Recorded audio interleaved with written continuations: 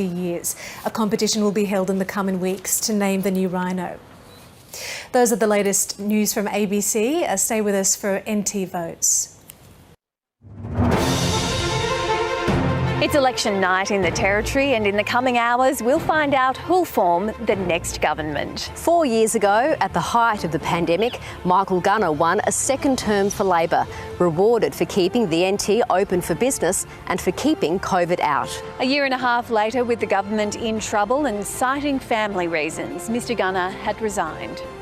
And turbulence followed. His successor, Natasha Files, resigned after less than 2 years in the job over undeclared mining shares, replaced by Eva Lawler, who's led a government facing growing pressure over its handling of crime and the cost of living. The Country Liberal Party leader, Leah Finocchiaro, has been here before. At the last election, she helped the party gain 6 seats, enough to keep her job. Tonight, she's hoping to return the CLP to power. As polls close, election speculation ends right here, right now. We're about to get the people's verdict. Live from Darwin on Larrakia Country, welcome to NT Votes.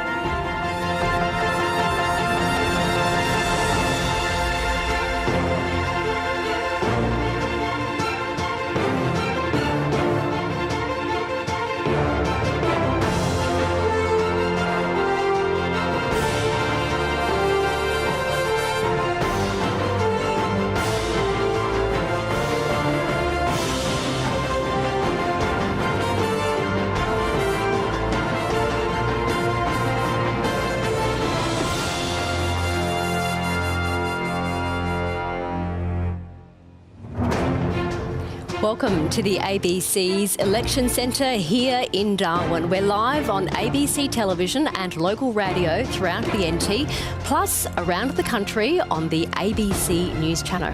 Hello to you wherever you are watching or listening to us this evening. I'm Eleni Roussos. And I'm Bridget Brennan. Polls have closed across the Northern Territory, which means counting will soon get underway, and we'll start to get an idea of how Territorians have voted.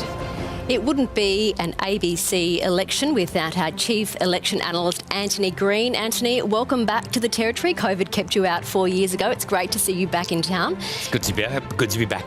Can you take us through the current state of play for the Territory Parliament? Well, look, we'll start with the position of the last election when the Gunner government was re-elected. What we saw then was the Labor Party got back with 14 seats. The Country Liberals increased from 2 to 8 seats. There were 2 independents, and the Territory Alliance was around at the last election, polled about 14% of the vote, and Robin Lamney was returned for the Territory Alliance at the last election. What's happened then, since then, we've had a few changes. Firstly, the Country Liberals are down to 7. They lost the Daly by-election, which gave Labor an extra seat. Labor lost the seat when the member for Blaine, Mark Turner, was departed from the party. He joined the crossbenchers, and Robin Lamney's becoming an independent again. So we're starting position tonight is Labor 14, Country Liberals 7, others 4. Labor, if they lose 2 seats, they lose the majority. The Country Liberals need 6 seats for majority government. Somewhere between 2 and 6 seats will produce a minority government of one shade or the other. The battle will be for the 2 sides to end up with more seats if there is going to be a hung parliament. Anthony, of course, we'll bring viewers numbers from right across the Territory tonight, but where is this election likely to be won and lost? Well, the first thing, the swing is likely to be against the current government. That's the way what happens after 2 terms. So we're expecting the battle to be fought mainly in Labor seats, Country Liberals trying to win seats. But the first thing the party has to do is hold its own seats. They won Barkly by only 5 votes last time.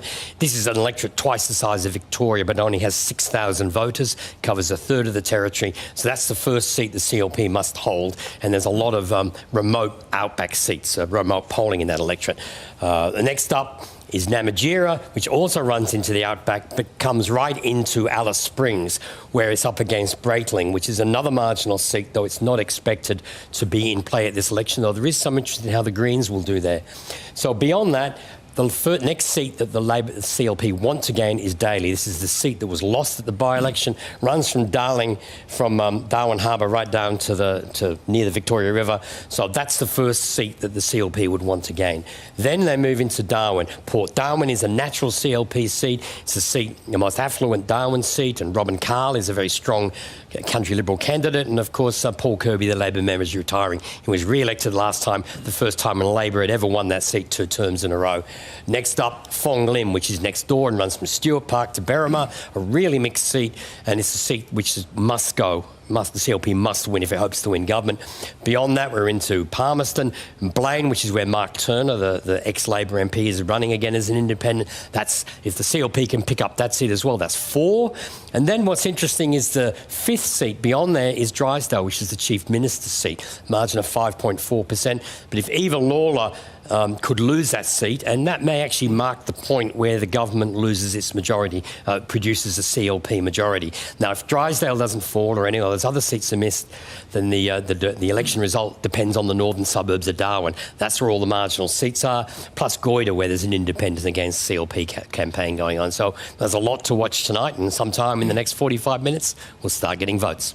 Thank you, Anthony. Let's introduce you to the panel that we've assembled here tonight to help you make sense of the results and what they mean for Territorians. With us on the desk is former Chief Minister, Labor's Natasha Fyles, and the Deputy Leader, also the Country Liberal Party Leader, Gerard Maley. Great to see you. Great to see you, thank you. As well as Tom Morgan, the ABC's political reporter who's based in Darwin and has covered the campaign closely. Tom, unlike the bigger states, we don't have many published polls to help give us a sense of the numbers heading into tonight. But what have both sides been telling you about their chances this evening? Good evening, Eleni. Good evening, Bridget. Yeah, both sides say it will be tight, at least publicly. Behind the scenes, as you mentioned, there's not much polling, so there's been a lot of speculation as to the final result tonight. Everything from a massive CLP majority right through to a Labor minority is what has been speculated throughout this campaign. Labor will be hoping that they can win at least one of those 2 seats in Central Australia that Anthony mentioned to help offset any losses that they might see, particularly in inner city Darwin.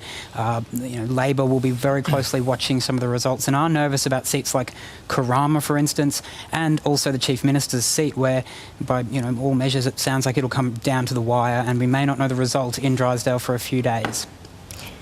Yeah, thanks a lot, Tom, for your analysis. Well, Natasha Fyles, when you resigned as the Chief Minister back in December with some undeclared shares, a lot of people had written Labor off. Do you think Eva Lawler has done enough to shore up support for the party and win a possible 3rd term? Politics is ups and downs, and for me personally, that's a different story. But I think Eva has done a tremendous job. She's someone that truly loves the territory, and she has got out there right across the NT and not been afraid to share her views. So I think people have found that refreshing. But as we know, territory elections are very tight due to those small electorates where we know everybody, and that personal incumbency plays such a huge role. Yeah, it can be a handful of votes, so we'll keep an eye on it tonight. Gerard Maley, the economy is down. Crime is front of mind for many Territorians heading into this election. Anything short of a win for your party will be a failure, would it not? Well, I don't think so. Look, Leah Finocchiaro has done a great job. She's a strong leader. She's brought the party back from basically the brink to where it is now, which is a strong, united party. We've got great candidates right across the Northern Territory, and we've got good local members who've been out working hard for the last 4 years, listening to the community, hearing what's been going on. And what we've been hearing is that Labor has failed to keep Territorians safe. It doesn't matter where you live in the Territory, in Alice Springs, Tennant Creek, Katherine, or anywhere. People don't feel safe in their own home. People don't feel safe to go shopping. And that's been playing on people's minds. And what we've been hearing, it's time for a change. And look, Leah has taken us. She's a great leader. And the party is united. That's one thing that the CLP is really strong with. We've got a united team. We've got a really strong party in behind us supporting us. The volunteers have done a great job. And our party membership has really stepped up and really come out and helped right across the Northern Territory, no matter where you're, in droves to try and make a change, because we're hearing on the ground that people want to change and it's time for a change, and tonight we're going to find out. Thanks, Gerard. Well, let's take you now live to our reporter, Isabella Tolhurst, who's at a vote counting centre in Darwin. Bella, good evening to you. We can see votes being sorted behind you. Hive of activity there. Can we expect a quick count tonight? Good evening, Bridget. It is going to be a quicker count tonight, hopefully, so we can all go home a bit earlier than usual. But as you said, the vote is already underway. They've been pouring out heaps of votes onto tables here. This voting centre here in Eaton is where votes from early polling, remote stations, and of course around Darwin are being brought together and being counted. This particular bay is counting some of those key seats that we're looking at, including Port Darwin and Blaine. So some of those, seats that we'll be keeping a close eye on tonight will be decided here. The reason we're expecting hopefully a quicker count tonight is also because last election was during the pandemic. There were social distancing rules and safety measures in place that meant we couldn't have as many people in these bays working together. But as you can see, we're in a huge voting centre today. This is just a fraction of it that you're seeing now, and there's hundreds of volunteers who are working hard to get us some results tonight. Now, I'm also joined by the NTEC Commissioner, who has been working very hard today.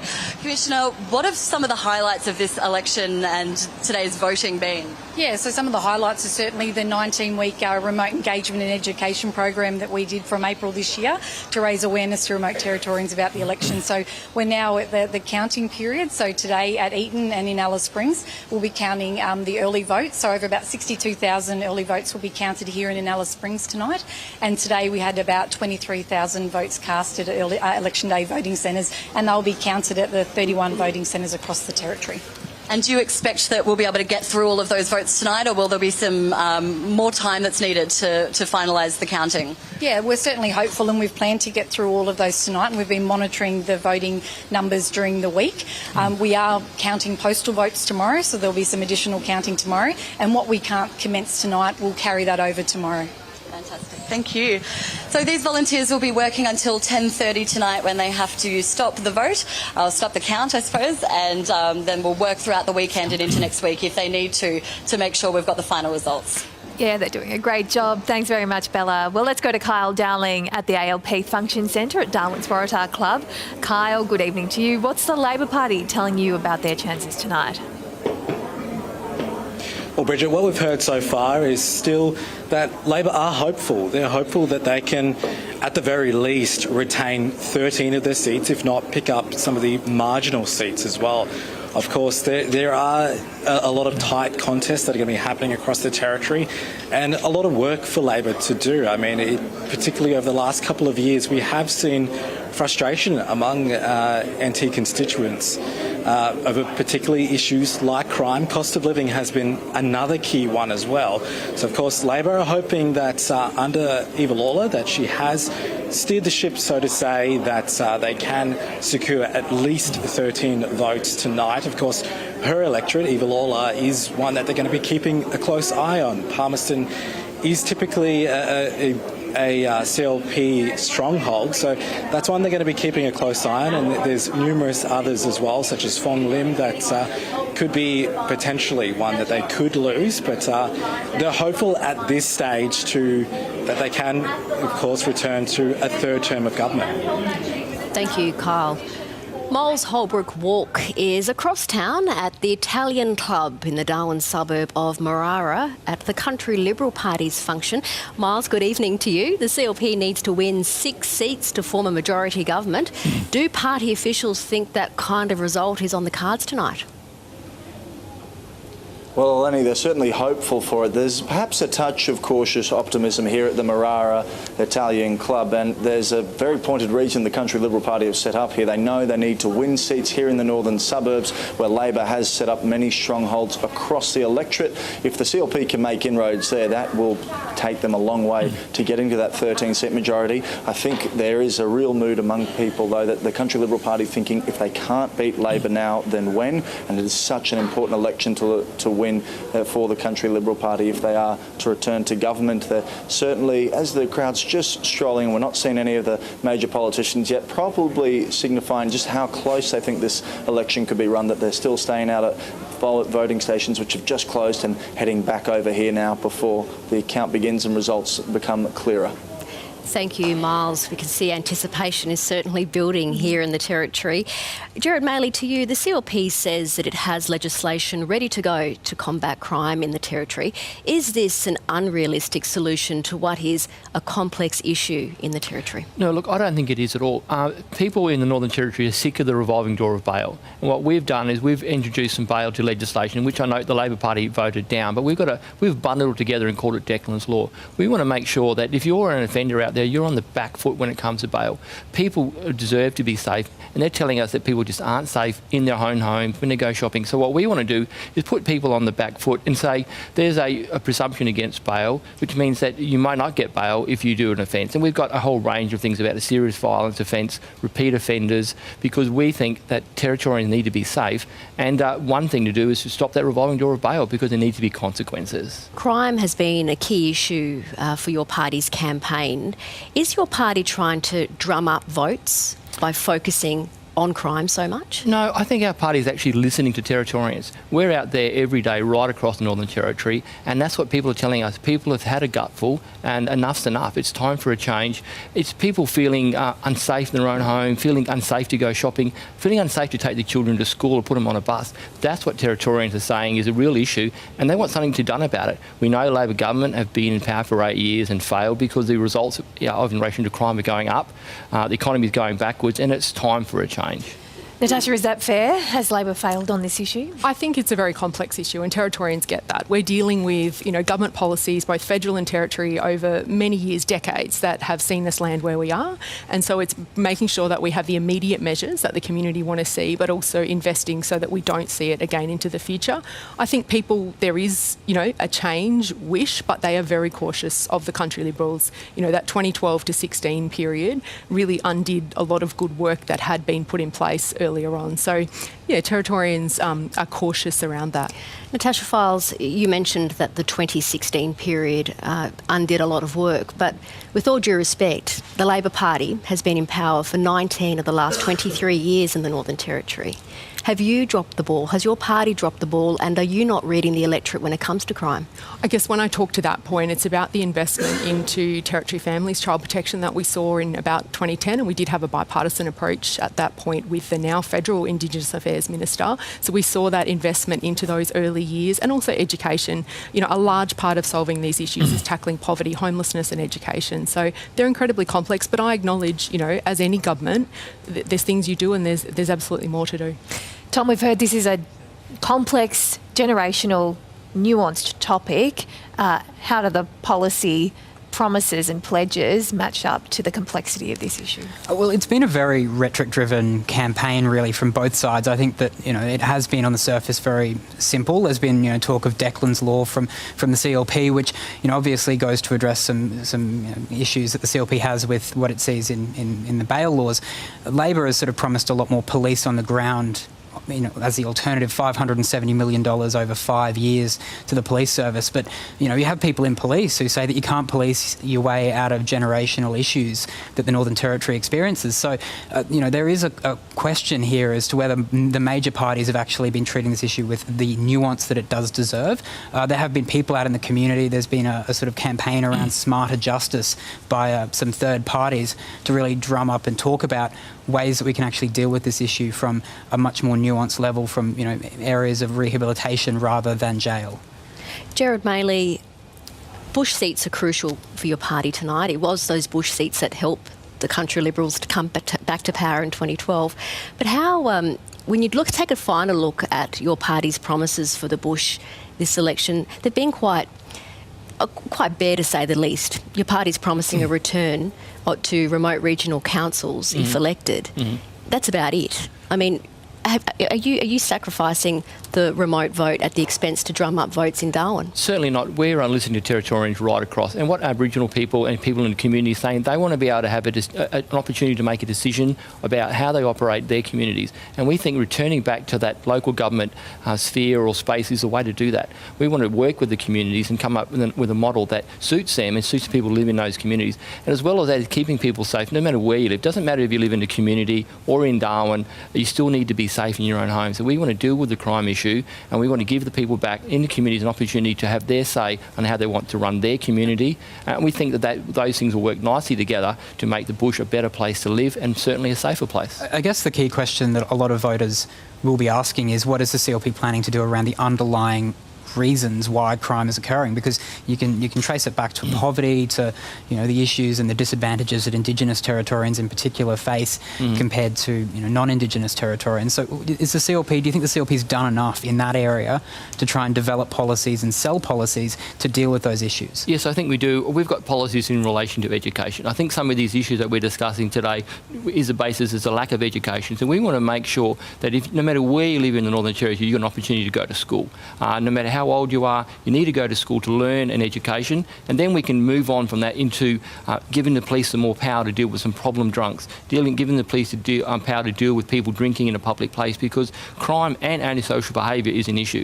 And I don't think no matter where you go in the Northern Territory, you see people who are intoxicated walking around the street, and that generally leads to either domestic violence or more crime. So we want to stamp that out as well by giving the police some more power in relation to the 2 kilometre law, and also more importantly, get these children back to school and support the families to get these children to school, because that's where it all stems from. We need to make sure that every child, no matter where you live, has an opportunity to go to school, and that's very high on our agenda. Thanks a lot, Jared. We're going to go to Kate Warden now, the Labor candidate in Sanderson in Darwin. Good evening to you, Kate. How was the day and what were you hearing on the polls today? Good evening. Oh, look, it was a long, hot day, as we have always here in the Northern Territory, usually on election day, but I felt quite a positive day today, and, lots of really good cheer around, and we're a very strong, united team, so there was lots of back and forth between all of the candidates across the Northern Territory today, and I would say it was very positive.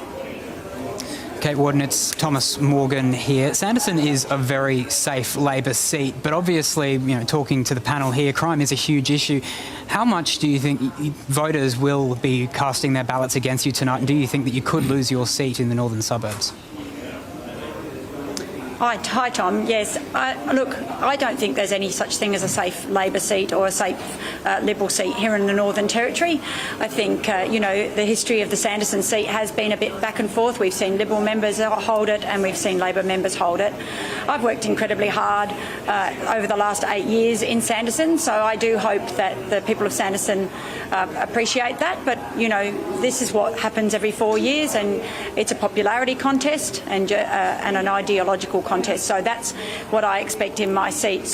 But we do have challenges here in the Northern Territory, but I can tell you that over the last 8 years I've been working intensively with people in my area, but also having a say in government where we've done, really looking at those issues around poverty, making sure that we can increase our housing, making sure we're, working really hard with the federal government to get that exceptional education funding coming through to the Northern Territory. So we've got kids in the school, and, you've heard Eva Lawler, our fantastic leader, saying we need to get the Territory working, and that's exactly what we need. We need the Territory, everybody across the Northern Territory engaged socially and economically. So we're not without those challenges, but the ballot box will tell us today how people feel about that. In your capacity on an issue very closely related to crime, in your capacity as the Minister for Prevention of Family, Sexual and Domestic Violence, do you think the government has focused on this issue, and do you think the campaign from both parties has focused enough on this issue? It's a huge issue that obviously Territorians grapple with, they can see every day as well. So it's a really good thing that you're raising, Tom, because domestic, family and sexual violence is utterly abhorrent, and we see unacceptable levels here in the Northern Territory. Those things are linked, as I said, with that poverty, that disconnection between economic and social participation by all Territorians, and it's just not good enough. But what people have seen over the last 8 years from our government is a consistent plan. We often hear about the $180 million. Well, that was our work that costed that out, and so we have made that really firm commitment. We've already invested an additional $50 million into that, but this is one of those issues that we cannot win alone. We need more funding into this space, and that's why we've been constantly calling for the federal government to come in on partnership with us. All we've seen from the CLP is we'll do that too. Well, what they're living off the back of is the plans that the Northern Territory Labor government have put in place and are implementing over a number of years. I understand, obviously, that crack at the CLP, but you've been in government for 8 years, and one of the decisions that you made a year ago was to only fund around $20 million for domestic, family and sexual violence services, and then you came out during this election campaign and committed that full $180 million over 5 years. Even now, people in the sector say that's only the bare minimum they need to actually do their jobs. I mean, surely the Territory government could be putting more into this space as well. also, Tom, what we know is we need to put in place all the foundations first, and we've been working incredibly hard on that. It's not one that you can suddenly take the full 180 and put it out there, because we won't have the workers, and we won't have the programs. So we've been working incrementally over a number of years. Why we came out, unlike the CLP who just said they'd match it and have no idea about this space, what we said we would do is we wanted to give the industry certainty. We wanted to make sure that all our stakeholders knew that a re-elected Labor Lawler government will continue to that investment, and that's how much money we would be putting over the next 3 years. Kate Worden will be watching your seat closely. Thank you very much. Thanks very much. Natasha, we'll take it to you. We just heard from Kate Worden saying that, quote, the Territory needs to be working socially and economically again. How much time does your party need to work this out? And I think just, adding, I guess, being out on the polling booth for the last 2 weeks on pre-poll, Kate is someone that has worked incredibly hard. I totally agree with her that no seat in the Territory is safe. They're so small. The joke used to be upset a few, Italian or Greek families and there goes your seat. But she has worked incredibly hard and she's been very diligent in this space. Domestic and family violence is tragic. And so, the funding, and it's not a time tonight to get into it, but that needs-based funding that the Northern Territory keeps calling for. But I think it's an area that really has a spotlight shone on it under our government. We had work done where we looked across government, where we could see what each agency needed to do and what they were spending. And yes, we need to continue to do more. But I think this is something post-election I very much would like to be a part of the work of understanding education, health, police, all of those agencies, how we're working together. But it is good to see, that 180 million, which is what the sector called for. But do we need to do more? Yes. Natasha, there was outrage in the sector, though, around the funding commitment that was made last year that went nowhere near even that $180 million. Do you acknowledge that your party could have done a lot more, a lot sooner in this space? I think that it's an area that always takes investment, and I think one of the complexities, it's interesting when you have been in a minister portfolio and a chief minister and then you step away and you have those relationships and talking to people and understanding, and I think DV, sadly, across government is an area that we really need to dive into and see what is being spent where. It might be notionally allocated as DV, but is that really true? And I think this is an area that I'd like to see that work so that we can, one, understand the investments that are taking place. They're incredibly complex, that funding, you get 10 million this year, 20 million the next year, but also, that deeper dive into it.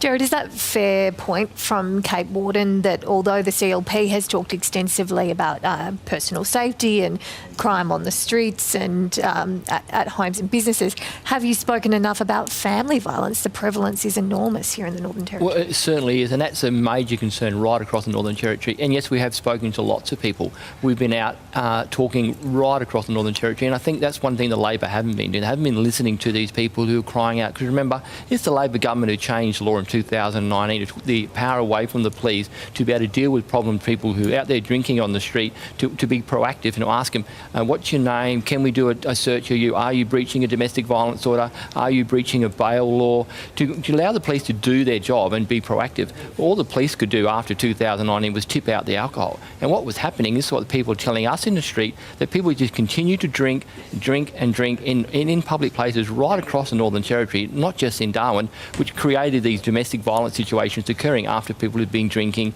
and become intoxicated, not to mention the crime that caused. So what we want to do is go back and empower the police to be able to do their job and be proactive and actually stop those crimes before they begin and stop the domestic violence. It's an interesting point, Jared, though, because there's been a landmark coronial inquest here in the Northern Territory into some shocking deaths of 3 Aboriginal women. And in some of those cases, the evidence that's been heard in court is that the police response has really been scrutinised and criticised in many ways. Is there a need for reform within the police on this? Well, look, the police do a great job. Those frontline workers, whether you're a police officer, a fireman, a nurse or a paramedic, they are wonderful. They do a great job. And I think they have saved the Territory because some of the policies that the Labor government have brought in over the last 8 years have really gone backwards in relation to giving the police the power to do things and actually protecting Territorians, because that's their job. What's happening, and we asked some questions in Parliament, and 2 out of 3 times you see someone in a paddy wagon is not because they've been arrested for a crime, but they're dealing with a drunk person. So all that issue takes up those police's time and resources to run around these drunk people who become intoxicated because the police weren't be able to be proactive earlier, and instead of going out there and dealing with the crime. So it's really across the board that we need to make sure the police have got the power to go and do their job and protect Territorians and keep them safe. Thank you, Gerard. We will now cross to the ABC's reporter Lee Robinson, who's with us this evening in Alice Springs at the CLP headquarters. Lee, good evening to you. It's great to see you. Can you explain the vibe tonight? Well, good evening, Eleni. Some CLP members and supporters have slowly started to trickle in here tonight, though it is still early on in the piece. And of those members that I've spoken to, they've said that they are quietly and cautiously optimistic about a victory going their way. However, they have admitted that there are a number of seats that they are still worried about. Now, Alice Springs has historically been a CLP stronghold, with 2 of the 3 seats here in Alice Springs held by the Country Liberals, and the third one being the seat of Araluen, held by independent member Robin Lamley, a former Country Liberal Party member herself. Now, with crime and community safety being a key election issue, and with 2 curfews called in Alice Springs this year in response to crime, violence and unrest in the town, the CLP will be hoping to extend their leads in these seats, as well as in the seat of Barkly to a bit further north. While those seats were won with just a narrow margin in 2020, they will be hoping to extend that lead, and if they're unable to retain those seats, you'd imagine their path to victory would be a lot more difficult this evening, Eleni. Lee, you mentioned that the CLP is worried tonight about some crucial bush seats. Which seats are they? Well, the seats that they currently hold is the seat of Barkly, which was won just with a narrow margin, only a handful of votes, and that one's held by Steve Edgington, based in Tennant Creek. The other being the hybrid seat of Namatjira, which is held by Bill Yan, and that takes in both the township of Alice Springs as well as some of the more rural area outside of town. As I mentioned, those seats were only won with a narrow margin, and they will be hoping to extend that lead. If they're unable to do that, their pathway to victory will be difficult tonight, Eleni. Thank you, Lee. Natasha, some early results from scrutiny is coming in. I just need to say these are tiny early results. Very early. And as I was just saying, you know, a whole family can change an election result, but and it's a real mixed bag. So we've got Waggat Beach, which is just across the harbour in Daly, and that's showing a 9% swing to Labor. And I think and Anthony made note of it before, we've got 3 seats that we picked up in by-elections. So those members have not been to a general election. So it's a real test of how hard have they gotten out and worked.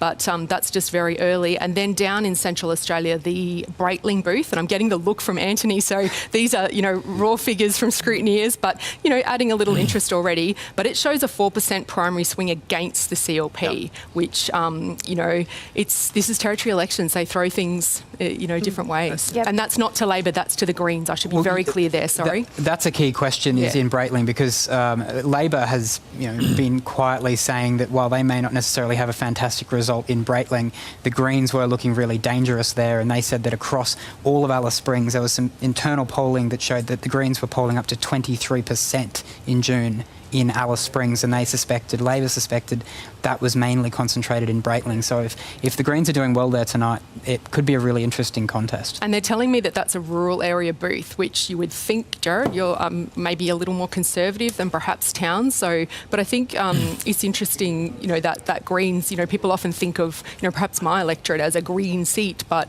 you know, these people, you know, are right across the territory. So that's interesting. Very early. Anthony, always a big caveat with early numbers. Oh, the one thing I would caution people is that if you're getting early figures, they're actually quite small polling places. There are some early voting centres. They've started counting on Karama in Eden Early Voting Centre. There's 1,500 votes there, 1,400 in Nightcliff, 1,700 in Sanderson. So those are like 30 to 35% of the electorate that they've started counting. So we will get because there's only a third of people have voted today, we will get some small polling places early. There will be maybe 100 or two in only some of these places, and the election will be decided when the big early voting centres come in. So we all have to be cautious. You get variability from one polling place to polling place. At a big interstate general election, they cancel out as the figures come in. But in the Northern Territory, you might get 3 results all night. So a bit of difference from one to the other causes a bit of jumping around. Yes, it does. We're going to go to Katherine now, where our reporter James Elton is standing by. Good evening, James. Looking like a lovely evening there in Katherine. A seat that hasn't perhaps got as much attention as some other spots, but still a very interesting contest, isn't it? It is indeed, and you're right to say it hasn't had the same attention as other places. I think that's largely because this is CLP heartland. The incumbent here, Joe Hersey, will be a very senior figure in a CLP government if they do win government this evening. She is in a pretty strong position here because Katherine has been a CLP seat for nearly its entire history. Just one election cycle where it fell into Labor's hands before it was quickly wrested back. But having said that, Joe Hersey does hold the seat on a relatively slim margin. It's 2.5% at the last election. And there is a very interesting 3-horse race here where you have a pretty high-profile Labor candidate, but also a pretty high-profile independent candidate who's got a sizable army of volunteers and has been out really making the most of the campaign over the last few weeks. And it'll be difficult to predict what's going to happen with preferences. If that independent candidate, Sam Phelan, can get herself into second place on the primary vote, then she'll collect all of the Labor candidates' preferences just about, because that's how Labor's directed them on their how to vote cards, and that would put her in a pretty competitive position. But on the other hand, if Labor comes in second to the incumbent, then it's going to be much harder to predict because the independent is not directing her preferences. So those will spray all over the place, and we've seen in previous elections in Katherine that can make the outcome quite narrow, especially in an electorate where voter turnout is really quite low. Only 70% of enrolled voters actually voted in Katherine at the last election, which means the question of who actually shows up is an important one in predicting the outcome. Yeah, it is concerning to hear of that low voter turnout. And James, are the issues in Katherine similar to what we're seeing in other major centres like Darwin and Alice Springs, or are there unique things that voters are taking to the voting booth? I think there's a bit of both. I think it's certainly fair to say when you talk to voters around here that crime and antisocial behaviour tops their list. Katherine does have very similar rates of things like break-ins and alcohol-fuelled violence to Alice Springs, but it hasn't had that same intense national glare that Alice Springs has had. It doesn't get raised in federal parliament, for instance, in the same way. So that means that there are people here who are quite fearful. It's very frequent to hear about people having break-in stories, and they don't feel like they get perhaps the same recognition for that hardship as they might in some other parts of the territory. And then the independent candidate here, she's running very strongly on a water-based platform. And this is the Big Rivers region of the Northern Territory. This is an area that featured very prominently in that recent Four Corners episode about water extraction and planned rates of water extraction for agriculture in the territory for industries like cotton. The Beetaloo Basin is not all that far away. So these issues of environmental issues are also simmering in the background, certainly in Katherine. Thanks a lot, James. Well, Jared, how do you rate Joe Hersey in Katherine tonight? Look, Jo has been working very hard. She's been in Katherine a long time, and she's part of a united team. And Leah has been travelling around the Northern Territory. And I think with Leah's leadership and with Jo's connection into Katherine and the work she's done over the last 4 years is going to get her across the line. She's an excellent local member. She's an excellent member in Parliament. She really stands up for her community. And I think that's going to be noted across the whole board, because we know we're only hearing early numbers, but Jo has worked very hard. She's a very committed politician, and she's embedded into that community. Jared, I was in Katherine last weekend and I did see a lot of corflutes up for Joe Hersey, but also for the independent Sam Phelan. I didn't see very many from Labor. Do you think the independent could pose a challenge there in Katherine? Well, look, ultimately, everyone is cautious and everyone is a threat. There's no question, because we know that we have very low numbers. But I really believe that Jo has done the hard work, and she's committed, and she's part of the team. And Leah has driven the team from where it was back in 2016 to where it was almost wiped out, to a really strong force. And I generally believe that she's a good chance of being the next Chief Minister. I know I'm a bit out there, but I know we're only numbers. But I think Leah has got what it takes to be a very, very strong leader. Nick Lovering, the local high school principal, running also on a platform of looking a bit deeper into issues in Katherine. Nick's a terrific person, so a shout out to Nick. I went down and did some door knocking with him and spent some time. It's really hard putting your hand up to become a candidate in Parliament, and so I acknowledge all of those that have won party pre-selection and gotten out there. It's tough. People start to judge you all of a sudden because they might have a different view, and will your friendship, stand that test? But he's well connected into the community and he's worked incredibly hard. The Katherine show, Jared and I were both there, and it was positive for us. But at the same time, people might not necessarily at that environment want to come up and share everything. Voting is very personal. But Nick has worked incredibly hard, and just want to acknowledge that. He's sitting around his front yard having a barbecue with his volleys and family. He's got 4 kids, so they're always going somewhere. But just to acknowledge that. Yeah, look, it's tough work, as you say, putting your hand up, and there'll be a lot of people a bit anxious and stressed tonight. Tom, I want to talk about independent candidates because it seems to be a much more prominent factor this year than in previous years. Of course, we've got a lot of federal MPs at that federal level. How much has it changed the campaign to have some new faces and different platforms that aren't aligned with the major parties? Yeah, it's been really interesting. You go out and talk to people, particularly in the northern suburbs, and I think that while, some of the local candidates can be very popular, some of the local sitting MLAs can be really popular, there's also, I think, a real feel for change out there. But one of the things that I did pick up on, and I think Jared probably might want to also, speak to, is that, you ask them, do you like your local member, your Labor member? Yeah, but I'm not going to vote for her this time. You ask them how they feel about the CLP. They're like, no, I don't know if I want to vote for them this time. I think I'm going to vote for the independent. It was quite surprising how often people actually said, I want to look at a different party, a different, a different candidate. And so I think maybe, I'm not sure exactly what is driving that. It could be the issue of crime, and perhaps that both parties were so focused on that issue that they lost sight of the other issues, the environment, cost of living, all these other issues that voters care about that perhaps were being a bit overlooked through this campaign. It's going to be an interesting one to see when we start to get some results in from seats like Johnston, Kurrama. Graham Sawyer, a former Darwin Lord Mayor, is running in it's gone out of my head now, in Wanguri, where Nicole Mannison is stepping down from this election. So there could be some really interesting results in seats like that. Thank you, Tom. And in a moment, we will cross to quite a high profile who joins us now, Justine Davis, who's running in the seat of Johnston. But to get an update on how that seat and how that seat is sitting tonight, Tom, how are we looking? Yeah, well, I'm sure that, Anthony might have some first figures for us. I'm not sure at this point. No figures. No figures yet. For any seat. Justine, we'll go to you. How are you feeling tonight? You've run quite an impressive campaign. How are you feeling? I'm feeling really excited. I feel like whatever happens from tonight, whatever happens at the polls, we've won this campaign. It's been incredible over the last few months, the community support. You can see some of it behind me here. People are really ready for change. I think we just heard Thomas say that he's heard that from people as well.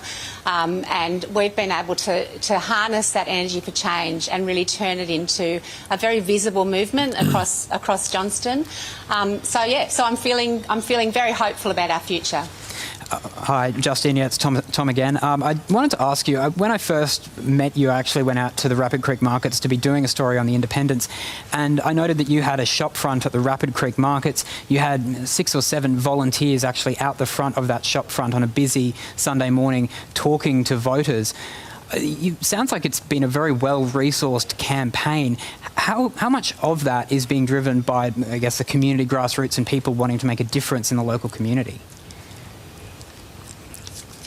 I think that's 100% what's driven this campaign. So people from day one, from before I even decided to run, people were encouraging me to do this and wanted someone to stand up for them and stand up for community, and that's just grown and grown. And as you said, you saw some of that when you came to Rapid Creek markets, and it's just continued to build. Even up to last week, we still had new people coming along who wanted to volunteer for this campaign. It's a very safe Labor seat on paper. So why do you think, and again, I've been to the electorate a few times, I've seen corflutes everywhere for you. Why do you think there may have been, and obviously we need to wait for the figures to confirm this, but it seems like there has been a lot of support out there for you. What do you think is a contributing factor that has made Joel Bowden, a sitting incumbent with a high profile, particularly vulnerable, do you think, tonight?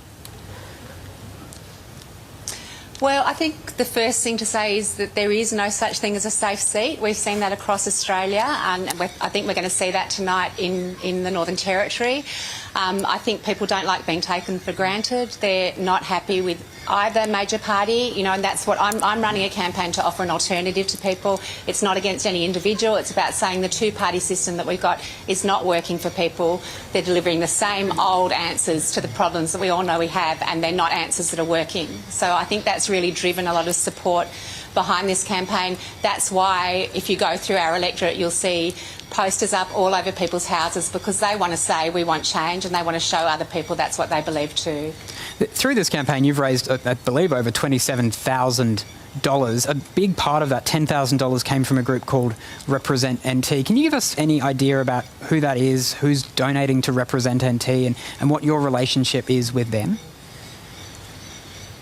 Yeah, so I think we've raised about $25,000 from people in the community, from small donations, and Represent's an organisation. I won't comment on how they work, that's a conversation for them, but they've been set up to support independents, and their work is to look at how they can resource independent campaigns. We don't have any big business behind us, we don't have any big party resources, and so they're saying how can we try and level the playing field a little bit by supporting the independents who want to make a difference.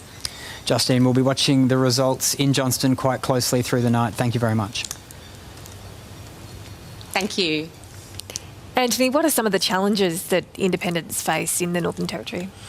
Well, they face them in many contests, but in particular at this election, there's only 2, 3, 4, 5 candidates per seat.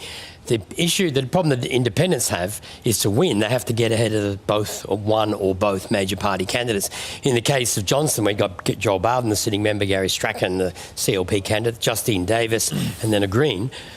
If the two major parties get a third of the vote each, more than a third of the vote, no other candidate can win because together they've got less than a third of the vote, and they will be excluded, and one of the major parties will get elected. To win, an independent has to get ahead during the distribution of preferences or on first preferences. They have to be ahead of one of the major party candidates and then maybe benefit from preferences. Now, in the case of Justine Davis in a seat like Johnston, if she's in third place, she will get some Green preferences and get ahead of Gary Strachan if his votes stay down around 25, and can beat Labor in that way, in the same way a CLP candidate couldn't. So that's where preferences sometimes turn upside down. An independent wins where an opposing major party candidate couldn't.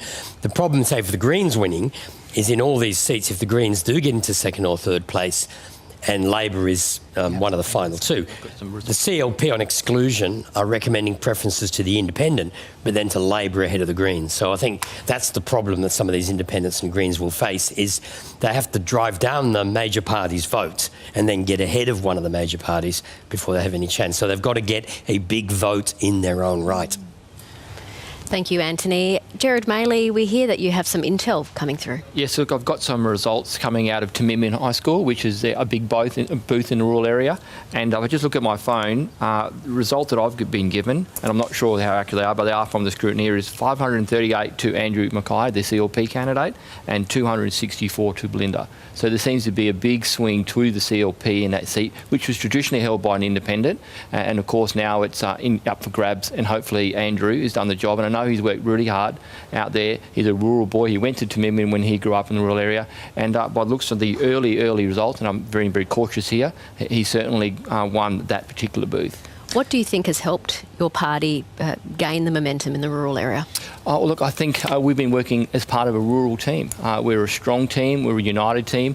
Chris Sivitry is out there. He's been working very hard in the daily, and he's got a massive electorate as well. He's got to go around Berry Springs and also out into the Aboriginal communities. And Andrew, being a local boy, has made a big difference, I think. Like I said, he went to Goering Primary School. He went to to Midman High School, went away for uni and came back, and he's basically been his whole life in the rural area. And I think people in the rural area really feel that they want someone who's part of the community, and I think Andrew, on these very, very early results, and I want to stress they are early, is going to win that seat, and I'm going to say on primaries. Just want to jump in there and very quickly say that someone within the Labor campaign who I've been talking to has just given me a sort of quick brief on the swing across the board and said it's worse than Labor had hoped. So I think the CLP might be in with a good shot in quite a few seats. Any reaction to that, Natasha? Is that what you're hearing as well? I'm getting bunches of mixed figures, and they're like 16 votes and 10 votes. Like, it's not worth sort of looking into. But I think we only hold Port Darwin and Fong Lim by less than 100 votes. So if 100 people change their mind, then that changes that seat. So I think it is interesting that personal incumbency in seats to see if that a member who's worked hard can push against that swing. So I think we're certainly in for a fascinating night, and I know we're all keen for a bit more solid numbers to come through so Anthony can start giving us information. It was a tough gig today in Darwin because the Darwin Festival's on, so people have gone and bought tickets, but some people at my booth were very disappointed. They'd rather be staying at home with a cold drink and watching the election coverage. Well, we hope they gave up their festival tickets and they're at home watching the ABC, as they should be. That's what they were indicating. We will just stress, of course, these are early results and coming from scrutineers, and a lot of counting still to come tonight. What about the cost of living, Natasha? Because clearly a global and domestic issue driven by high inflation, but for a lot of Territorians, the cost of living is an acute problem where poverty is already entrenched in a lot of places. Will that play tonight, do you think? I think so. Cost of living is tough. It's tough in the urban areas, and then when you get out bush, it's even tougher. I think that governments all around Australia and the world are feeling that pressure, and we've got the war in Ukraine, we've got different factors that are driving it. But yes, people, I have had that raised directly with me. We have measures, as a government that we put in place, around power and water and keeping that cost, the vouchers for different things, concessions for seniors. But yeah, people are feeling that cost of living pressure absolutely here in the Territory. Has the Labor government done enough to bring down the cost of living? For an example, a recent trip for my family to travel to Melbourne for a family funeral cost $5,000 return. It's incredible. I mean, it blows the family budget for many families. So how can you expect to grow the Northern Territory's population when people are grappling with those very real issues of like, how can I get back to see my family? How can I make it to a wedding, a birth of a baby? Can you see the dilemma that the government is in? Absolutely. And so, we can put pressure on power and water and those things that are government assets. We can provide, high quality public education, vouchers into, we provide a childcare rebate here in the Territory. As I said, the support for seniors airlines is complex. We did have a scheme in place around, and we've learnt from past schemes where we've attracted airlines. It's been great while the government subsidy's been there, and as soon as that leaves, they leave. So we put in place directly trying to reduce those airport costs. But yeah, it is really difficult. I mean, it's no different when I was a kid growing up. It was $1,500 one way, south. And I think that's one of the COVID impacts, but it hasn't reset, and it does really frustrate people. And it makes, the decision, if you can't get home, and I'm fortunate my family's here, but my, extended family are interstate. If it's expensive, only one person goes, you leave behind some kids, and, it makes it really tough when you're choosing. And that was something that came up at the ABC debate. I think both of our leaders were in agreement, and obviously cabotage is a federal issue, but it's a tricky one for those remote and regional airlines.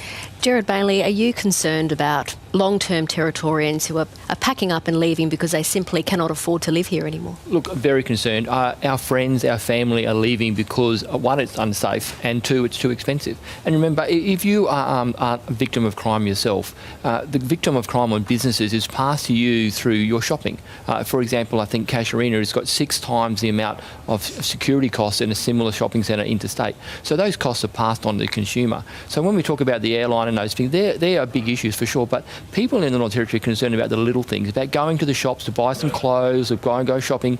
They're more expensive because those businesses have to pay for the crime that is done in the community. And not just going shopping, but what about your registration of your vehicle, insurance of your car, insurance of your house? Those things have gone up through the roof because people have to pay for the crime. So if you aren't a victim of crime yourself and your insurance goes up because your neighbour's been broken into or your neighbour's car's been stolen, there's a direct impact on you and on your hip pocket. But surely we can't be blaming crime entirely for the rising cost of living. Oh, we certainly can't. I'm just saying that's one aspect. But going shopping and putting food on the table is an expensive, everyday part of life. And we're talking about going on holidays and going to see family, which is super important.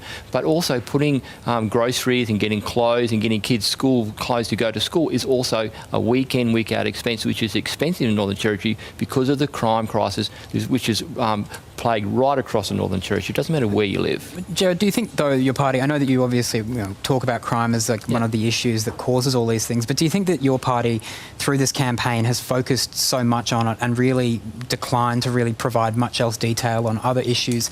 You know, there's lots of other reasons why Territorians are leaving, a lack of opportunity, the weather's stinking hot for 6 months of the year here in Darwin. Do you think that there needs to be a discussion about what else your government, presumably by the end of the night, might have to do to keep people here? Look, the Territory is a great place, and I was born here, and I think the Territory is really worth fighting for. So we are going to do whatever it takes to make the Territory the land of opportunity it was when I was growing up. We've all heard the stories of people coming up and for a week and staying here for 20 years. That seems it doesn't happen anymore because of the cost of living, because of the crime, and because of the reputation the Northern Territory's got on the eastern seaboard about what's happening in the Northern Territory, and especially what's happened in Alice Springs. So we need to make sure that our reputation is rebuilt so the place becomes a place of opportunity, a place where you can come up, where you can get experience and go back home if you want to, but you're going to have more experience than you would if you did 2 years in the law or in the doctors down south. So we need to get back to what we want, back to a place where it's an opportunity, where it's going to be safe and you can work if you want to work. Well, one issue, like I know a few people who work in say, the hospital, and they say that the hospital is so busy, so overrun with, nothing to do with crime in particular, but domestic violence with old people who can't find an aged care bed, and that's causing bed block in the hospital, and it's mayhem there. There's been no discussion from your party about what you're going to do, though, to fix the healthcare system. So surely there needs to be a broader debate that has to happen around how to keep people here, particularly professionals who work in industries or in sectors such as the healthcare sector. Well, look, 100%. And our policy in relation to fixing the healthcare system is reducing the crime rate, which will do with the alcohol, because remember, people are addicted to alcohol. It becomes a health issue. We need to make sure that those people are treated, and one of our policies is manage rehabilitation, to get those people and make sure that they're treated, become out a better person, because it's not only about the community, remember, it's about those people being able to become better people and moving forward in their life as they go forward. But one of the big issues that we've seen with the healthcare system is that Darwin is one of the few emergency departments in the country that's continuously double bunked, right? Yeah. That's not an issue to do with necessarily alcohol or crime. That's an issue to deal with the size of the hospital, the number of workers who are working there, and also the fact that there are a lack of aged care beds. There's not an aged care home available to put old people when they go to the hospital. Well, of course. So you end up with bed block in the hospital. So surely more needs to be done there, though. Well, look, I disagree with you. I think the block in the hospital is people dealing with drunks and dealing with the results of people who are drinking too much. So if we can give the police power in relation to being proactive, like I said earlier, to stop those people who are basically chronic alcoholics going into accident emergencies and opening those people up who are involved in a car crash or have an incident at home. So we want to make sure we can reduce the crime, which we say will reduce the health industry. And we know that the old timers are federal but comes into the Northern Territory, and they've misspent that money. We need to make sure that we focus on getting the Territory back to the land of opportunity. And Leah is a great leader, and she's got her plans to move forward. We've got a strong, united team, and we're ready to go. So we're lucky enough to get power. We're ready to start business. As soon as we get the nod, we're ready to go and make the Territory a land of opportunity. Natasha, what will Labor do if re-elected to address some of those issues that Tom's been talking about, healthcare and equity? Healthcare is incredibly complex when you've got, the states, Territory and the feds, both putting in funding, but the responsibility basically lies with the states. It's something that does need to be sorted out, and those conversations are not for this evening. But in terms of the aged care, it's absolutely a factor, both aged care and people with a disability. So we've got money going in to do work around 120 aged care bed facility at in the top end. But we've also put in place mechanisms already, so trying to not wait for perfect, but have some beds that might be shorter term, so 2 or 3 months, to get people out of hospital to make those beds available. But healthcare, absolutely, whoever is in government needs a really focused, concerted effort. It is incredibly complex. It's not just about infrastructure, which has been slow. We've got more mental health care beds coming online, but it's the staffing to back them up. And I think we can all agree that those professionals need that focus and that support. Natasha, you were Health Minister for 7 of the 8 previous years, right through COVID. How much of a responsibility, though, does the state of particularly the Royal Darwin Hospital lie at your feet? I take full responsibility because I think, as you've just pointed out, a significant period of time. But in that time, we did bring on 116 more beds at Palmerston, like I just touched upon. And it's not for the place tonight to get into the detail, but we had programs going to try and move patients that were aged care, that were disability, to try and work with the private hospital, to try and grab every bed we can. Those mental health beds were, the construction of those frustrated me how slow it was. And that's something government, I think, needs to look at across the board. We've seen a huge increase in construction costs and a slowness in that. But, yeah, I certainly take my responsibility. And we've seen the trend has not been kind to Labor through this. We've seen the number of code yellows in the healthcare system rise to pretty much the highest level ever. There's been one, I think at one period earlier this year, or maybe last year, there was one every couple of weeks. Surely that's not sustainable. Surely something has to be done. I agree with you, Tom. Well, Anthony, it's nearly 7 o'clock. Sometimes we've had a few numbers by now. What's going on over there? I'll just say, I did just ring the Electoral Commission and said, no, have you not had any results, or is there a problem? They said, no, there's no problem. They haven't had anything come through. Basically, what happens is the counting is done in the polling place. Those numbers are phoned or computed through to the returning officer and then through the Electoral Commission. While people have been getting these scrutineers' figures, the scrutineers are just getting as close as they can to pass that information on. The Electoral Commission has to conduct counts according to a legal obligation to be accurate. So when they do this, they have to check it off against how many people have been issued ballot papers, how many ballot papers they've got, and then counting them out. So, normally I would have expected something by now, but I must have been just a couple of years since I've been to a Northern Territory election, and there are fewer small polling places nowadays, but clearly there's nothing wrong, I'm told. It's just that nothing has been reported yet. And once we get some numbers in, will it all flow pretty quickly? Oh, yeah, I'm sitting here looking refreshed. People have given up Festival of Darwin tickets for this. We're letting them down, I think, at this point, having a debate around other issues. Oh, it's about to get really exciting, don't you worry. If you've stayed home to watch us tonight. Jared, a little bit of concern about the profile of some of your candidates. I mean, you've selected a lot of locals, but Leah Finocchiaro has been out there. She's been front and centre. She's done a lot of media. Have you given your candidates enough prominence at this election? Look, we've certainly given our candidates enough prominence. They are good local candidates. They're full of real life experience. We have people from private sector, we have people from government, and we've got people who are ready to get in there and have a go and make the Territory a better place. Them, like me, think the Territory is worth fighting for, and I've spoken to all our candidates and they are really passionate. They really want to see a change because they too have been living in the Northern Territory for a long time, most of them, and few of them travel around because they go to uni and come back. But these people are passionate Territorians who want to see change, and they've been hearing through their local communities that it is time for a change. The Labor government have been in power for 19 out of the last 23 years, and you have to ask yourself, can you afford another 4 years of Labor? Is your life better now than it was 4 or 8 years ago? And the people talking to me and our candidates are saying, no, it's not. So that's why they're talking about a change of government. 2016 was a pretty rough time for the party, and you lost a lot of trust with Aboriginal communities and large sections of the bush. What kind of work did you have to do to rebuild that trust? Because I notice you've selected a lot of Indigenous candidates. Look, we've done a lot of work. We're a strong, united team, and Leah's at the front, and she's been out travelling to communities right across the Northern Territory. So have I, and people like Steve Edgington, Bill Yan have been out in the communities driving around. I know how much Steve drives. He's always driving around the community because, like we said, Barkly is a massive area, and he's out in his community listening to locals, because remember, these people want to be part of the solution. They don't want to just be told what to do, and that's why we think our policy in relation to local government is going to be strong, because that'll give them an opportunity to be in part of the solution to make their communities better. And I think that there are Steve, Josh and Bill and also Joe, and you have to say Chris Servitrees as well, have been working very hard right across the Northern Territory with the support of Leah and myself and our whole team and our volunteers and our party. No matter where you go in the Northern Territory, we've got a strong group of people to come and support us, work with us, and we're all Territorians, and we want to make sure the Territory is a greater place, and we honestly believe that that's the only way we can do it is have Leah Finocchiaro as the next Chief Minister.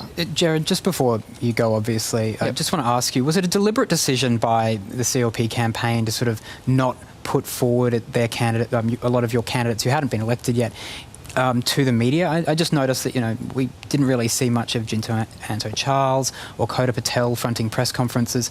What was the strategy behind perhaps having Leah front and centre of the campaign and hanging or holding those candidates back? Look, we're all a strong team, and those candidates are out listening to the community, out door knocking and being in the community, hearing what's going on, and so they can feed it back to the team to make our policies and our campaign stronger. And hopefully by the end of the night we'll find out. But all I can say is those people have been in the community, they've been listened to, and we're all a really strong, united team. One way of, though, getting the message out about the CLP and getting those candidates connected with their community is talking to the media, though. So why haven't they been fronting press conferences and talking to people? Because they have been in their community listening, and Leah's been out door knocking with them. I've been door knocking with them, and so has Marie-Claire. All the elected member has been working with the candidates to bring them into the community and listen to what these Territorians have to say. Because like I said earlier, Territorians want to be part of the solution, and we've been listening to them, and the candidates have been telling us, telling the team, telling the campaign team what needs to happen about our policies, and hopefully we're going to find out if that's the right decision. Do you acknowledge that the campaign has been very safe, that there haven't been very many risks taken, and you haven't really made very many big announcements or many major commitments? Well, look, we haven't made major commitments because the Labor government have put us in a massive debt. We're at $11 billion worth of debt. And Jared, the election's over, okay? We're waiting for results. We don't want to make the Territory a worse place. We want to make sure the Territory is a safe place and that we rebuild our reputation and turn our economy around. And when you do that by growing our population and making the Territory an easy place to do business, and that's our plan. It's just after 7 o'clock here in the Northern Territory, and we're now about to farewell our guest Deputy Leader of the CLP, Gerard Maley. Gerard, thank you for coming in this evening. I know you have a very busy night ahead. Yes, thank you, and early days, but let's see what happens, and hopefully, Natasha, good luck. Take care. Thanks, Gerard. Soon we'll be joined by former Deputy Chief Minister Barry Coulter. In the meantime, we're joined by reporter Charmaine Allison in Alice Springs. Good evening to you, Charmaine. You're at the ALP headquarters. How's it going there? Well, we're hearing there's a sense of cautious optimism here at the Labor headquarters in Alice Springs, where people are starting to slowly trickle in for tonight's gathering. The media won't be allowed in tonight. It's a private gathering, but we're hearing from Labor members that there is some hope that there could be a good outcome tonight. Now, there are two seats in particular that they have their eyes on. These are Barkly and Namatjira, which are both held by very slim margins by the CLP. Now, Barkly was won in 2020 by former Tennant Creek Mayor Steve Edgington with just 5 votes, and neighbouring Namatjira was won by just 22 votes by the CLP's Bill Yan. So certainly Labor has their eye on both of those seats. They're hopeful they've campaigned enough in the recent weeks to hopefully nab them back for their party. Both of these seats take in many remote Aboriginal communities, which often pull strongly with Labor, but they also have quite low voter turnout. So it just depends how successful Labor has been in their campaigning to see if they can win those seats back for their party. Certainly. Charmaine, we've seen how those crucial bush seats can swing Territory elections. How do you think headlines over crime in Alice Springs will play out tonight in the centre? Oh, certainly crime and community safety has been a key issue here in Alice Springs and across the bush as well. There's many people who say they don't feel safe in their homes, and they're calling for urgent action in this space. Now, we know both the CLP and Labor as well are pushing a tough-on-crime approach to tackling this issue. Meanwhile, the Greens are calling for more action to address the underlying issues behind crime, including need for more health care and housing in remote communities, as well as more to address poverty and disadvantage in these areas. So it just remains to be seen what sways the votes tonight. Charmaine Allison in Alice Springs, thank you. Natasha, Eva Lawler took over after you resigned late last year. Did she dump some of your policies? Has she taken the party in a new direction? She absolutely has put her own print and shape on it. So I'm incredibly proud of the work that I achieved, not only as Chief Minister, as a Minister. We, were going through a period where we were resolving EBAs. There were some pretty ferocious ones there, the fireys, for example. But, she certainly, hasn't held back. She's worked quickly, knowing that the election was now and has reshaped things. And, I think that people respect that within her leadership. Eva Lawler has been critical of decisions by the Labor Party under your reign to allow alcohol restrictions to lapse in remote Aboriginal communities, saying they were a mistake. Now that you're not at the helm and you've had time to reflect, at the time you wouldn't apologise for that decision, you've had time to reflect, are you ready to say that you were wrong? I think, in a short answer, yes, but I think, hindsight's a wonderful thing. And I guess, what we were trying to do in that space was alcohol is a legal product and we know the harm that it causes. But at the same time, allowing people that choice to opt out of being a community that could have alcohol, as opposed to, making communities dry and then they have to go through a process that allows them to have alcohol. So it's incredibly complex. I mean, I wasn't going to put Gerard up on there, but we know that alcohol mandatory treatment doesn't work. It's hugely expensive. But, these are policies the CLP have said they'll scrap the floor price, which, health professionals around the world have applauded here in the Territory. But do you acknowledge, though, that I guess the sluggishness with which Labor moved to sort of act on the issue, because we could see the crime rate starting to rise in Alice Springs. We saw in January 2023, for instance, a huge spike in alcohol-fuelled incidents in the town. Do you acknowledge, though, that decision with the aftermath of the Stronger Futures and that legislation from the federal government sunsetting, that the government, your government, got it wrong? And I just said yes to that. But in terms of, and I remember, and we are pushing back in time and your mind does tend to turn to other things. But it in set terms the tone, of though, for this entire election and the crime debate that's sort of going on now, though. And I acknowledge that, and I think that we do need to, the CLP, that is all they've talked about. They've had slogans in crime. We don't know the detail beyond that, and it may this evening at the end be their responsibility to talk more. But in terms of, we were watching those statistics, particularly the figures within the hospital, and, I recall October and November, starting to have some concern, and then it was those December, January figures that really raised concern around alcohol. And so it's a tricky issue, alcohol policy, and it's one that, there's not just one measure and it won't solve everything. It's robust. It's finding that balance between community expectation versus the professional advice from those. How much more investment needs to go into rehabilitation places for people to get help when they need it? Diversion, was enough put into that? I mean, what does that space look like into the future for the Territory? So we have done work. So there was changes up here in the top end where we co-located detoxification, sobering up, and we have changed that back more recently because it didn't have the desired outcome. There's been bed availability studies done, so looking at the beds for people that need treatment. There is more options in the top end now, but it's one that it's trying to find that balance. But it's a terrible addiction, and many families know the ruin it causes. Natasha, Tom earlier mentioned that you raised the fact that you were Health Minister during the COVID response here in the Territory. The former New South Wales Premier Dominic Perrottet, in his farewell speech, said that COVID vaccine mandates were a mistake. The Northern Territory had some of the toughest mandates that the country saw. Eva Lawler, the Chief Minister, said that a review is not necessary, that Territorians had moved on. As the Health Minister at the time making those decisions, don't Territorians deserve more accountability and transparency from your government? So we have undertaken steps. So the Chief Health Officer did prepare a parliamentary report that was tabled in response to the legislation that was enacted. It was incredibly difficult. Those early days when we didn't have a vaccine, when the world was shutting down, and the figures that were presented to us were just terrible to think about, horrific for the Northern Territory with such a vulnerable population. We had some extreme vaccine hesitancy here in the Territory. So at the time, on the information that was being presented, I believe we made the best decisions. That Cho report, I think, is important, to look back at that time. And I've also, as a Health Minister, have participated in some of the national inquiries. I'll wrap us up there because I think we've finally got some numbers. So we'll pop over to where Anthony is. We'll go straight on to the first seat at Brennan. There's only two candidates. Tony Sievers was the Labor member who lost it to Marie-Claire Booth at the last election. You can see there, those are the numbers. Let's look at the percentages, 74 to 25.9. One of the big changes since the last election is the Territory Alliance has disappeared. And as you can see there, both Labor's vote is down as well as the Territory Alliance disappearing. A big swing to the CLP. This is one of the polling places. This is Zicoli, and this is, I think that's pronunciation. And the swing is 13.3% to Labor, to the CLP in that electorate. So that's the first figures there. Spillett, the Leah Finocchiaro's seat, up against Caleb Burke from the Labor Party. Again, look at those first figures. I didn't get exactly where this one's from, but that's a big first figure. Once again, let's look at that change, that swing.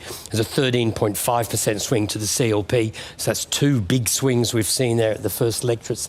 Namatjira, I should do some of the setups in this, let you see you know what everyone is. Bill Yan defeated Shirley Taylor for the Labor Party last time by just, I think it was about 22 votes, a very close seat. This runs from the edges of Alice Springs out into the countryside. Now, this is a rather interesting looking result when we have a look at it. A candidate bars there, it's only a small number of seats, small number of figures there, 58% for Bill Yan. Now, this is, I think it's an 18% swing to the CLP. I'm not sure where that's from. I thought it was, this is obviously a small polling place, but that's three electorates we've seen enormous swings on so far. Gwoja, which is Chansey Pake's seat, the Deputy Chief Minister. This is the Outback seat in the western side of the Northern Territory. The percentage votes there, 67 to 32. The two-party preferred swing there, only a small swing. This is an electorate with no fixed polling places. It's done entirely by remote polling. It's a remote district, so it's not surprising. This is different from what you would see in the metropolitan area. But that's three electorates you've seen, two from Palmerston, one from Alice Springs. Let's just be clear there, they're traditionally the stronger parts of the Northern Territory for the CLP, but all three of them showed substantial swings to the CLP. Thanks a lot, Anthony. What do you make of that, Natasha? I think, Barry, you've arrived at the perfect time. Welcome. We've just got a little bit of a swing on for you. You know, clearly there's swings. I mean, there'll always be discrepancies with incumbency and also in the Bush seats. But, you know, I mean, I'm not surprised with the result there for the member for Brennan. She's someone that, you know, has worked hard in her electorate. Tony put his hand up to go around again for the team, but she's worked hard. She's built that incumbency, but you are seeing a swing. I'm absolutely going to acknowledge. Are you worried about that swing spilling across the road into Drysdale? I think that, you know, Eva has worked incredibly hard, but she's the first Labor member to ever hold a seat in Palmerston. So we won seats in the 2005 Claire Martin landslide, but we lost them again pretty much 3 years later. Eva did win, but she's had a big redistribution in that seat, well, a chunk. So off that swing and with that redistribution, yes, we would be worried. Some stage we'll get some numbers in on Drysdale. Well, joining us now on the panel and representing the CLP is the former Deputy Chief Minister, Barry Coulter, who spent 16 years in the Legislative Assembly. Welcome to the program, Barry. Still very early count, but what are your first impressions?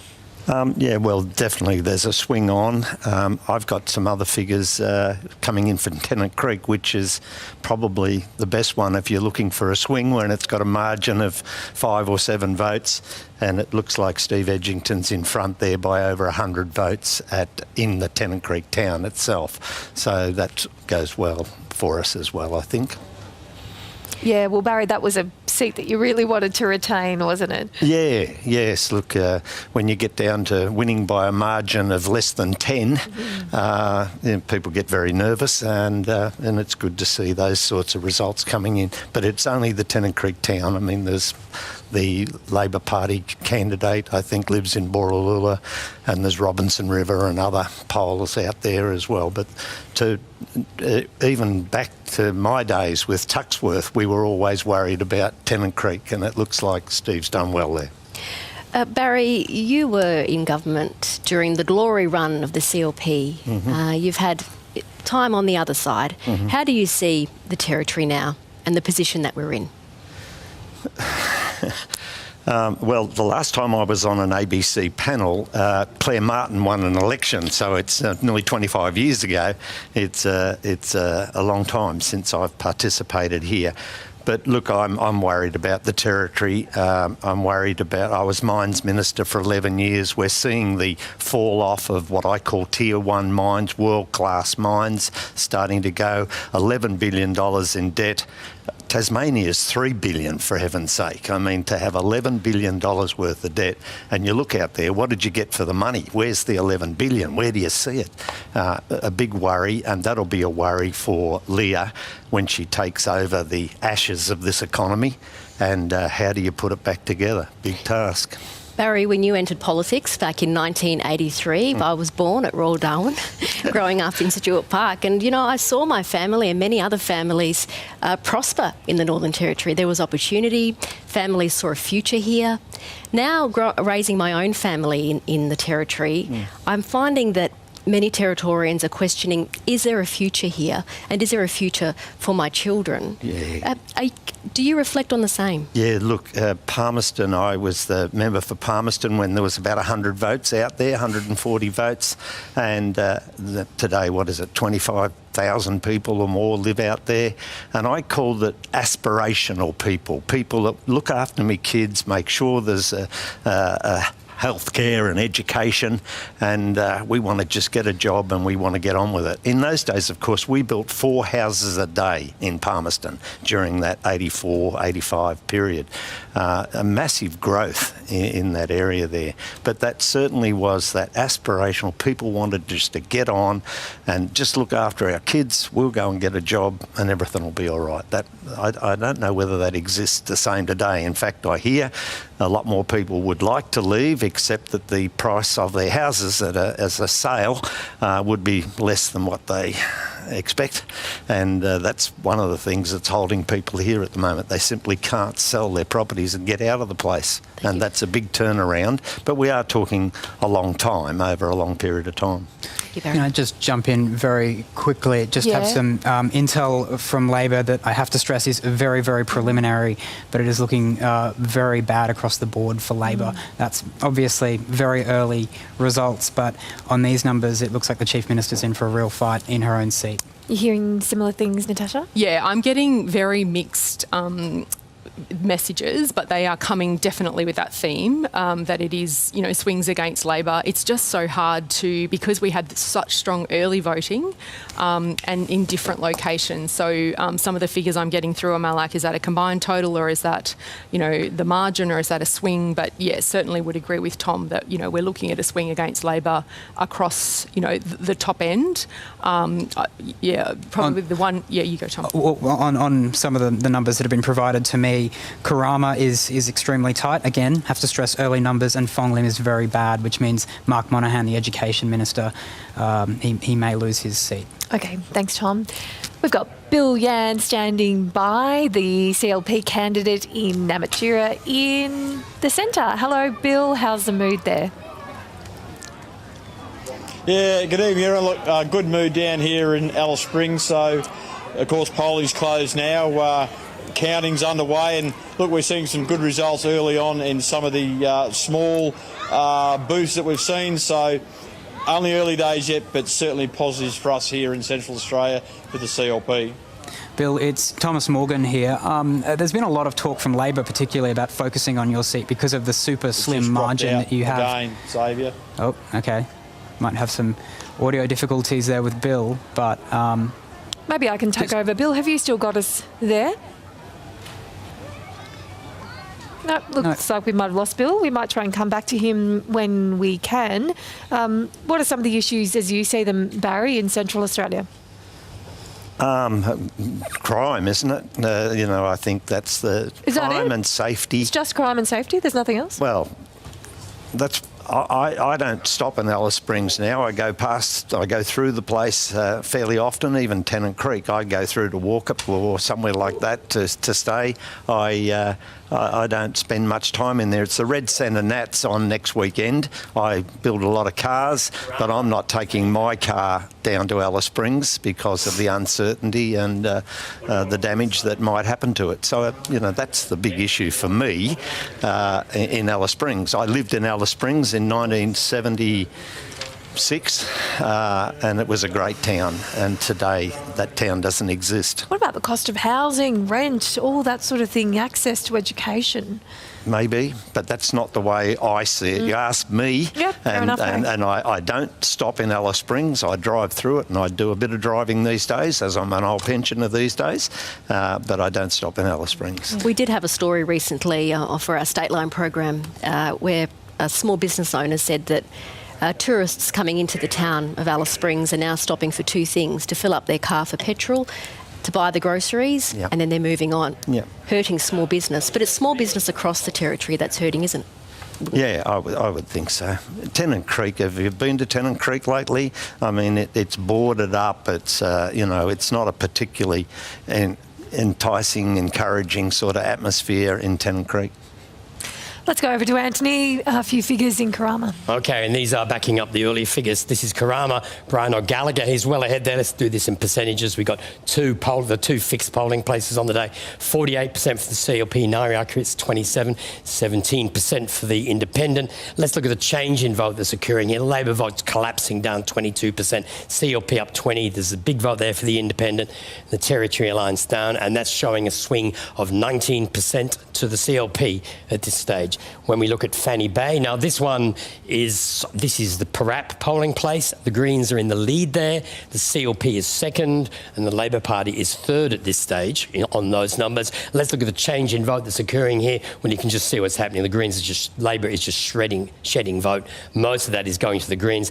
I won't try and draw a graph of that because I don't think it'll be very meaningful, because I'm not sure I've got proper 2 candidate preferreds there.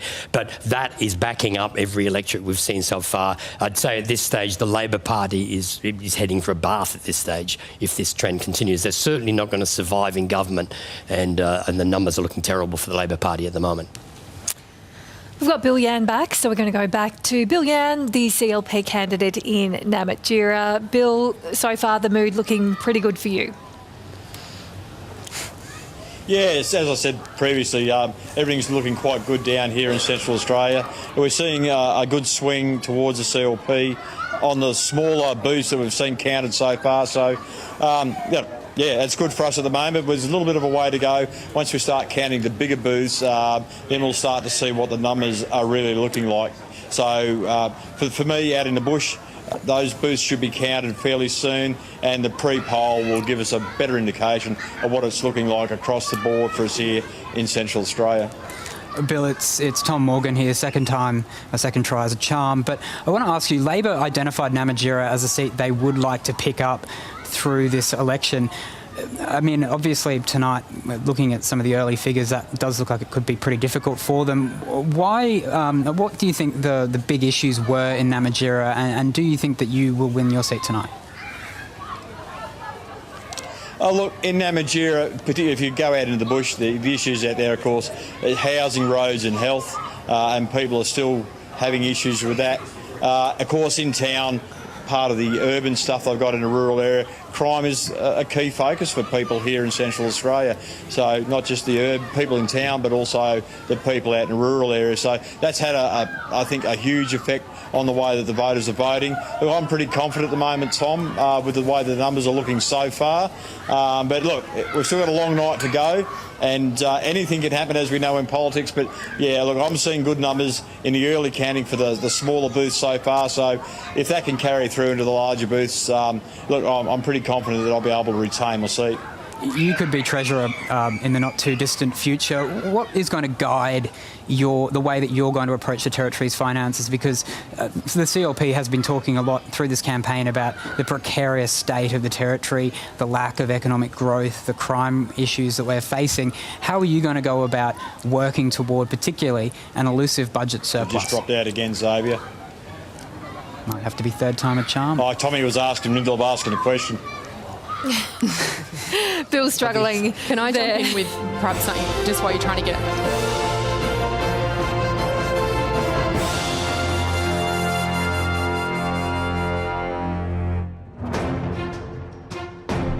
Marambova, Territory in the Lanama, Bandwa, Alice Springs. Electorate over Pucha, Kada, Breitling, Namatjira, and Haraluman. Aranda Maragatuya, Ari ganak marandana. Nemachira electorate.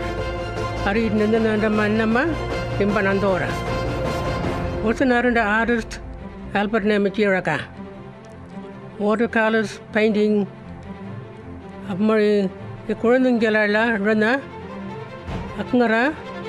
Nagamalandora Uchanaga. Australia.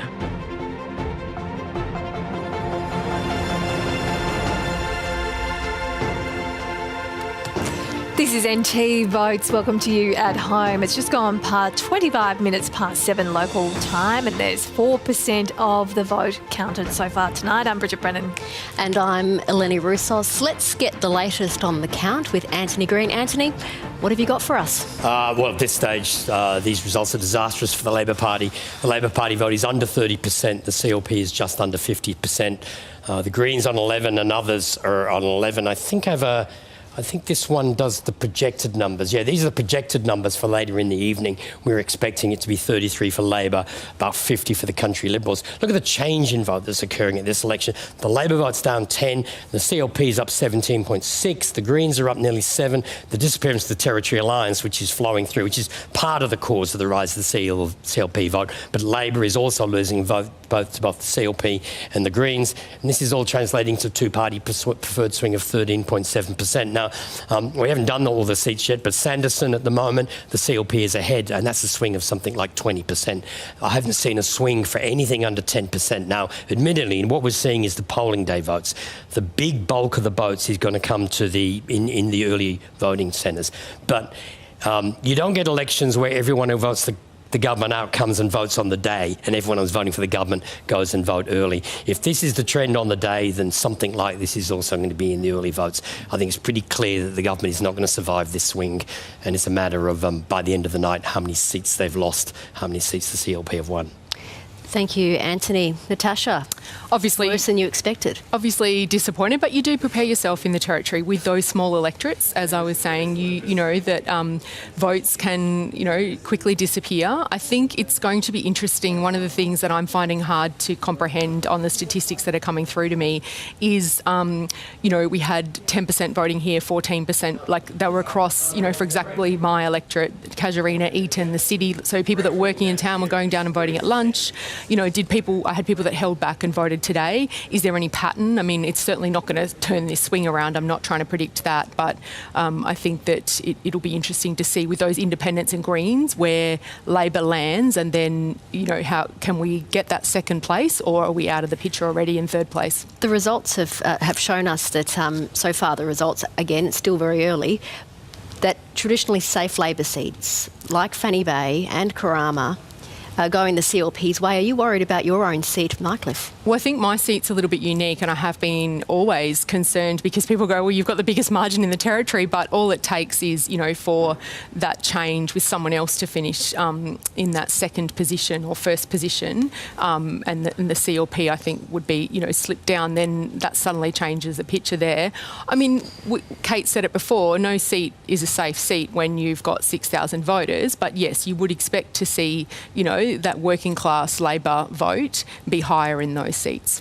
Barry, take us into what happened post-2016 in the party, because that was disastrous for the CLP. Clearly a lot of rebuilding has happened since then. How much effort has gone in to renew the party? Quite a great deal. I mean, I was one of the people that went and encouraged Shane Stone to return. There's nobody that knows more about the organisational side of the party than Shane. He's done an incredible job at the branch level, at the candidates that we selected. He went out and actively encouraged candidates to get involved, and I think that was good. And his fundraising efforts are just unbelievable, the amount of money that he's been able to attract to the CLP. And he's had to make certain promises when he's received that money, of course. Most people qualified it saying, we want you to promise and do everything you can to get rid of Labor.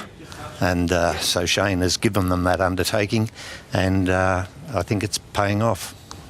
Barry, are you surprised by the results so far? Yeah, that swing is miles higher than what I thought it would be. And I thought Sanderson would be a safe seat. I didn't think that she's been a great local member out there, done a lot of work. Her last election results were fantastic. Karama. Oh, sorry, Karama. I thought Sanderson is also, though, looking a little bit doubtful there. There's a bit of a swing there. Karama, Brian O'Gallagher, incredible effort that he put in out there. He's door-knocked the electorate 3 times. Had a go at it before, of course. Been on council, got a bit of a profile, but certainly an incredible effort by Brian out there. And, I congratulate him. It's a bit early to congratulate him, but just on the effort alone, he really did work hard out there in that electorate. Well, talking of swings, let's get the latest with Anthony Green. Anthony. Yes, Sanderson, Kate Warden against Jensen Charles for the CLP. This is one polling place, one of the polling places.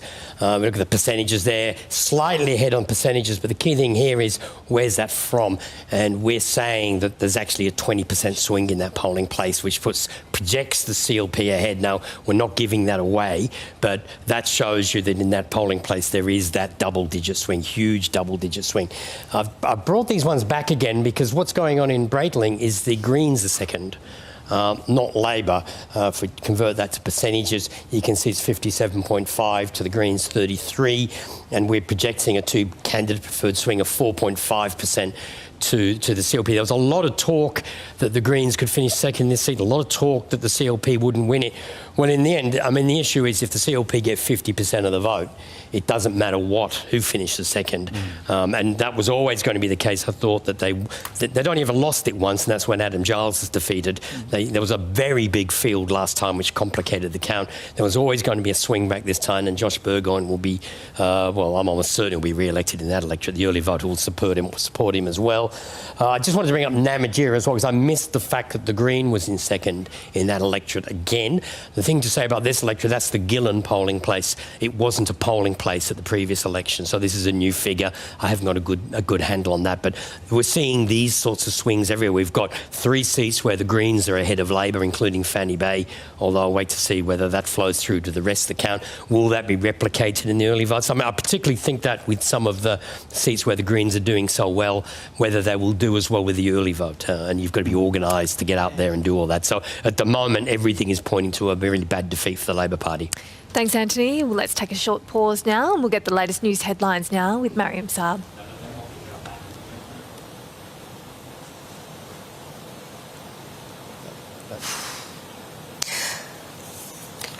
From the NT's Election Centre to some of the day's top stories. First, the New South Wales Hunter region has been hit with its second earthquake in 2 days. The 4.5 magnitude quake was observed near Muswellbrook at around 4:30 this afternoon. No injuries are reported, and so far authorities say that reports of damage have been minor. The quake is in the same area as yesterday's similar-sized earthquake. Several aftershocks have also been recorded in the region since yesterday.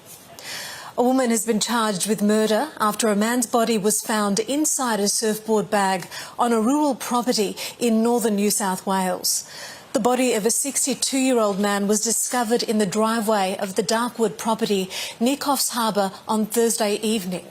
Detectives arrested 35-year-old Lisa Marie Cummings, who was known to the man, in Numbucca Heads yesterday. She was charged with domestic violence, murder, and faced court today, where she did not apply for bail. Police are trying to determine what caused the death of a man who was found in Western Sydney Park this morning. A passerby discovered the man in the Auburn Park just before 7 a.m. He had suffered a serious injury to the back of his head. Police performed CPR on the man, but he couldn't be saved. He is yet to be formally identified, but is believed to be aged in his 30s. Meanwhile, in Melbourne, homicide detectives are investigating the death of a man in a park in the city's west. The 28-year-old man was found with stab wounds in the Derrimut Park in the early hours of this morning. The passerbys who located him and ambulance officers performed CPR, but the victim died at the scene. A manhunt is underway in Germany following a mass stabbing incident at a festival in the western city of Saarlangen. 3 people were killed and 8 injured in the attack on Friday. The incident took place at an event to honour the town's 650th anniversary. The attacker fled the scene.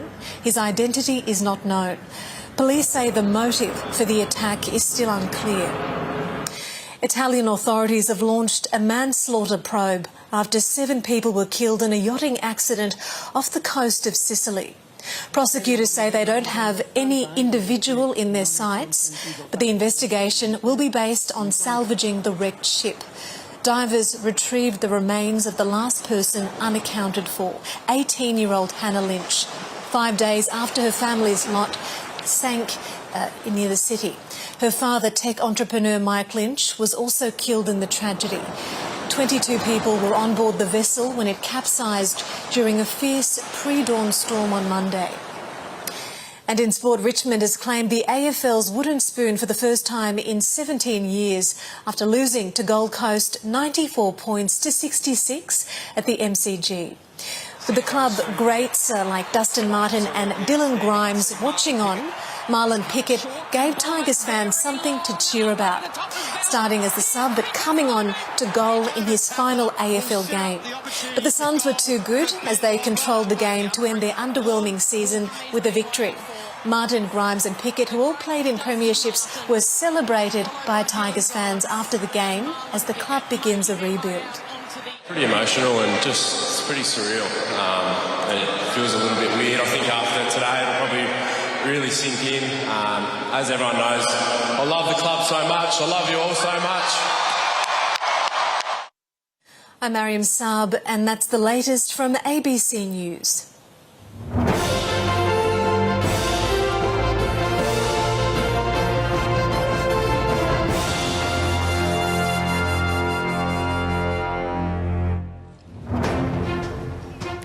Welcome back to the ABC's Election Centre. You're watching NT Votes live from Darwin. It's just past 7:37 p.m. Central Time and about 4% of the vote has been counted so far. I'm Eleni Roussos. And I'm Bridget Brennan. Let's get the latest on the count with Anthony Green.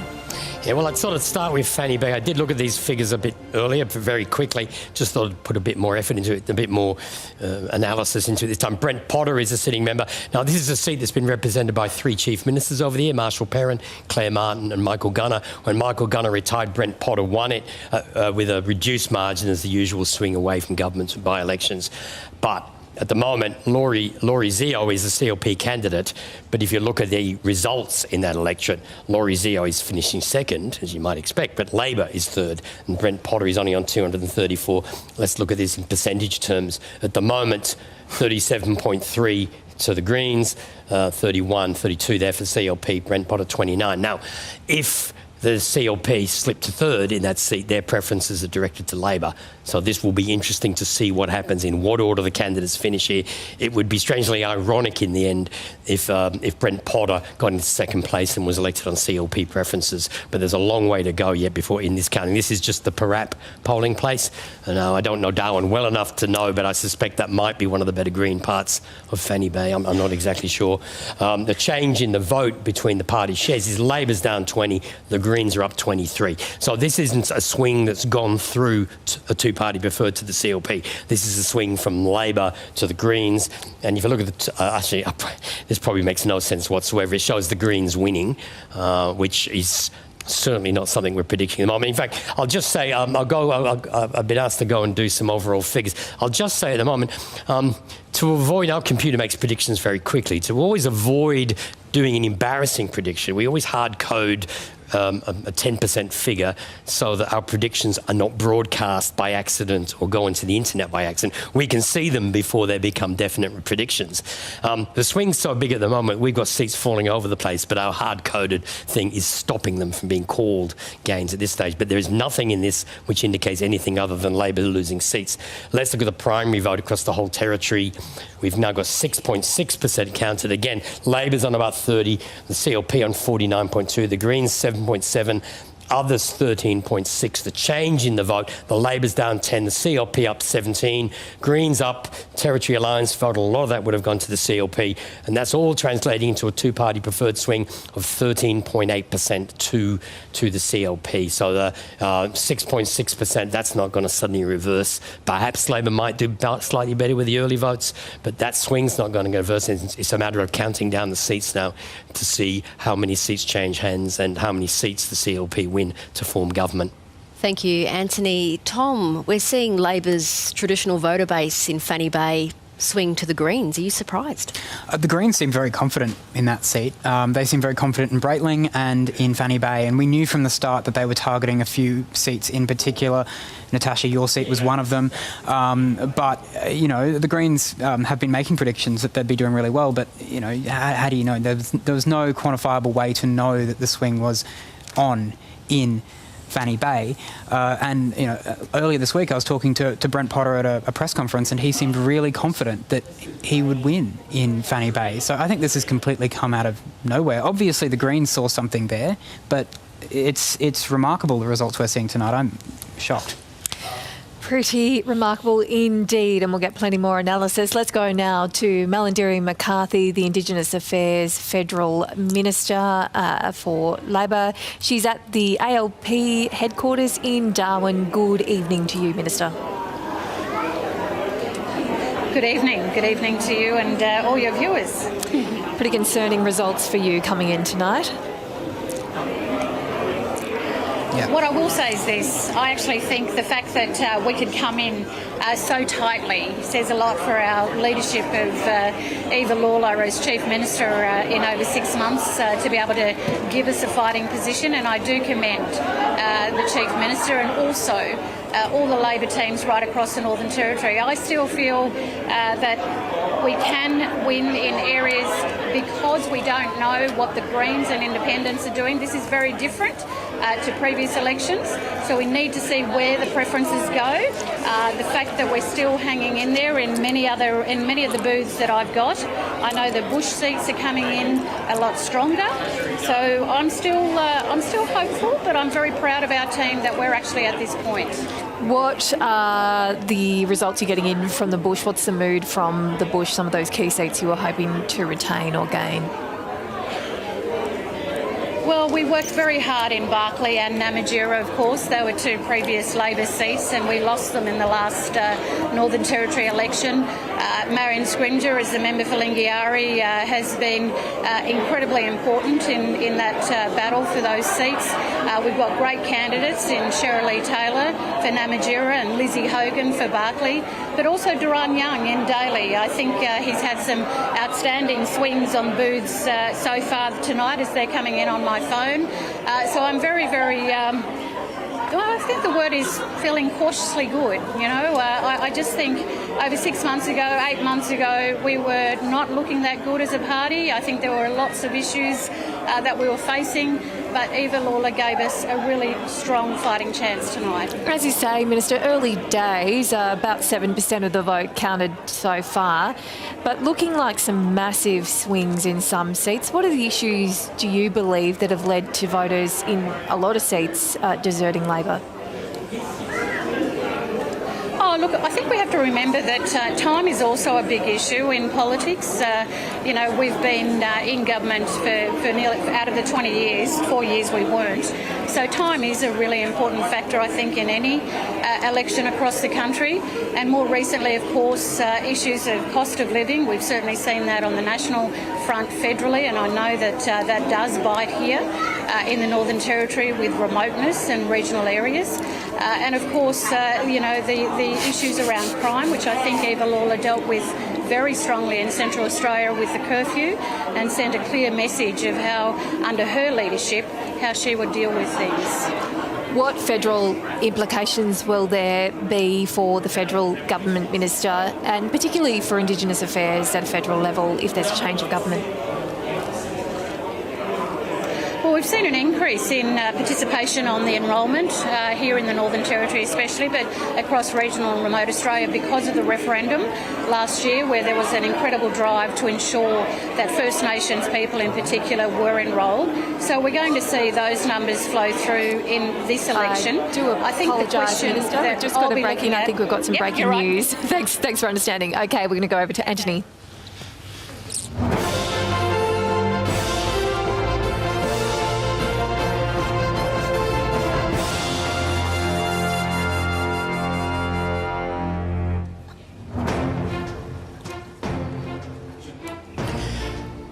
Here at the tally room the ABC's tally room in the Northern Territory in Darwin, the current Labor government, the Labor government has been defeated. It looks like it's a substantial defeat, and it looks like the CLP will win with a majority and maybe even a substantial majority.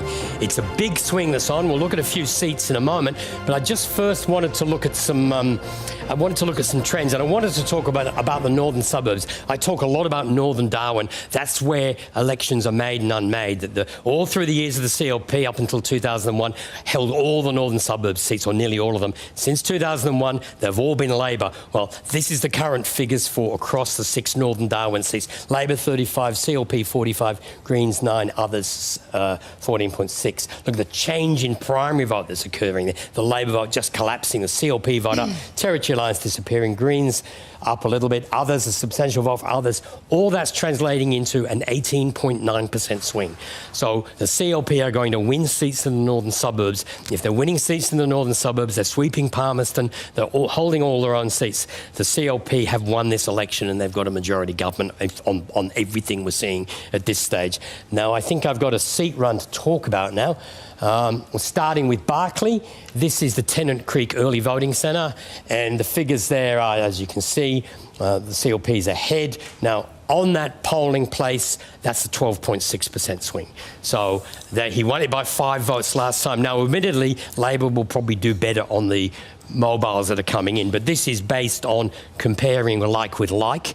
So it would have to be a complete reversal of the trend in the remote booths to turn that around. So on those basis, Steve Edgington will hold that seat.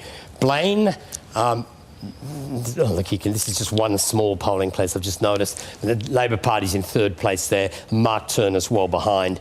I think we've got a 2-party preferred. No, I've only got an estimate, but there's a small swing to the CLP, which would be enough to win that seat. The swing is different there because there's an independent holding the seat. It's not quite the same contest. Casuarina, Lauren Moss is in 2nd place. This is just one of the polling places. You can see there, 38, 35, 13 and 11 with an independent. Now, that actually I think will be slightly better for Labor. The swing will be 17.6. At this moment, we're still projecting the CLP will finish ahead in that. Sitting member factor may help when you get to the early voting centre, but certainly Casuarina, to see Casuarina close is a really serious problem for the Labor Party. Now, Dr Tanzil Rahman well ahead on one polling place in Phong Bay, 47, Labor 23, Greens 23. So of Labor and the Greens, and Simon Niblock, he was a councillor, but he's certainly was only announced at the last minute as a candidate for Phong Lim. 2-party preferred swing on that polling place. No preference count, but we're estimating a 15% swing on those numbers as well. And Goyder, I think we've only got one polling place here, but Labor, this country Liberal candidate Andrew Mackay is ahead. Belinda Kolstad, who's trying to succeed. Kezia Purick is in 2nd place and well behind. I mean, we're estimating there's a 27% swing. That's a bit of a false swing because of the way these things are calculated. But they're very good first figures for Goyder. I would point out in Goyder, I think the early voting centre is in Berry Springs or Coolangatta. It's taking a huge number of the votes. So it'll be depending on the early voting centre whether that's results repeated.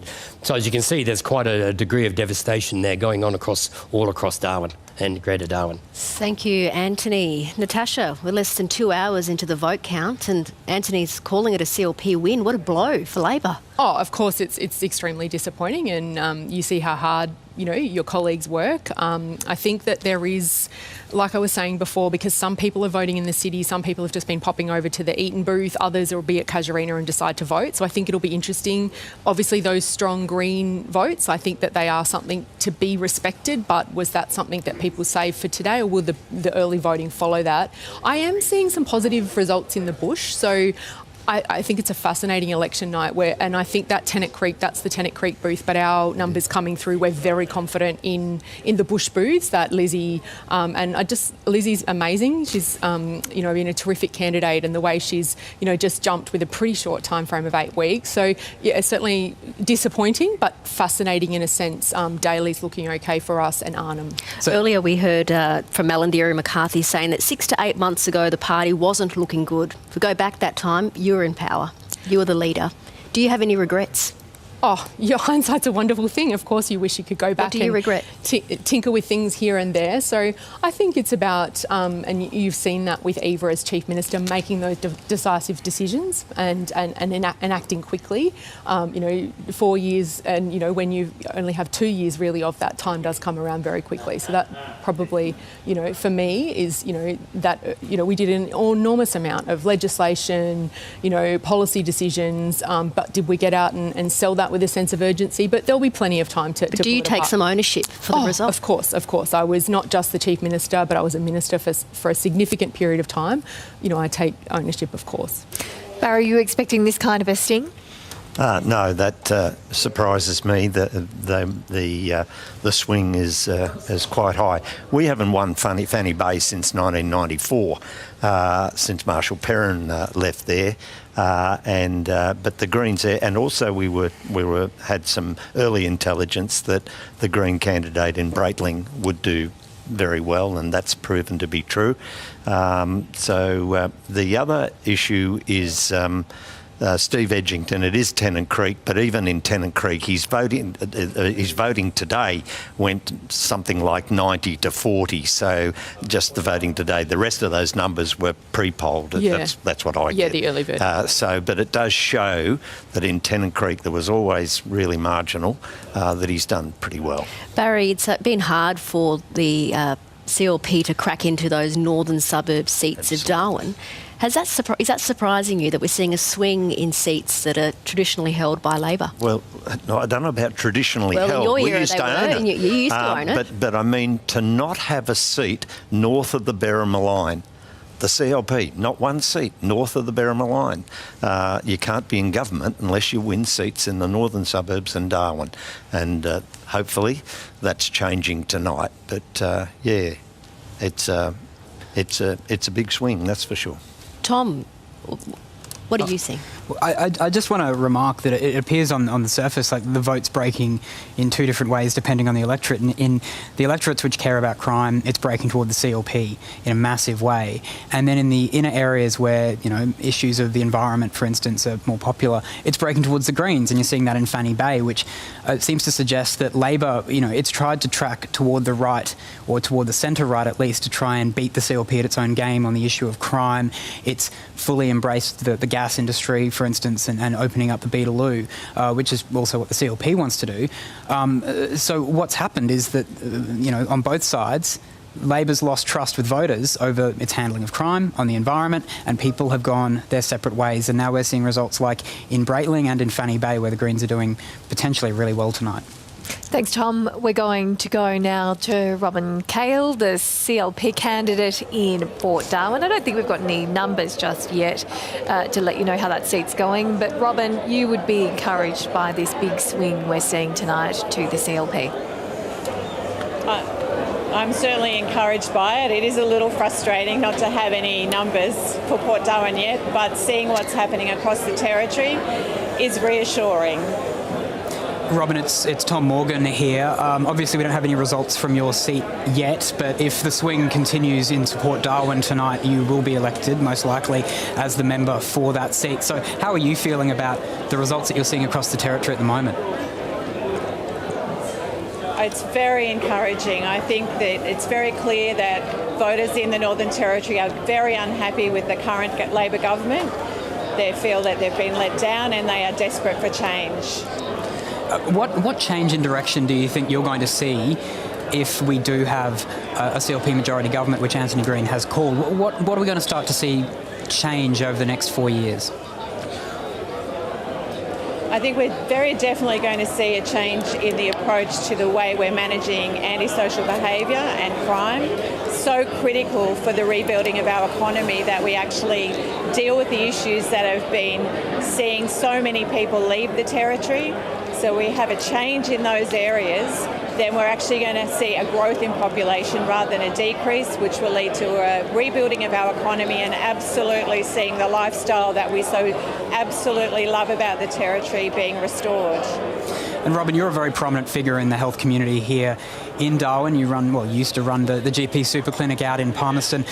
I want to get your reflection. We talked a bit on the panel earlier about the state of the healthcare system. What would you want to see happen if the CLP, when you form government, to improve the healthcare system in the Territory? Because we've heard so much about how it is really struggling. Well, I think one of the things we absolutely have to see is getting more people here in the Territory. What I'm getting from people who are particularly working in the hospital system is they're desperate for staff. They're feeling that they're not being heard as to what they need on the front line, and we really need to be focusing there. And we absolutely need to be looking at why we're having these repeated code yellows, because they just should not be happening.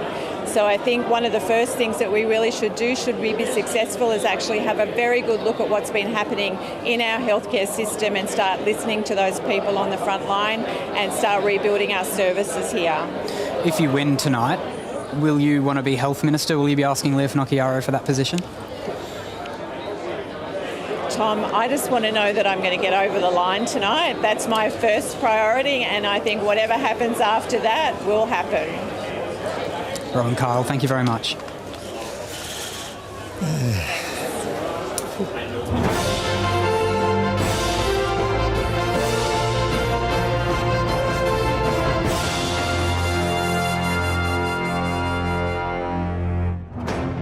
Mulka yulnguk tuanja electorate mulka pui unalis anamlan yulnguk countrygor tualiako electorate jamayali miti yulngu malala to vote ngurike area mulkain tayako mayali mulkang area ripun ngai dualiako mayali wangang ni yulngu malali wangan kunamir wanganaraw main wanja wangang ni yulngu malanin na mulka electorate nguriako nulon boy ripun ngai mulka electorate unawa ngayako kulkola kalki nulon boy kulkola nguni kalki nulon boy uni ona karma festival jalika happen every year.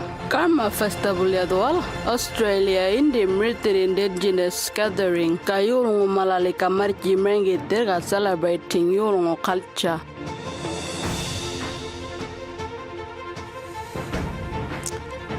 This is NT Votes. It's 7:57 p.m. local time with about 10% of the vote counted. I'm Bridget Brennan. And I'm Eleni Roussos, and we've seen some extraordinary results for the CLP this evening. With more on the vote count, Anthony. Well, let's start with those statewide votes. Labor's on 28%, drifting down a little bit. The CLP 48.3, the Greens are on 6.5. They're on about 15% in the seats they're contesting. So the Greens, that's because they're only contesting 11 seats, others 18.6. People wondering why we haven't done Drysdale. We haven't got any figures. We haven't got any figures for Johnston, which is 2 seats there's a great deal of interest in at the moment. The change in votes since the last election, the Labor votes down 11, CLP up 17, Territory Alliance, of course, not there this time. Their votes flowing mainly through to the CLP and to the others you would expect, and that's turning into a two-party preferred swing of 11.8%, which is more than twice what the Country Liberals need to win the election. I thought I'd draw the chamber for the first time. Let's start to fill in the seats we're definitely giving away. At the moment, we've got the CLP on 10, Labor on 4 and others on 1. As I said, we've got this, we don't give away on first figures. We have to get a few more figures before we start to give them away.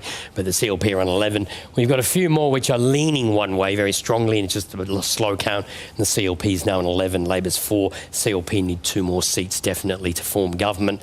And I think I now have a seat run I just wanted to talk about. We're trying to make sure that we keep giving figures for seats as they come in. And Robin Lamley, she's the Gillen polling place. She's ahead on 46.9. She's doing better this time as an independent than she did as a Territory Alliance candidate. I think it was a mistake for her last time to have a party label. People like people who are independents, and when they go and join a party, you tend to attract all the baggage that comes with being a member of a party. Sean Heenan is second and the Labor Party's third there. The change in the vote, and Robin Lamley, her vote up is 14% up compared to what she got last time as the Territory Alliance candidate, and it's turning into a 10% swing to her. So Robin Lamley's easily re-elected in Araluen. And a seat we're just now looking at, we've got, I think is it Wagate or Wadgate Beach? Wagate Beach. And we've got one of the mobile polling booths has come in, and Duran Young is ahead 59.9. The change in vote, now there were some other candidates on the ballot paper last time, and now I'll show this because this is a bit complex. We had it listed with a 6% margin before the election. That was the by-election margin. The numbers here are based on a comparison with the last election when the CLP had 51.2. So there's a slight swing to Labor in Daly, and we're certainly not calling Daly, but that's one of the brighter results we've seen for the Labor Party. A swing of less than 1% to Labor is classed as a good result at this election, given what's going on elsewhere. Thank you, Anthony. We've seen that this evening crime may be really driving the votes towards the CLP's way, but as we know, the drivers of crime are complex and responses need to be nuanced. Natasha Files, how is it that so much time has passed with Labor in power, yet the disparity in the Territory between Indigenous and non-Indigenous people is just so in your face? And how can that be okay? So I think it's a complicated question to answer. I think part of it is that early investment is starting to pay off. And when I say that, I point to the birth weight of babies born is raising. We're seeing the families as first teachers, those programs early, but those children, they're 5 and 6 years old because it took us, a year or two to get the programs in place when we got to government. But then I also think that we're a far more mobile population. Like the roads are getting better, vehicles are getting better. So I think it's a complication. We're seeing, the cost of living. We talk about it in the urban areas. It's, astronomical in remote areas. So people are leaving. One of the things that I was really pushing was the delivery of healthcare in remote communities, keeping people in community. Why does Watto not have a renal unit? And that's something that is coming, but those people are then shifting to Darwin, which means children, grandchildren. So it's a very complex piece. Straight to Anthony now. Results for another seat in Darwin. Yeah, sorry, I have to do this one manually the old-fashioned way and get it's this seat here. Johnston, let's go to the setup page. What's happening in Johnston? Joel Bowden is the sitting member. Gary Strachan, the CLP candidate, the deadly hair dude. And Justine Davis is the independent in this seat. Now, let's look at the votes here. Gary Strachan is ahead, Justine Davis second, Joel Bowden third. Let's look at that in percentages. You can see 31, 30, 29.6, Greens 8.9. Now, I mentioned earlier that in my previews for the election, I talked about the rule of thirds. You need a third of the vote. If two candidates have a third of the vote, no one else can win. At the moment, nobody has a third of the vote there. Now, I don't think Gary Strachan can win, even though he's leading on first preferences. It's going to depend on who gets knocked out. Now, Billy Barton's preferences, the Greens, will probably favour Justine Davis. Joel Bowden, if he gets ahead of Justine Davis, you always get a lot of leakage from Green preferences when there's a Labor candidate on the ballot paper. So, if Joel Bowden gets ahead, he would potentially win that. But Gary Strachan is ahead, but he's not going to win on those numbers. It's between Justine Davis and Joel Bowden. We have a preference count between CLP and Labor. Completely useless. I'll get rid of it and move to some estimates of preferences. The change in vote there is Labor's down 15, the CLP up 10, Independents 27. The Green vote is down because of the presence of the Independent. I won't do the two-party preferred because he's rubbish, but there's the first figures for Johnston. There's a real story there at the moment. Now, I would say that's 4 polling places. I think that's nearly all the polling places. What's to come is the early voting centre, and the early voting centre will determine the order those candidates come in. Barry, are we going to be seeing success for independents tonight, do you believe? And what does that say about people's perception of the major parties at the moment?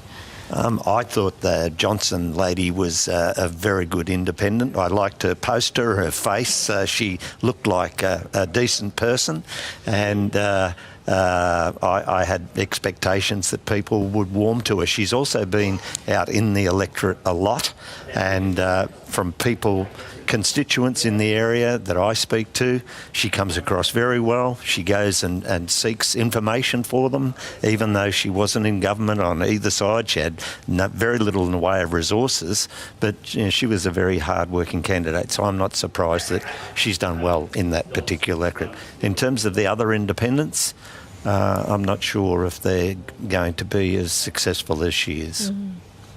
Hopefully get some results. Can I also say that, I'd like to say early what an incredible job Leah Finocchiaro has done. This has been a 12-year campaign for her. It didn't really start recently. She's had a lot of problems in terms of trying to win by-elections, etc., but she's hung in there with grit and determination, and that's obviously coming through tonight. Thank you, Barry. Anthony, you're getting some more results. We've got the Chief Minister's seat. Drysdale Eva Lawler has held this seat for 2 terms. At the last election, she was the first Labor member ever re-elected to a Palmerston seat, and she actually had to swing to her. Clinton Howe is the new CLP candidate. Let's look at the first preferences, and you can see quite a story here at this stage, is that Clinton Howe is just under 60%. This is Palmerston City, and it's 2 of the polling places on the day. Eva Lawler on 29%. The change in vote there is a substantial swing, and let's look at the 2-party preferred. It's a 22% swing.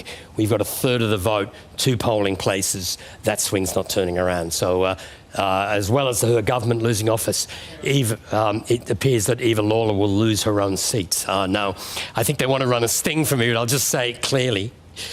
On these numbers, Eva Lawler will lose her own seat, and she will join Gough Letts and Adam Giles as leaders of government in the Northern Territory to lose their seat.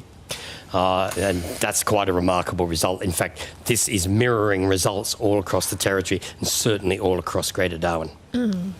Disastrous for what will be the former Chief Minister, Eva Lawler. What happened there for her? I think, I said that early on, that Palmerston is tough. She was the first person to be re-elected as a Labor member, but that redistribution, but clearly the other factors, that the swing against the Labor Party has played into that as well. But I don't think it should take away from, the hard work that she's done. Palmerston really has changed, as a city. It's now a place that is desirable for people to live in there. It's got a great amenity, and, we made some significant commitments to go forward. So hopefully, the CLP will continue that work so that it's a livable, vibrant place. Natasha, on these results, obviously, she's gone. Who's going to be the next leader of Labor? I think that's a question for, a little bit's time, because I think there's so many seats that are uncertain. Is it more a question of who's going to be left to lead Labor, do you think? I mean, I've just done some quick numbers, and I think it is a similar result in one sense to 2012. So, I'm hopeful in 8 seats for Labor. And also, we saw the CLP in 2016. I mean, I did election night with Dave Tollner, and he was, obviously in the situation that I'm in tonight, but things can be turned around. But we need to accept, we need to reflect, and then we'll go from there. Are you ruling yourself out of having a yes. second crack at the Labor leadership? Yes, I don't have any leadership aspirations within, the Parliament, so to speak. Absolutely within the broader party. That's probably one of the things I've really enjoyed, is 2 weeks on the polling booth, being able to go and do that, flexibly without the commitments of a minister, checking in on our team, because across parties, independents, there is people out there, and I think we should probably acknowledge them tonight, the volunteers. Like, I just had a message, people have driven hundreds of kilometres to make sure that people have been able to get their democratic vote, and to make sure, that signs. I had someone out at 4 a.m. this morning checking that UMob hadn't done anything, overnight, Barry, with bunting and signs. So, there's so many people that work hard behind this, and they'll be feeling this within our team this evening. So my hearts, go out to them, and I certainly congratulate, as I've been calling them all week, the Orange team. Barry, you're friends with Eva Lawler. Are you surprised by the result? Yeah, a sitting Chief Minister to be those results. He's an incredible guy. How he has done, they like him. He's disciplined with his army discipline and military discipline, I should say. But what a turnaround! It's incredible that is there. And I am friends with Eva. I have been for a long time, and her late husband Tommy and I were pretty good mates too. How do you think she's reacting, Eva, to this news? She'd be devastated. She's a true Territorian. Comes from a great hard-working family. Her father was the great trucking man in the early days. Her brothers are in Alice Springs and still involved in trucking. Her sister, of course, her twin sister, is heavily involved in the Buffalo Council and also in the transport industry. That will be a big shock to them tonight. They will be in mourning. Barry, you mentioned earlier about Leah Finocchiaro and the contribution that she has played in the results that we're seeing tonight. What do you think it has been about Leah that has delivered this outcome? Oh, just persistence, just hanging in there. I mean, she was down in a party of two. They looked like losing opposition status. She's come from the real bottom of the barrel and worked her way through, and she's just been persistent and kept going, and it's a credit to her to have the tenacity to hang in there. What sort of Chief Minister do you think Leah will be? I think she's very good. She listens, she takes notice of advice, and I think she'll be a very good Chief Minister. She's got to put the team together, assuming there is a team there, assuming that they have one tonight, which is going to take some time, and there's a lot of work to be done. I mean, there's some incredible problems in the Northern Territory. You mentioned before about alcohol. I think the alcohol fetal syndrome spectrum is one of the biggest problems we got. I think it's something like 30% of the prison population, for example, and this is one area that's causing so much problems and so many people in prison suffering from this particular issue. But I mean, power is another problem that she's got. I mean, power and water. 1.2 billion plus add TGen's problems of 350 million in debt. And there's no way that we're going to privatise it. You couldn't sell it if you tried. But the problem is that the gas field, ENI, has failed. It's delivering about 15 terajoules of gas a day. And all right, we might come back to that conversation because we want to have a look at the seat of Mulka, and we've got Yi Goyula standing by, who's a very popular local member there. Anthony, how's that looking? Well, there's only two candidates. There's no Labor candidate here. At the moment, it looks like the CLP are ahead of Mr. Goyula. But I must say, this is the Nhulunbuy polling place. This is where you would the CLP and Labor do better. Now, on our estimate, there's actually an 18% swing to Mr. Goyula at this stage. So he will win this seat. Even though he's behind on these numbers, he will go on to win that seat. Thanks, Anthony. We've got Yia Goyula there. Good evening to you. How are you feeling tonight? What are your chances there in the seat you've held for a while now? Yo, namre di pare namalang ka ngara ngameter marang amater ka ngara ngameter na daran ngara to mari guait man namalani mulkai na romdo ka guait man de pare to margaram bangejama matangara ko betul betul. Yes, I'm feeling really glad that I am here running at this election to stand and fight, because now I know exactly what I need to talk about and issues and who the people are, the governments, CLP or the Labor government. Yingia, it's Thomas Morgan. Whoever it is there, we'll need to sit down and talk issues about how I've coming in the 2016 election, but now I feel confident and I'm going to walk and I'm going to face any obstacles that will come to me. Yingia, it's Thomas Morgan here. It looks like there'll be a CLP government with a majority in Parliament after tonight. I want to ask what you think of that party's policies, and do you think that the seat of Mulka, that you'd continue to advocate for them, obviously, as an independent if you do win, but what would you like to see the CLP do in that seat over the next 4 years? It doesn't matter to me whether it's an ALP or CLP policy, as long as that they need to listen to the voice from the people. And I am the voice for the people out here on the ground, not a hand picked by the government departments. And I need to point out issues, what is wrong, what is the issues here. It needs to be Yolngoro Morongo, Yolngoro first, going ahead with a self-determination towards treaty, as well as housing, mobility, Aboriginal disadvantage that has never achieved in our communities, and that's why I'm here to run and exactly point out to the government to listen and hear the voices of our people out here. Obviously, Labor is experiencing a crushing loss tonight. In their 8 years in government, how do you think the incumbent Labor government have treated your seat of Mulka, and have they put in place any meaningful change, or have things gone backward in your electorate over the last 8 years? In the last 8 years, I have experienced, sat down, when I first stepped into the Parliament, it was the government, then the Labor Party, that they were surprised to see me to stand in and step in, and wondering what I was going to do, wondering who is this guy, who is this man, and what does he want to do. But all I wanted to do is come, step in the Mulka space where Balanda and Yolngu can work together to make a place more better, so that we understand each other in a diplomatic space of Balanda and Yolngu working together. Doesn't matter what party it is a party that needs to listen to the voices of the real people on the land. Yeah, thank you very much. I have to leave it there.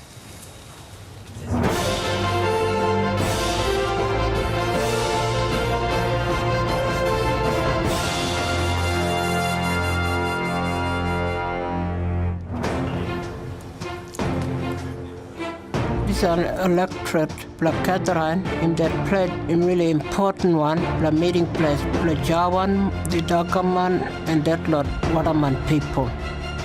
The unwed electorate means group of people got enrolled about that place. Each lot people haven't come on this land for thousands of years. They got in that ancient rock art there from really long time ago. I'm over 40,000 years old, and I'm near that place called Nitmalak National Park. The rock art I'm sure that traditional owners have been at this place for a really long time. This is NT Votes. It's 8:15 and there is 18% of the vote counted so far. I'm Bridget Brennan. And I'm Eleni Roussos. Let's get an update on the votes that are coming in with Anthony Green.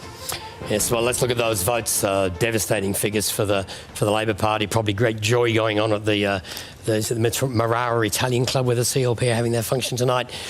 Just under 50% of the vote for the CLP, 26% for Labor. That figure's still going down. The Greens on 7, about 14 in the seats they're contesting, and others on 17.7. The change in vote that's occurring, the Labor vote is down 13, the CLP up 18, the Greens up 2, others up 6. The Territory Alliance, of course, not there. I think the Territory Alliance were there in case it was a close result on all our graphics. It's turned out that it's a very different story than we were expecting earlier in the evening, and that's translating into a two-party preferred swing of about 13.2%. Now, let me do the chamber, and we'll look at the seats we're definitely giving away.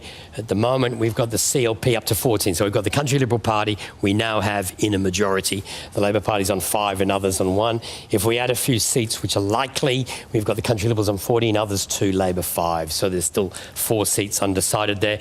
Now, those figures might jump around. I'll just explain in a while, because there's a few seats coming in where they've got CLP Labor preference counts coming to us, which clearly are not the correct count, and we're starting to try and re-estimate them to get a different sort of figure. So some of these results, which are showing up as gains on our website, we're actually going to have to try and sort out the numbers. But when you've got such a wild set of results as this, it can be very difficult. The results are also slowing down because I think we've got all the polling places and we're just waiting for the early voting centres to start reporting. Now, I wanted to do quickly changing and doubtful seats, what seats we're definitely saying are changing. At this stage, we're saying the CLP has gained Blaine, the Chief Minister's seat of Drysdale, and I haven't even looked at Wanguri. I'll have to go in and check whether that's correct or not, but that's showing up there. There's so much happening, it's rather hard to keep track of everything at the moment. If I look at the seats that we've got in doubt, I've got Johnston as the other seat in doubt. Now, I think I've got one electorate here to look at, which former Chief Minister might be interested in seeing. Natasha Files has got one polling place. I did look at it, I've probably forgotten what it was. 32%. The Greens are on 25. Melilla May is on 22%. And Helen Secretary is in fourth there. Now, whether that flows through to the early voting centres or not, I'm not sure. If the Greens finish second, then the CLP preferences won't help the CLP. So there's still a chance Labor will win that. There's only one of the four. There's only 18%. There's a lot more counting to come in that polling place. Actually, I'll have a quick look and see if I can see which polling place is in here. It's Nightcliff itself. I can't see how many votes. It's taken 1,000 votes this time, so it's 200 less than last time. The rest of the votes at the early voting centres. So there has just continued to be some remarkable results. I might just take control of the program entirely for the moment. I might go ahead. I'll bring up the map because I hadn't looked at Wanguri. Let's bring up the map. No, it's going to refuse to do it for me. Go home. Now I'll go map, and I'll come in here to the map, which isn't going to show up. Why don't we for me. come back We'll to you, come back to me Anthony? on We that. might get your reaction, Natasha, to those numbers in your own seat at Nightcliff. Oh, like I said, that Green vote is something particularly, you can't just count on them finishing third and giving you those preferences. As a member, you always aim to get people's first preference. But I do have some more figures that I've been sent through from Eaton that look a little more optimistic, but that preference flow will be important. And I don't think the preference flow from the information that I've been given is necessarily following straight forward, but they're telling me just to hold steady. But, this is small electorates, and people, as I said, if they're frustrated, they'll change that vote, and it can have an impact significantly. Natasha, you were the Chief Minister and you were the one who actually came out at a press conference that announced that the government was going to greenlight commercial gas extraction in the Beetaloo Basin. That's going to continue with tonight's result anyway, but in your own seat, on these results, it looks like you could be paying a heavy price for that decision. And it's, we were just talking about the gas fields offshore. We know, one, that they're higher in emissions, and we know, the one that's servicing us is low. I'll just leave my commentary there. But, in terms of that industry, it's important as the world transitions to renewables. It is low emission gas. We've put in place so many measures to make sure that all of the things that everyone wants, traditional owners' rights, water, to make sure that's okay, and then we can benefit, and not just we as a government and as a jurisdiction, but those individual communities nearby. So they're the complexities that you have when you're in government. Anthony's got some more figures for us now from Wanguri. Yes, we've got Wanguri. Nicole Manison's retiring Labor member, former Deputy Chief Minister. The new Labor candidate is Shlok Sharma, Shoppies Union General Secretary, and Ollie Carlson is the new CLP candidate. If you look at the first preference votes here, we've got both polling places in the Casuarina early voting centre in at this stage. So this is a good sample, 41%. The Liberal CLP is 46, Shlok Sharma's on 28, Graham Sawyer, the Independents, on 16. Now, I'm not sure the change in vote there. I'm just looking at this, 36% down for the Labor primary vote, 23% up for the CLP. Now, there'll be a significant personal vote there for Nicole Manison, but it's also reflective of what's going on in the northern suburbs of Darwin. Two-party preferred swing is 26%, and that's a comfortable win. That's go to our hero page. People ask me what the hero button is. It's where we bring up who's the winning picture. Ollie Carlson is the new CLP member for Wanguri. She's the first CLP person to hold that seat since Labor won it at the 1989 by-election. So this is, of all the seats in Northern Darwin, this is the seat that's been held by Labor for the longest. They even survived almost losing it. I think it was in 94 when they were losing it on the night, and then they found there were 100 votes the one way round, and the former member, whose name I've forgotten momentarily, he got back. But so this is a big defeat for the Labor Party to lose Wanguri. Thank you, Anthony. Barry, you mentioned earlier about Shane Stone being pivotal to the CLP's success this evening. Just wondered, can you give us an insight into what was the directive for this campaign? What was the strategy to get the outcome that you've seen? Well, I'm not that close, to tell you the truth. I am not inside the tent in terms of the campaign, and I don't really have knowledge of that. So I really can't shed a lot of light on the campaign itself. I can make observations and how I seen it, but I was not involved in the campaign. Maybe that's why it's been so successful. What about Wanguri and other areas in the suburbs where people perhaps are deciding to leave the territory? How much of a factor is access to housing? Barry, being able to buy a house or build a house in the territory, is that a factor in this election? Look, coming from Brian O'Gallagher in Karama, he said that there were a lot of people that would like to leave, but they can't get the price for their house because real estate has been flatlining now for some time as the economy has tanked. People would leave if they could get out and sell their house. And that was what he found when he was on the doorstep. That's the only evidence that I've really got there. But he kept enforcing that particular issue to me, that was a big problem. Well, we are seeing Territorians left with debts, really. Like, they cannot afford to to sell their home. Yep. But and left with extraordinary loans to pay because they're not going to get the price to sell it. Yeah, it's a real big issue, and what's happened tonight, the electorates have put their faith in the CLP. The old adage, of course, that governments lose elections. Very seldom does the opposition win an election, and I think that's what's being played out here tonight. The Labor Party have lost this election, and we have to repay the confidence and faith that the electorate has put into the CLP and make sure we don't let them down. Through the campaign, we saw the electoral returns for the amount of fundraising and donations that the CLP and Labor got. The CLP pretty much almost doubled Labor's fundraising. Mm-hmm. How much of that can you sheet home to Shane Stone, and how crucial was that massive gold pot, really, in getting this result tonight? There's nobody raises money like Shane Stone, let me put it that way. And, he has done an incredible job of that, and I would give him 90% of the credit for raising that amount of money over that period of time. Barry Coulter, we can all agree that there's a lot of work to be done in the Northern Territory. At the turn of self-government, when your government was in power during the Glory Run, the Northern Territory inherited an infrastructure deficit from the Commonwealth, and we really haven't seen infrastructure, especially out bush, come very far. How important is it that roads, crucial roads, the network is improved in order to grow the Territory economy and to get us out of this terrible debt that we're in? Yeah, there's been a fair bit of road improvements. I take the Tanami, for example, massive injection of money into that.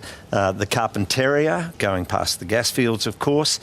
So those roads have had a massive increase in funding. But the main road, the Stuart Highway, have you been down it lately? I mean... I have actually. I went from Katherine to Darwin with my family and it felt like a death trap. The ruts in the road and it's not safe at all. And why is it that in a wealthy place like the Northern Territory, that roads that southern states take for granted, we can't have, with all of our endless resources? What is going on? Well, I don't know whether it's endless resources. I see that... We are wealthy, aren't we? Are we not? I don't know. I see, with the closing of a number of major mines and that in the Northern Territory. We've got, I think tourism is probably breaking even, but more people go to Mataranka Hot Springs now than Kakadu. So, you know, I'm not sure whether we're that wealthy at the moment. I think there's the pillars, the 4 pillars, are in a bit of trouble right across the board. Natasha, you want to come in here?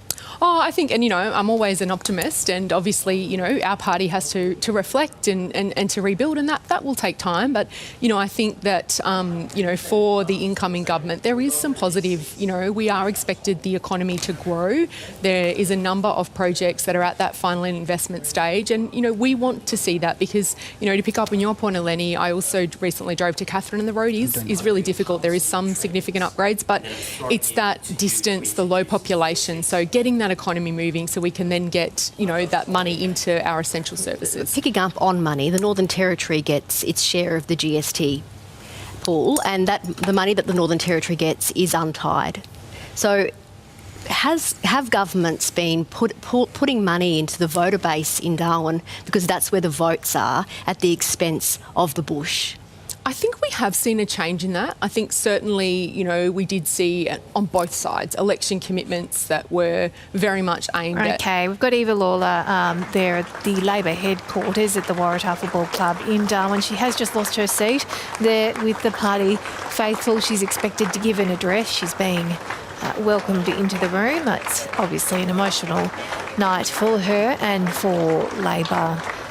Natasha, how would she be feeling right now? Oh, I mean, it's difficult, and you know, I had, you know, 27 years of watching this, and then we had, you know, a really amazing time where we were able to lead the Territory under Claire Martin and Paul Henderson, and then some pretty chaotic years, and then, you know, I think that we have delivered a lot, and Eva, you know, has been in Cabinet since day one.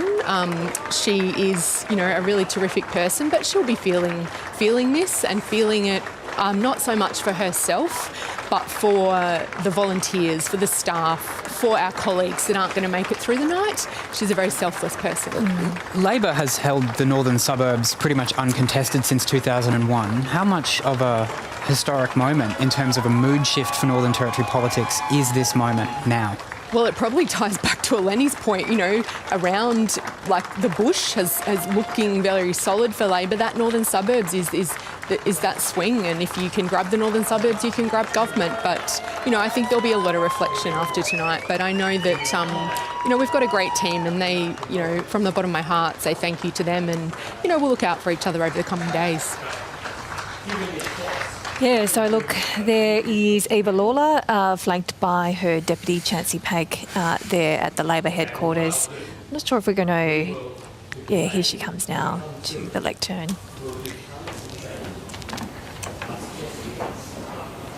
I'll start by acknowledging the Larrakia people on... which mic? This one. Okay. I'll start by acknowledging the Larrakia people on whose land we meet today, and the beautiful land that we all love, Larrakia. It has been an absolute privilege to be Chief Minister of the Northern Territory. It's also been an absolute privilege to be the member for Drysdale, probably the best seat in the whole of the Northern Territory, a seat that I've been very proud to be the local member. It has also been a privilege to be a minister in the Northern Territory government for 8 years, and I'm proud.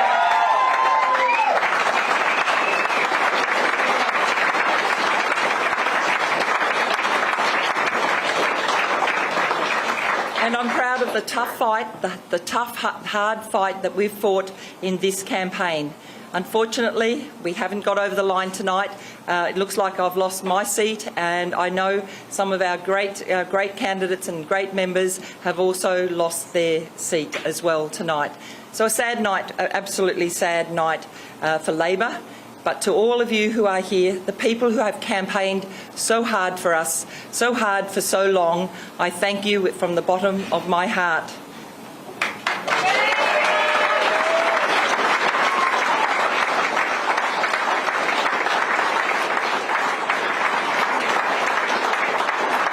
So look out tonight, I see the party faithful, the people who have been around since 2001, that have been committed to Labor, and I know will continue to be committed to Labor.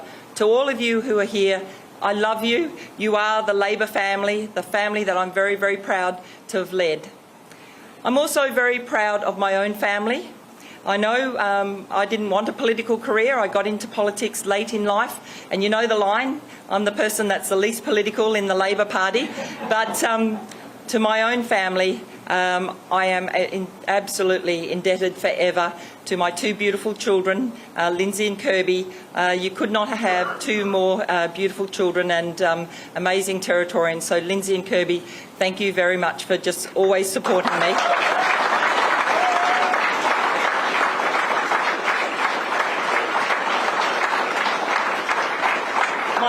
My two sisters, Louise and Christina, and my three brothers, Robert, John and Frank, again have just supported me every single inch of the way. I think you all know my story. There was a nice article in the NT News today.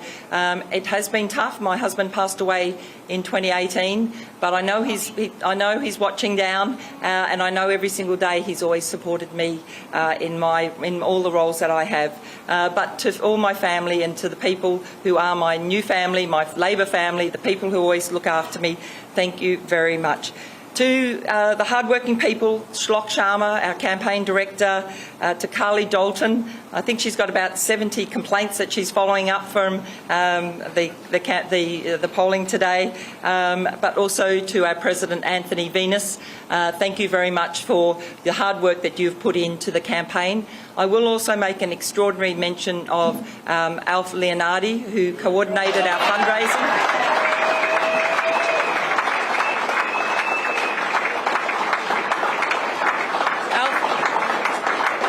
Alf is a true legend and has done so much work on this campaign. And Alf, thank you very much for always backing me, always getting in and supporting me, but all your hard work for this campaign as well. Love you, thank you.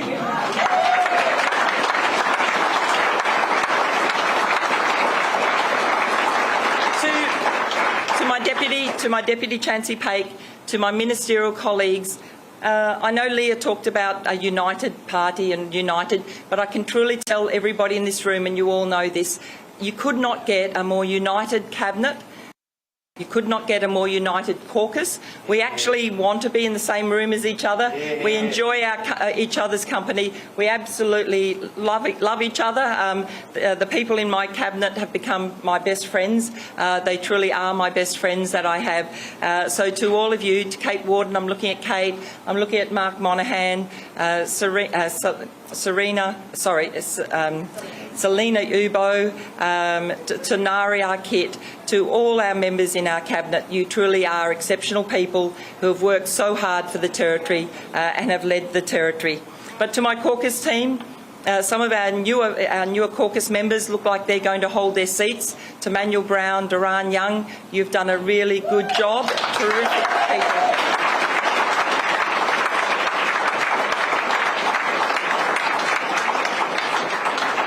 And as I said, the results probably won't be known for a few days. And as I said, I have spoken to Leah Finocchiaro. I've told her what an absolute privilege it is to be a Chief Minister in the Northern Territory. And I have conceded. But as I said, there will still be some seats that need to be decided. I'll move on to the staff. Because as Chief Minister and as a Minister, you truly can't do what you want to do unless you have exceptional staff. And I truly have been blessed to have, in my 8 years, amazing people that have worked for me, that have been so loyal, that have worked day and night exceptionally hard for me. I will mention Mark Nelson, my Chief of Staff. Mark...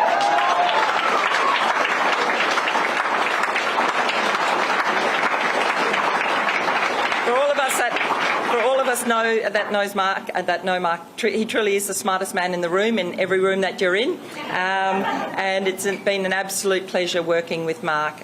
To Suzanne Morgan, Suzanne's been my Chief of Staff and my Deputy Chief of Staff, And she is the glue. She's the glue that holds my life together sometimes, but she's also the glue that holds everything on the 5th floor together. Suzanne Morgan, you are an exceptional person, absolutely exceptional person to have on staff. Wherever you go, I know you'll always succeed in life. You have a beautiful personality. We all love you, Suzanne. So thank you very much, Suzanne.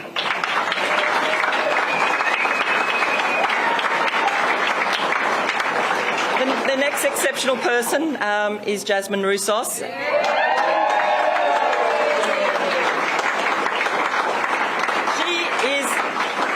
She truly is the hardest working person, I think, on the 5th floor. She is amazing. She truly is a very good friend of mine, but we think alike, we say alike, and a briefing with Jasmine's always a laugh. We always have a good time together as well. It's always good fun with Jasmine around, but Jasmine, I will be indebted to you for probably the rest of my life for the fun that we've had, but the great work that we've had that we've been able to do together. But Jasmine, you're only young, you've got a huge future ahead of you, but thank you, Jasmine, for all you've done for me.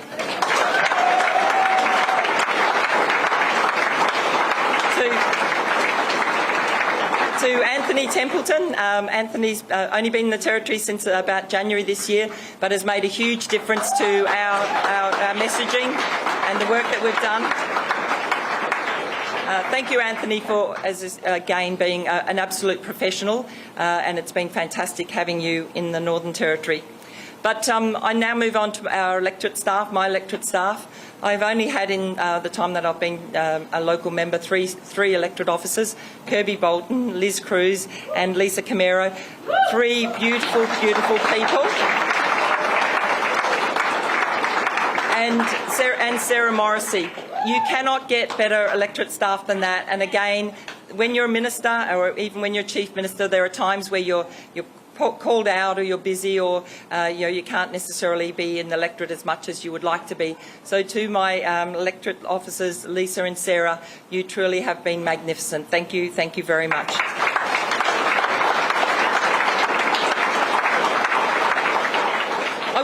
I will thank all of the government agency CEOs as well. I have been very fortunate to have outstanding chief executives of government agencies across the board. Everyone that I've had as I've been minister have been outstanding, and I wish them all the very best. I know how hard the next few weeks are going to be when you have a change of government, but I wish them all the best.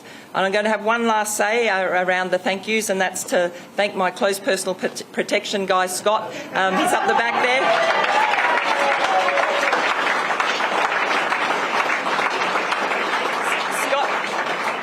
Scott and his crew have been dragged around the Northern Territory by me, but Scott, you have been a wonderful person to have in our company. So thank you very much, Scott.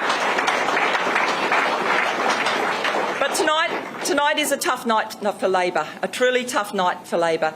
It wasn't the result that we wanted to see, we know that, but I think some of those votes and some of those decisions were made a long time ago.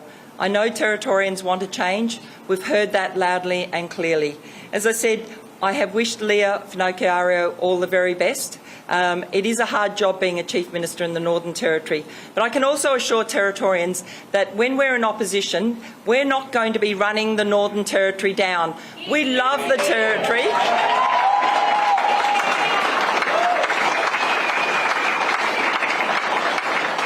We will be constructive in opposition. I won't be there in opposition. As I said, I've lost my seat, but I know my colleagues that will remain. They will be constructive in opposition. Their criticism of the CLP or the criticism of the government of the day will be about what's best for Territorians rather than spending the time running the Northern Territory down.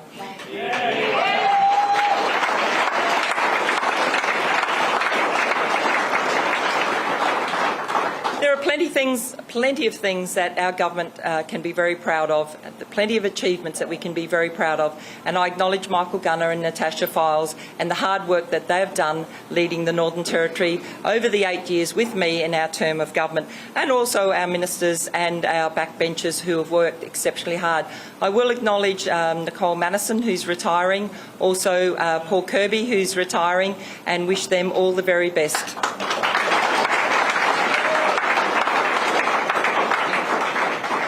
I will mention, because we've got media here, and so I will mention some of the achievements that our government has achieved over our time of government. Full funding of education is one that I will be very proud of.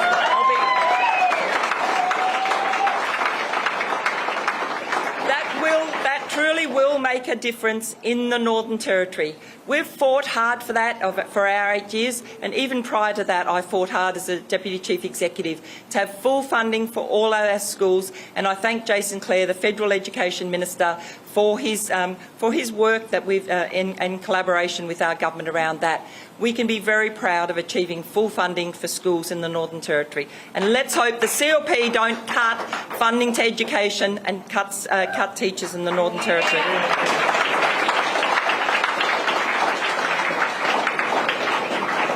I'm very proud of the $11 billion spend in infrastructure in the Northern Territory. $11 billion. When people ask where's the debt and what's been spent on, $11 billion of infrastructure in the Northern Territory. And I'm really proud of the Palmerston Hospital, the Palmerston Police Station, the Palmerston Fire Station, and 2 schools in Palmerston. And we could talk, and I could talk for hours about the infrastructure in the Northern Territory. I will mention, though, over 2,000 kilometres of bitumen in the Northern Territory. I will mention the sealing of the Tanami. I think I heard Barry Coulter doing the election wrap-up for ABC. Barry Coulter, I think, said at some stage, "You'll never get that done." Well, Barry Coulter, we have. We're building and we're bitumising the Tanami Road.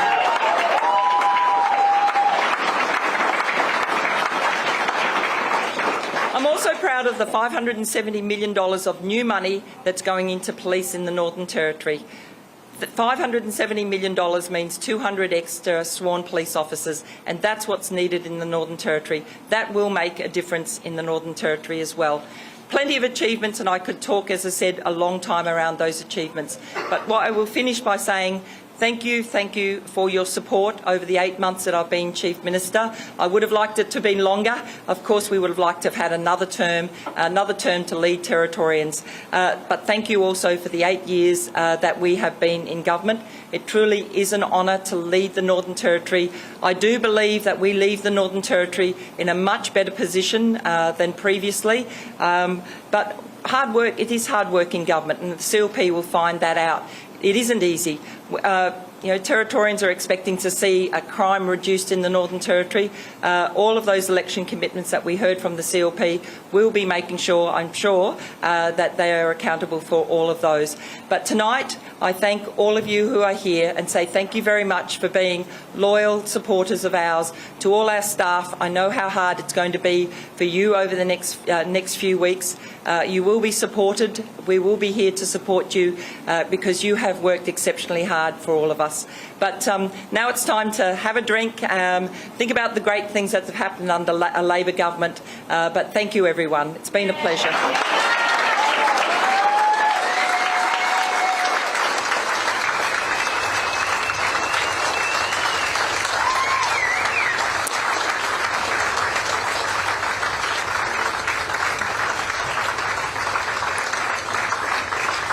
A disheartened but stoic Eva Lawler there addressing her supporters at the Waratahs Club in Darwin, where she described tonight as a very sad night for Labor, that she's proud of the hard fight that her party has fought for this election.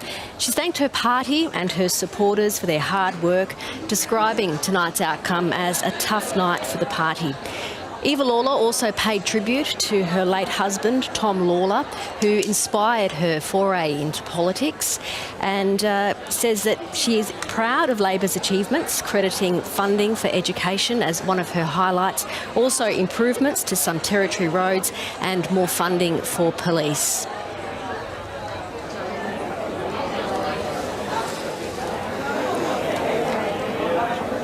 We are now...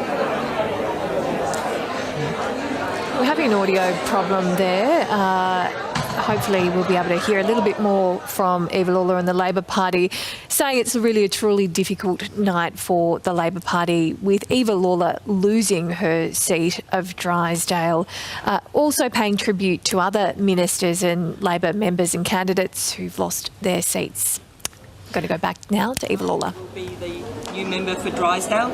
I wish him well, because it is an amazing electorate, and one that I've been very proud to lead over the last 8 years. So I do wish Clinton Howell the very best too. And what has it meant to you to not just be a representative, for your seat, but also to be the Chief Minister of the Northern Territory? I think it's an absolute honour. Like, it truly is an honour to lead the Northern Territory. Every day that I drove into work, I would pinch myself and say, this is an absolute honour. And I always set myself a goal to make sure that day that there was something that I could be proud of, that I'd achieved that day. And I can say that it's been a great honour to have been Chief Minister for those 8 months. I would have liked to have had longer, but it's now up to Labor. Labor will be in opposition. It's now up to Labor in opposition to rebuild and to look forward, but also to listen to what Territorians have said. That's politics, to make sure you do listen to the electorate and work forward.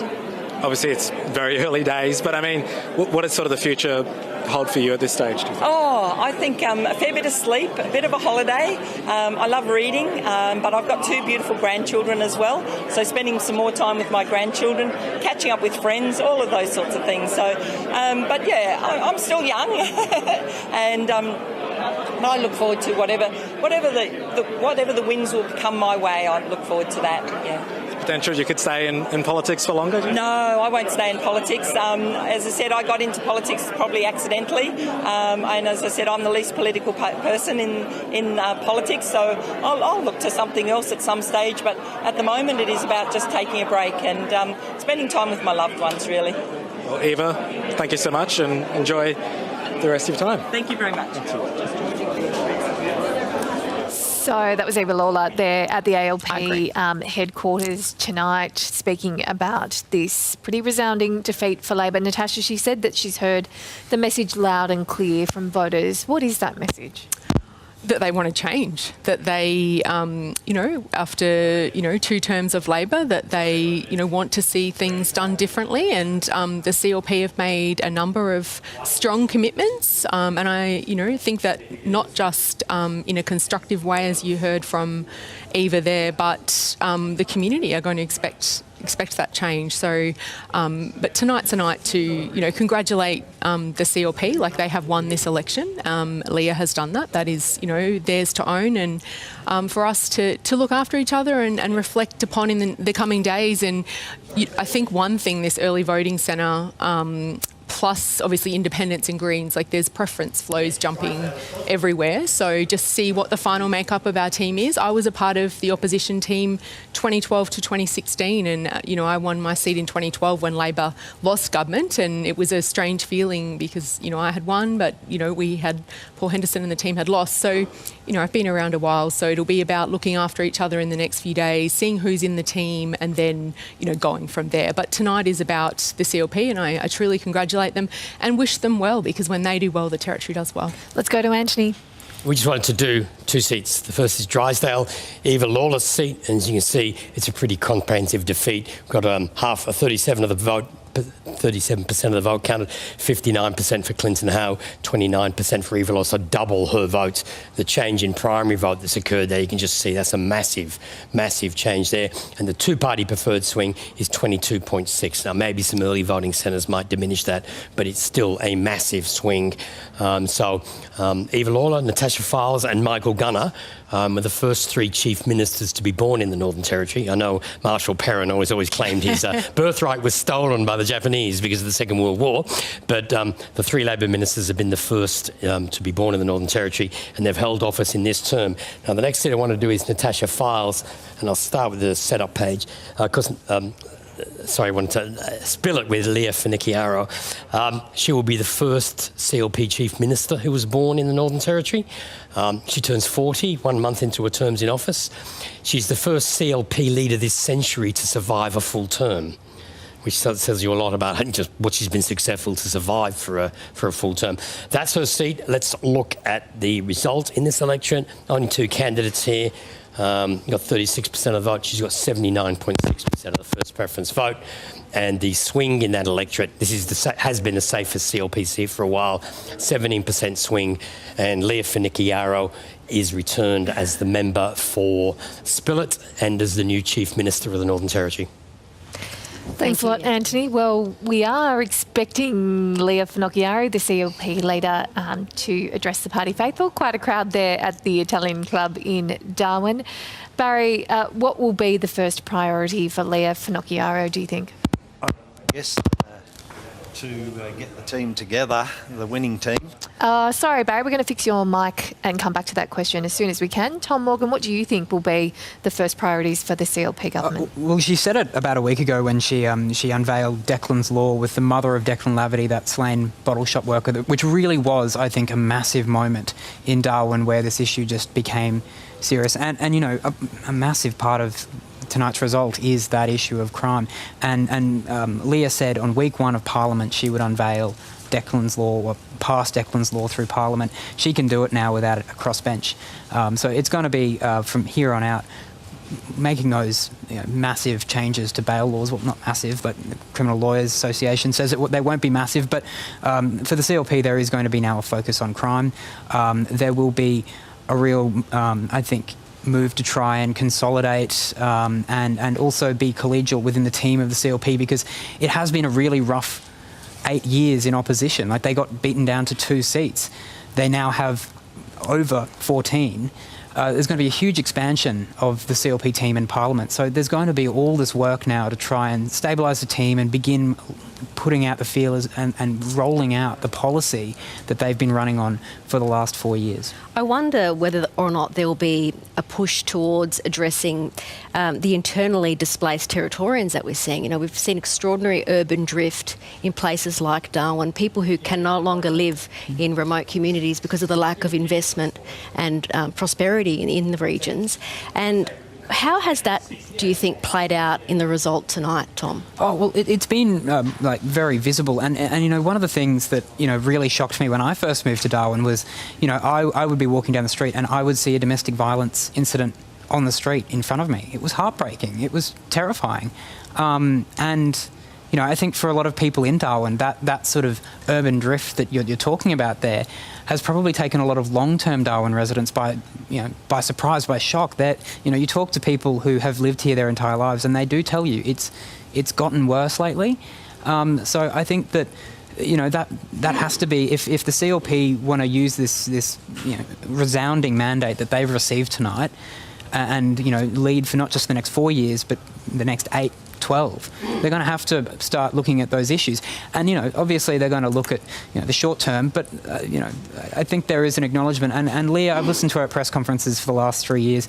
She's talked a fair bit about the long term as well, about the underlying causes. She's talked about diversion for people who, you know, do get charged with criminal offences. There is that acknowledgement that there does need to be work, long-term hard work to turn those issues around. So it's going to be something that they work on. You can see live pictures there of the CLP party tonight, waiting for the CLP leader, Leah Finocchiaro, to address the room. We'll bring that to you live as soon as she hits the stage. Just picking up on what Tom was saying there, Natasha, on domestic, family and sexual violence.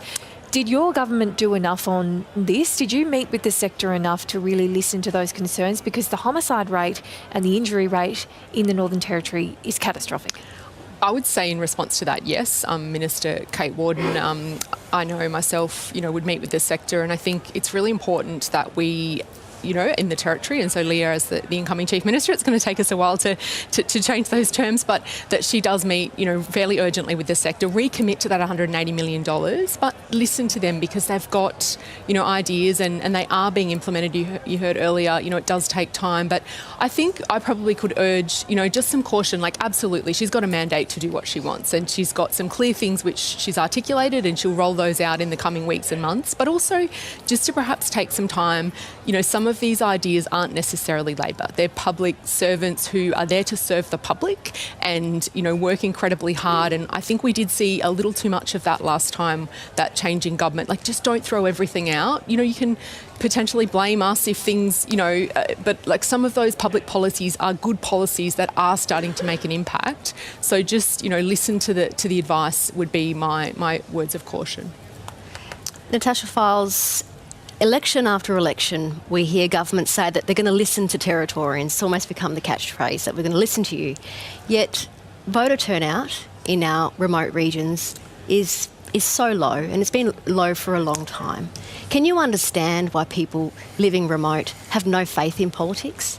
Yeah, I can, and it was something, you know, I really tried to engage at different levels, whether it was with land councils, whether it was with peak bodies, whether it was with those delivering the services, as well as just being out on the ground. But I think that is something across the board. Apathy with parliaments and members of parliament and in general is something that I think does need to be reflected upon and worked through so that we can, you know, not just in remote areas, but the rest of the territory, people can try and have some faith. Barry, does it concern you that there is a low voter turnout across the board, really, but acutely in remote regions? What does it say for democracy when people aren't turning up?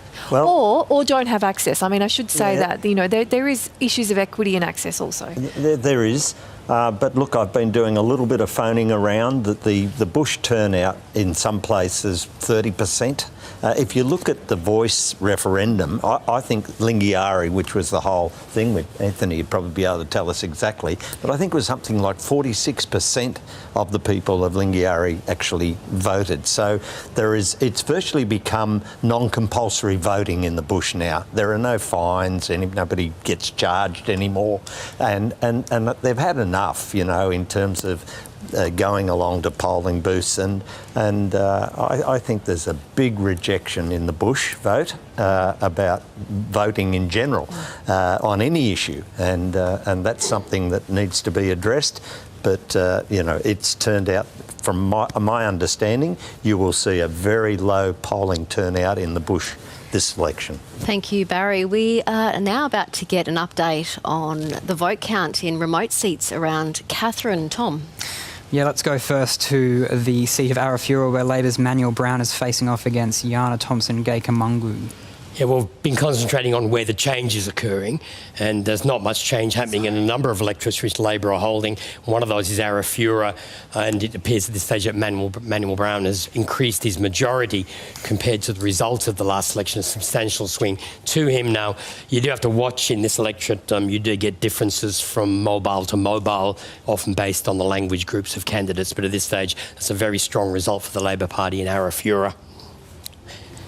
Now to Arnhem, where Selina Yubo had a very tough race last time around against Ian Munga Ngumbula. How's she looking this time? Well, he's there again this time, but this time he's the CLP candidate. He was a CLP candidate in 2016 and didn't come close. He ran as an independent in 2020 and ran Labor a serious close. But back as a CLP candidate, the Labor Party has reasserted their strength in that electorate. There's a 2.2% swing to the CLP, and that's based on a two-party preferred count from last time to this time. But essentially, there's no shift in Arnhem. And so Selina Yubo will be the member for Arnhem again for another term. Now to Katherine, where Jo Hersey is hoping to retain her seat against Sam Phelan, the independent, and Nick Lovering of Labor. Yeah, we've got half the vote in, and what's happened here is Sam Phelan, a local veterinarian, she's been campaigning on the water issues and the cotton industry in the area. She's on 28%. She's got ahead of Labor, but Jo Hersey was elected last time and she's substantially increased the vote.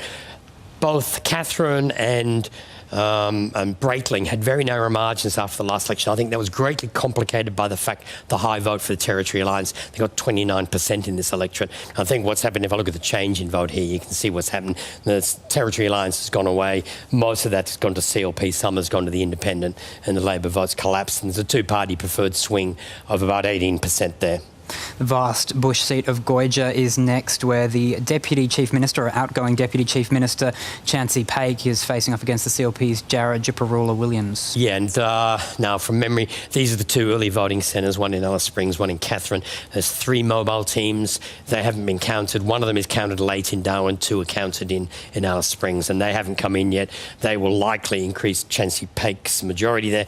He's currently on 61%. If you look at the two-party preferred swing since last time, there's basically no change. So basically, in all the seats that Labor held in the top end and the outback, there's been very little change or even an increase in the Labor vote, but it's in the urban areas where Labor's been thrashed. And this, in fact, if you look back to 2012 when the CLP won, the weakness in the CLP's victory was they won nothing in the northern suburbs. They retained Sanderson, but they didn't win any more seats in the northern suburbs, which meant their majority was built on holding Palmerston, Alice, Katherine, and then Port Darwin, and then a string of Indigenous seats which they'd never previously held.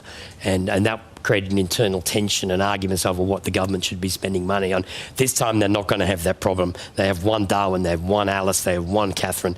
They are a government of the urban areas of the Northern Territory and will have a comfortable majority. Thank you, Anthony. Natasha Files, it's looking good for Chansey Paik. Do you think that he could become leader for Labor? I think that for us it's going to be really important to take that time, and that was something, having been elected in 2012 when we lost government, and we quickly, Terry Mills was disposed of very quickly. We all remember the power price hikes and things like that. So it very quickly became apparent that there was, a chance of government again. So I think that just taking some time to look after each other, to see who's going to be in the parliament, and then to work that through is something that I certainly will be urging. Barry, we just heard there from Anthony that this is a government winning a lot of urban seats in the urban centres. Will the CLP continue to govern and advocate for the bush? Well, certainly, we'll still have 2 predominantly bush seats in Steve Edgington and Barclay and Bill Yan, of course. But no, the CLP will certainly continue to talk to and listen to people right across the Northern Territory. I'm confident of that. That's just Leah's type. That's the way she is. So she will not. She will rule for all Territorians, regardless of their voting patterns or habits or where they're domiciled, where they live. Thank you, Barry. Well, we have live pictures coming in from the CLP's HQ at the Italian Club in Marara, where we're hearing that Leah Finocchiaro has arrived. We hope to cross to the new Chief Minister in a moment to get her response to this extraordinary outcome tonight. And Barry, what do you think will be going through Leah's mind right now? Do you think she saw this coming? I think she... No, not to the extent that it's arrived. Well, looks like arriving. But she was pretty confident that she had a team and that there were a number of seats that could fall our way. But certainly I don't believe the swing would have been in her mind to the extent that it looks like it's happening. Anthony mentioned earlier that Leah Finocchiaro has made history, becoming the first female Chief Minister to be born in the Northern Territory. It's quite symbolic for the Territory, isn't it? It is. It's very important to be a Territorian, born and bred, she'll have that with a lot of pride. And that primary vote, if that holds at 79%, that's got to be a record primary vote for, it's not, there's higher ones. I think Malandiri went higher at one point. Did they? Well, it's getting up there. But that's not me, that's Anthony, that's not my job. It's getting up there if that is the primary vote. But it's a huge primary vote. She should be congratulated. Yeah, it is. It's an incredible primary vote. And I think she'd be the youngest if she comes in under 40. I think Everingham was under 40. They're all old. Yeah, there's a couple of younger. But no, she'll be extremely proud, and particularly of the volunteers, the amount of people that came in to help and I believe that she encouraged a lot of them. They were hotbedding it they were sleeping on the CLP headquarters, and Alison, the campaign director out there, an incredible amount of work. She was, of course, Leah's chief of staff before she went out to become the campaign director, so the two of them were able to work closely together because they had that relationship as well. But the volunteers and the effort that they put in, we haven't seen that in the CLP for a long time. What do you think was it about a big cheer from the CLP room? Looks like there she is, Leah Finocchiaro, with her two children and her husband there. The pretty jubilant mood there at the Italian Club in Darwin. As Barry says, scores of volunteers in the room, and the party faithful as Leah Finocchiaro comes through. She's there with her children, her young children, Isaac and Isla, and her husband, Sam Burke. Leah Finocchiaro soon to address her party faithful at the Italian Club in Marara. A proud moment for the Finocchiaro family, who are an established family in Darwin. Leah's great uncles ran a very successful bakery in the post-war period here in Darwin. I'm told it was one of the best bakeries in town. So an incredible moment for the Finocchiaro family. Barry, while we wait for Leah to speak, what was it about Leah's and the campaign that cut through to the extent that we're seeing tonight? I'm not sure. As I said, I wasn't involved in the campaign strategy, but I think that the fact that the discipline, that's certainly something that came under Leah's watch, and it has been under her watch with the parliamentary wing for some time. But just to have that discipline and everybody firing in the same direction, and I credit her with that. She's the one that can bring that about. She's has a bit of a reputation to try and make sure that people are all on the one page, and that's paid off tonight. And that was something that I noticed at the press conferences. She was dead on message every single time she was talking. It was always, she'd say the same thing over and over again, but she knew what the messages were and she stuck to it. She hasn't deviated for 2 or 3 years, actually, but even in her debates and her personal speeches, etc., she's always on message. Well, here she comes to the stage, Leah Finocchiaro. Right, thank you, everyone. I didn't know whether I should start my speech by thanking Prime Minister Anthony Albanese for making me redundant so I could devote myself full-time to this campaign.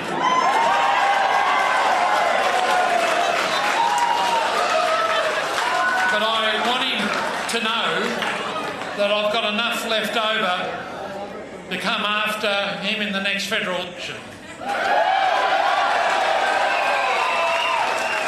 So can I just initially acknowledge and welcome the federal Deputy Leader of the Liberal Party, Susan Lee, who's been up here with us.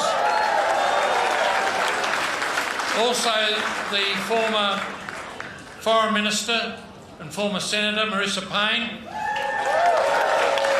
And if Senator Karen Little is watching down in Alice Springs, a very warm welcome to you. Welcome home, Karen.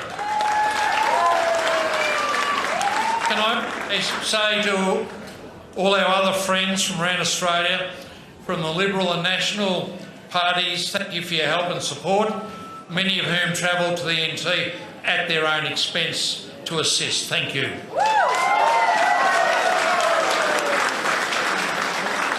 My next task is to thank our outstanding campaign team by Alison Hannon,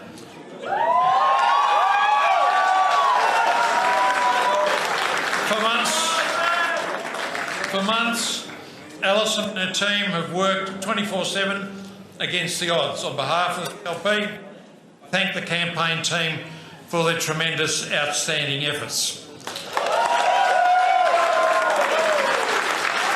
And can I make the point that this campaign imported some different tactics than what a lot of members of the CLP necessarily familiar with. And I have to say, campaigns have changed. And if you want to win, you learn to get on the wagon and learn all the tactics that are employed. And I was grateful for Alison for bringing them into our orbit. My fellow Territorians, I don't believe in political tricks, but I do believe in hard work, discipline and commitment. And to all our candidates, you had bucketfuls.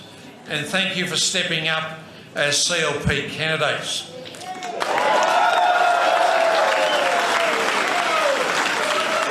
It is no easy task to stand for public office, as I know. I acknowledge your political courage, and if you got a bit of a taste for it, then we'd like to see you around next time if you didn't get here this time. To our supporters and donors, thank you. To our membership territory-wide, thank you. I want to make a special call out to two people who just stood with me over the last 12 months and did a lot of behind-the-scenes work. And there's always a risk when you start naming people. I want to thank Ray Bale and Barry Coulter.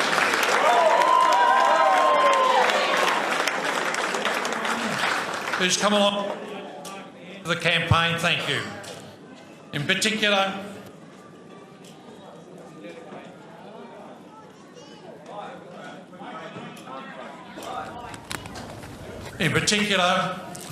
I want to dedicate my efforts and contribution to the memory of the late Graham Lewis, taken too soon.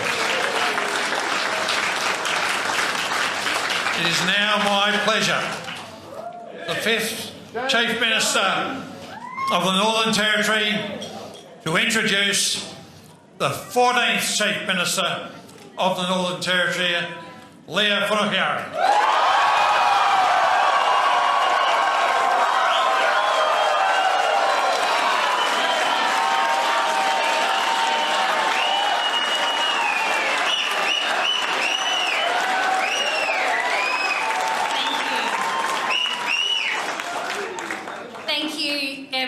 What an incredible group of dedicated, hard-working Territorians.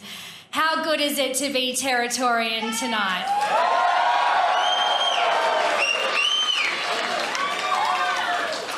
Tonight's result is a victory for hope and opportunity for every single Territorian. A short time ago, I received a call from Eva Lawler, and I want to thank her on behalf of all Territorians for her service and dedication and commitment to the Northern Territory.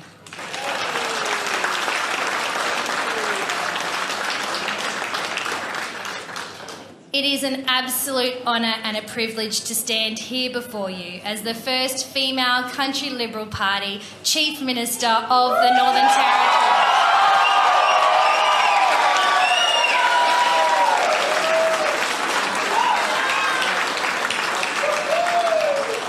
Born and bred second-generation Territory kid, the granddaughter of Italian migrants, I grew up living an iconic Territory childhood, hunting, camping, fishing and playing outside. I always knew the Territory was a special place, and I was lucky to be a Territorian. Growing up here, I felt the energy and opportunity that the Territory would give me. I have always felt blessed and proud to be Territorian. When I put my hand up to serve the people of the Northern Territory in 2012, I swore an oath to defend our freedoms and fight for future generations who deserve the opportunities and lifestyle that I had growing up here.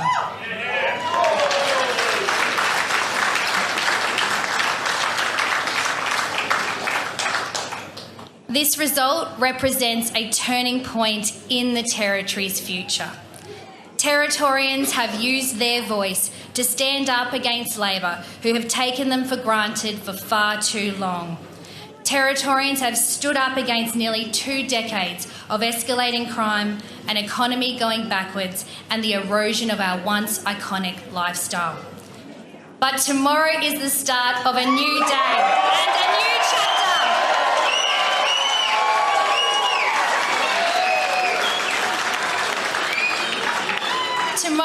new chapter for the Territory, and it's a moment of forward momentum for all of us.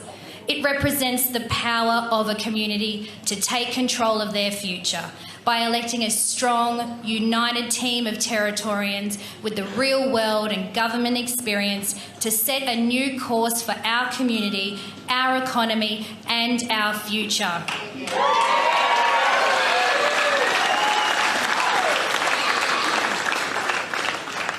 Our commitments to Territorians have reflected the concerns and the aspirations that they have for our great Territory.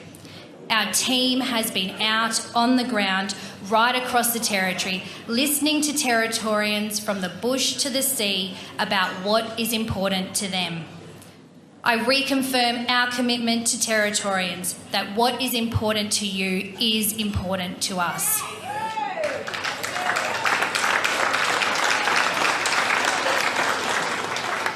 The great people of the Northern Territory have spoken loud and clear. They want to live in a safe community where our police are supported with better laws as we address the root causes of crime.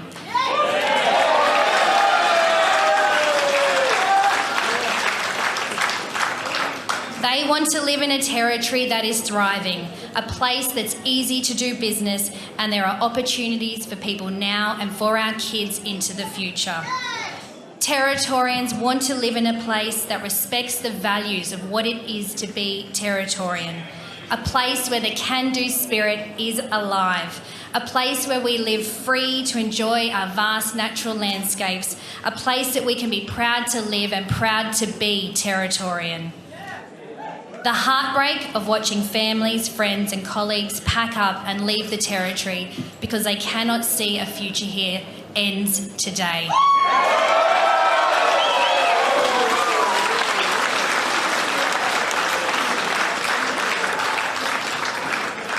And the hard work on behalf of all Territorians begins tomorrow. Tomorrow I will meet with the Police Commissioner and Chief Executive of Chief Minister and Cabinet to outline the immediate work that must begin to make the Territory safe. We will do whatever it takes.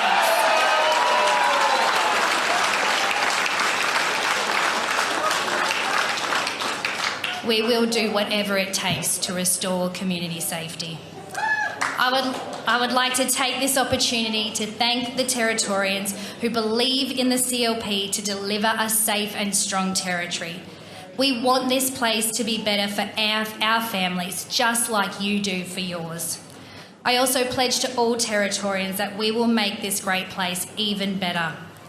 Tomorrow we will get to work on delivering our plan to reduce crime, rebuild our economy and restore our lifestyle, and we will not let you down.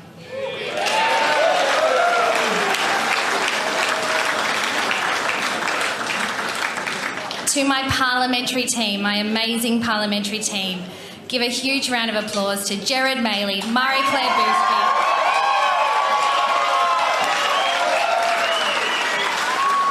Joe Hersey, Steve Edgington, Bill Yan, Josh Burgoyne.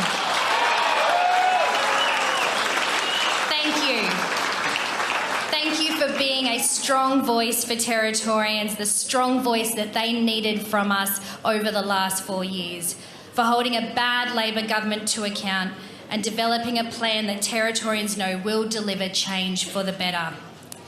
And to our candidates, those who made it over the line tonight, those of you who didn't make it over the line, and those where we know the result remains unclear, thank you. Your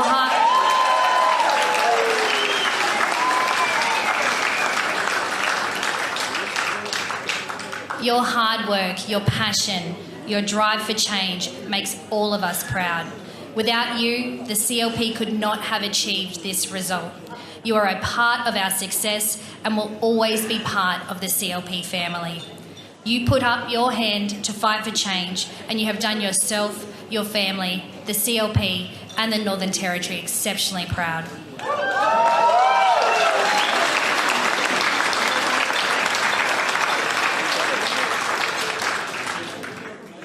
To our fearless CLP President Shane Stone, thank you.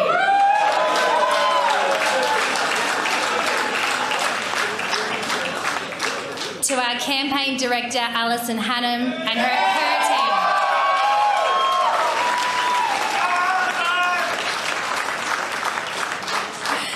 team. To every single CLP member, to all of our volunteers, to all of our supporters, thank you. We just cannot thank you enough for your determination and support to make sure that the Territory's future is secured under a CLP government.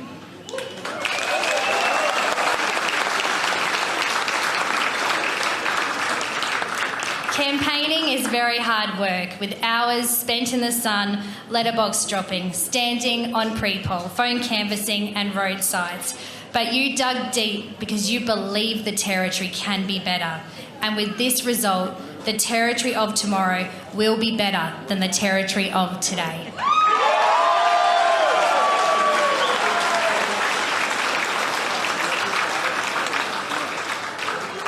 And finally, on behalf of our entire team, I'd like to thank our families, the people who sacrifice the most so that we can wake up every single day and serve our community. Your love and support fuels us to allow us to be our very best to the people of the Northern Territory every single day. You are our driving force, our constant reminder of why we fight and what we are fighting for. This result is a turning point for the Territory, and we are full of hope and optimism about the future. Thank you.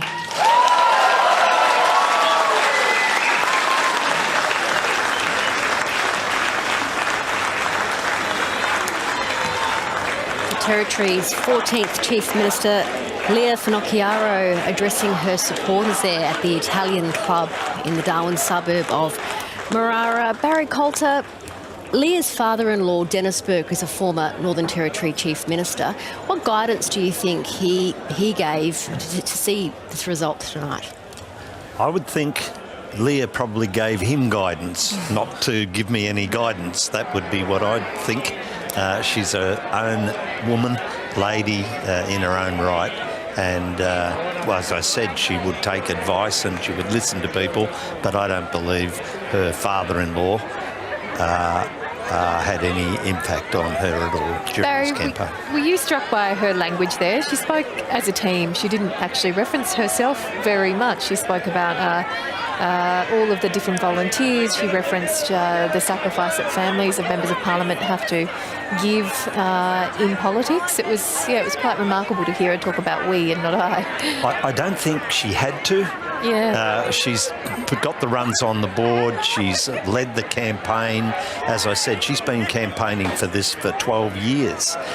So there was no I in that. Tonight was her opportunity to thank everybody that's made it happen.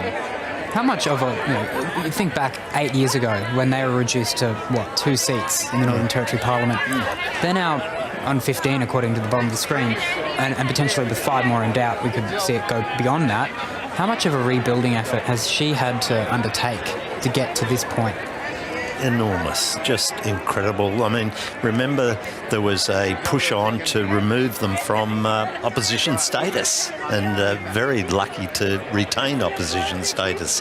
I mean, you can't come from any further down than that. She's just been consistent and kept focused and prayed for a better day, and that's happened today. But no, it's an enormous effort to come from a wing of 2, and it's also been a problem for her in terms of representing anything in the northern suburbs or Darwin. I mean, she's had to do that really by herself as well as her own electorate. So she's carried a hell of a burden for a long time. And I remember covering all the dramas inside the CLP in the last few years with the sort of revolving door of the party president until Shane stepped in, and it became really apparent that the CLP had no, and possibly still doesn't really have much infrastructure in the northern suburbs.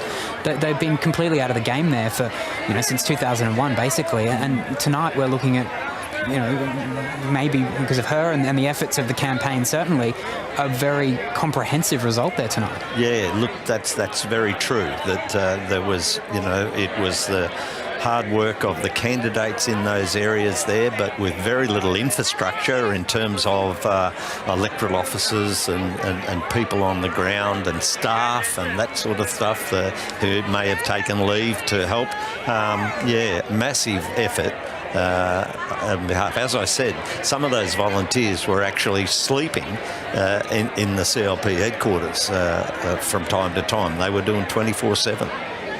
Barry, she referenced the work she has to get onto as soon as tomorrow. A lot of work to do, she believes, to revive the Northern Territory. She said that she wants all Territorians to live in a place that is thriving, that there's a safe community. She also referenced the root causes of crime, getting to the bottom of that. What do you believe they are, Barry, in the Northern Territory? I'm not sure, to be frank with you. You mentioned before about people coming in from the bush. A lot of countrymen are sick of their countrymen coming in to stay in their houses, and that's caused quite a lot of angst in the suburbs in particular, and also in the closer Darwin seats as well. There has been an enormous rejection of the pressures that's put on Indigenous people living in the northern suburbs and living in Darwin, and the resultant crime that's come as a result of that. Look, to say I've got the answer here tonight to that, it's been described as a complex issue. I take the words from John Williamson's song when he talks about Mount Isa. He says there's a lot more to be understood than trapezing in like a Robin Hood. And I ain't trapezing in on this tonight. Yeah, it's an interesting, look, you're right, it is so complex. Natasha, I want to talk about Leah Finocchiaro's rise as a young woman. I mean, what does that mean for Territorians, particularly young mums raising their families in the Northern Territory? There are challenges associated with that too when you're at the top and you've got a massive workload for all working parents. But what do you think she'll bring to the role as another female Chief Minister here? Well, Adam Giles never worked out why Kezia Purick always gave me the call as Speaker, was because I had to go and feed a baby. Like, you just sit there and go, what did I do wrong? But, I think it is really exciting. Like, it wasn't until we had, Claire Martin, really, we had Lorraine Brown before that. But Delia Laurie was the first sort of woman to have a baby in Parliament. Now it's commonplace. So I think that's really important.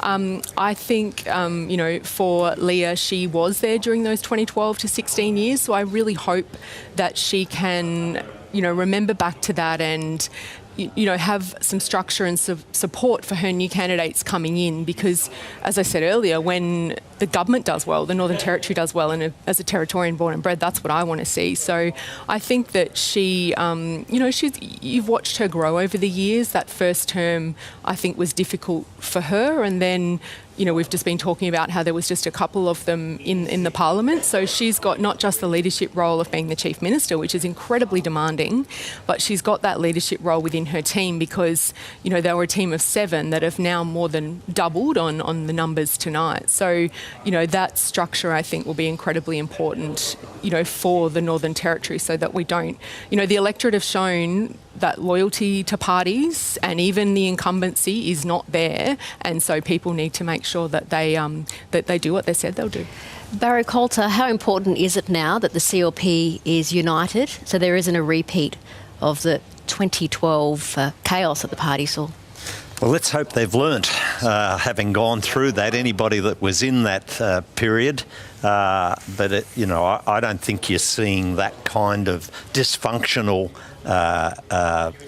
candidates or elected candidates in that thing today. I think they've learnt their lesson there. They understand what happens if they're not united, and I don't think you'll see a repeat of that. We've got another seat to have a look at now, or a couple of seats. Tom, what are we going to look at now? Yeah, we'll go first to the Darwin rural area and Nelson, where the incoming Deputy Chief Minister Gerard Maley is facing off against Anthony Veens, the Labor Party president. Yeah, and we thought We haven't done Nelson, which is why we're doing it. And we've got a couple of quite interesting seats to follow it.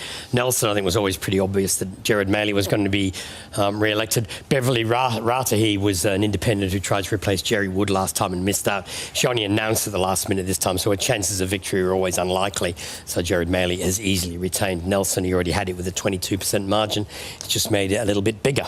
Let's go to Alice Springs and Breitling, where Josh Burgoyne, the Greens were saying that they were going to challenge him with Astor Hill. How's that turned out? Well, I always thought it was possible the Greens would get into second place, but I didn't think they could defeat the CLP. And you can see why Josh Burgoyne's 51%, the Greens 39, Labor is only 10. It's important to look at the change in vote here. There was a big Territory Alliance and independent vote last time. There was another Labor member change, ex-Labor member change seat. So the Green vote's way up. They only had a small vote with so much competition last time. The CLP vote is also at 15%, and that's all translating into it's 2% swing. We expect there'll be a strong. This is projected swing. I suspect the CLP will win that relatively easy. I haven't had a look at that exact number. That's an estimate by us. There's no guarantee that that's the final figure, but I would be surprised if from that primary vote the CLP didn't win that seat. But there's more counting to come. Now back to the northern suburbs of Darwin, where Joel Bowden, Richmond football player for a very long time, is the incumbent. How's he going? It's easier to look at this in preferences because we've got a third of the vote and nobody's got a third of the vote of the formal vote. So the order of those candidates now, if Labor gets ahead of Justine Davis and Ellie Barton, the preferences could put both of them ahead of Gary Strachan. And if they get ahead of Gary Strachan, then Joel Bowden could win. If Gary Strachan is in the final two, then I don't think Joel Bowden can only win. It's a three-way contest. We got 1/3 of the vote. There's another 45% of the vote to come, which will determine the order of candidates. Independents notoriously do not do well with absent votes. So that will be, and a lot of the votes that come are absence and early votes well away from the district. Let's head down Bagot Road now to Fanny Bay, where there's been a lot of talk about Brent Potter and his role in the government. Suki Doris Walker, the Greens candidate, also presenting a challenge there. Again, this is the strongest chance for the Greens to win because Labor slipped to third.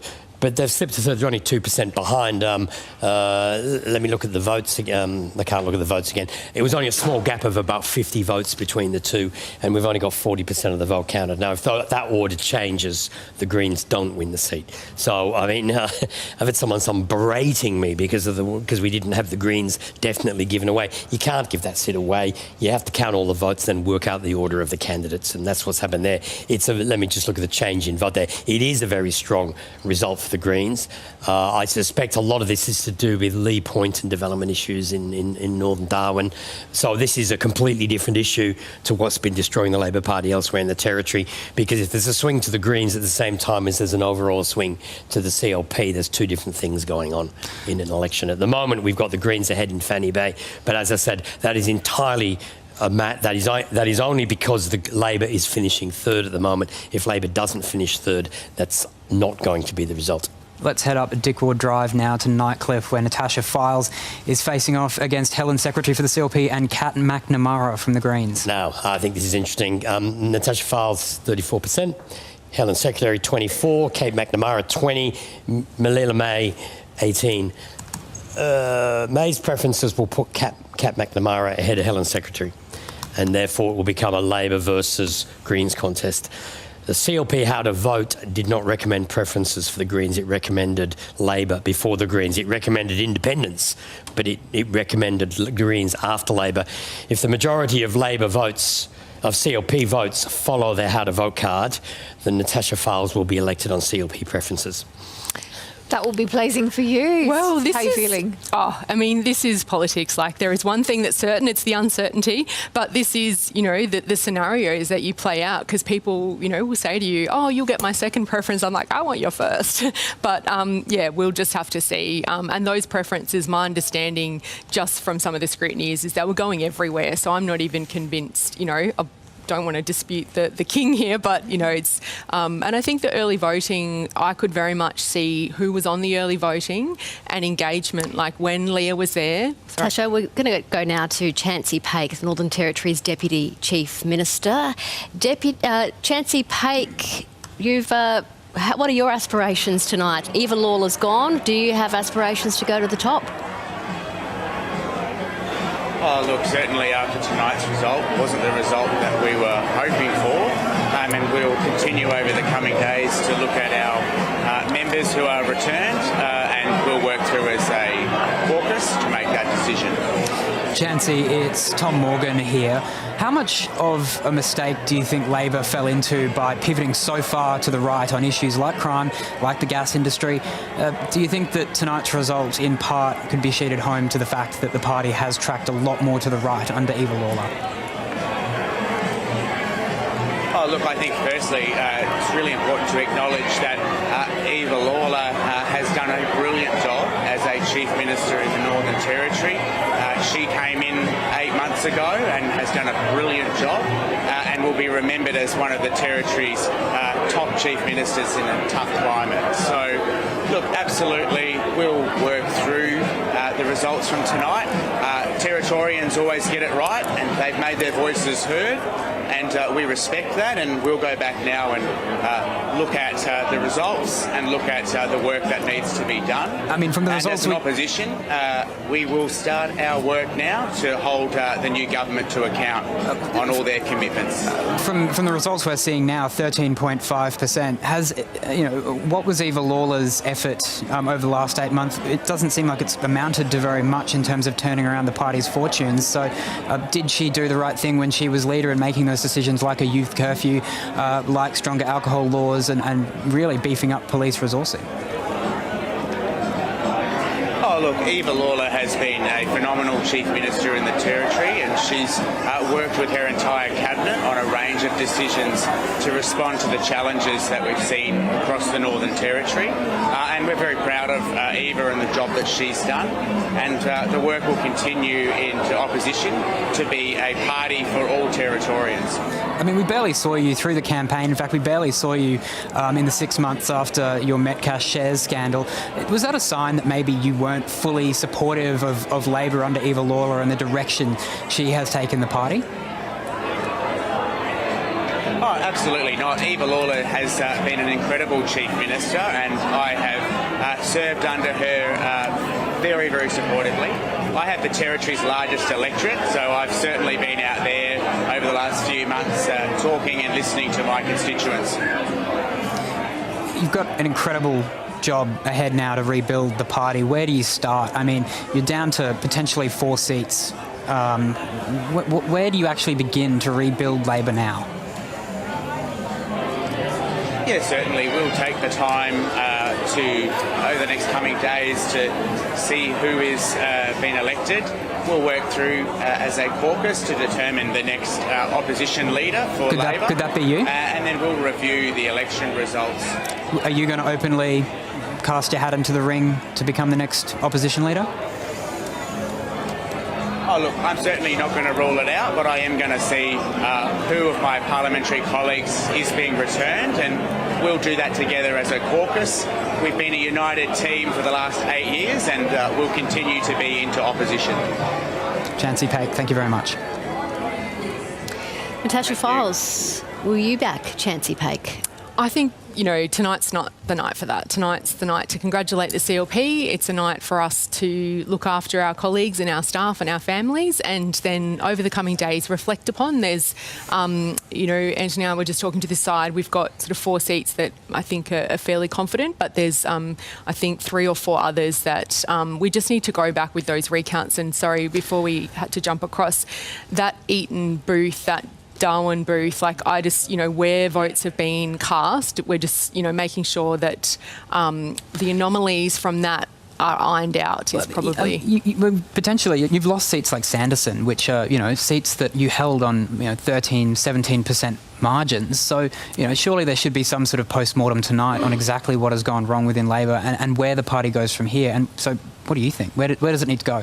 I've been on the go since 4 o'clock this morning. It's not the right time to do that. As I said, tonight's the time to look after each other, to, acknowledge the incoming government, to do everything we can to support them for a clear passage in so they, have the best start possible, and for us to, look after each other, reflect upon our achievements. We did a whole, but so much. Legislation, policies, COVID, there's just so much. So we've got the time, I'm sure. You mentioned COVID. What's interesting is that it was COVID that helped Michael Gunner get back in and get a second term for Labor. But when the Labor government handed down its mandates, its vaccine mandates, we saw popularity towards the government plummet, especially towards Michael Gunner. What role do you think that the COVID vaccine mandates played in the outcome tonight, considering how the impact that it had on Territorians' livelihoods and ultimately their health? I'm one of them. As you know, I've been injured by a COVID vaccine. I've got pericarditis. It's been life-altering. Yeah. So what impact do you think decisions like that have had in the broader community?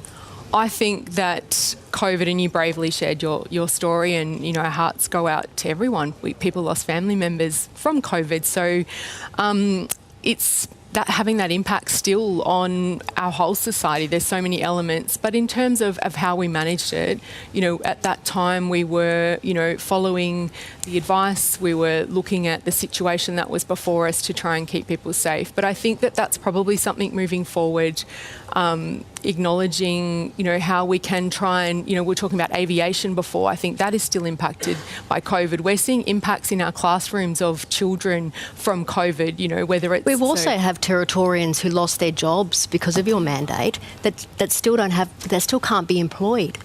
So, can you see the anger and the frustration in the community, that there's a large section of this community that feel that your government really hasn't acknowledged them at all? Well, not your government, but the Labor government really hasn't acknowledged them at all. And during this campaign, I still had people coming up offering support because of what we did do to keep them safe. So I acknowledge the difficulty of COVID, like the divisiveness. No, that's not what we wanted. But yeah, it's... the points that you've raised, that of course will reflect upon everything. As you said, in 2020 at that start, that Johnston by-election was pretty tough for us before that COVID period. So we'll look at all those structures and move forward as a party.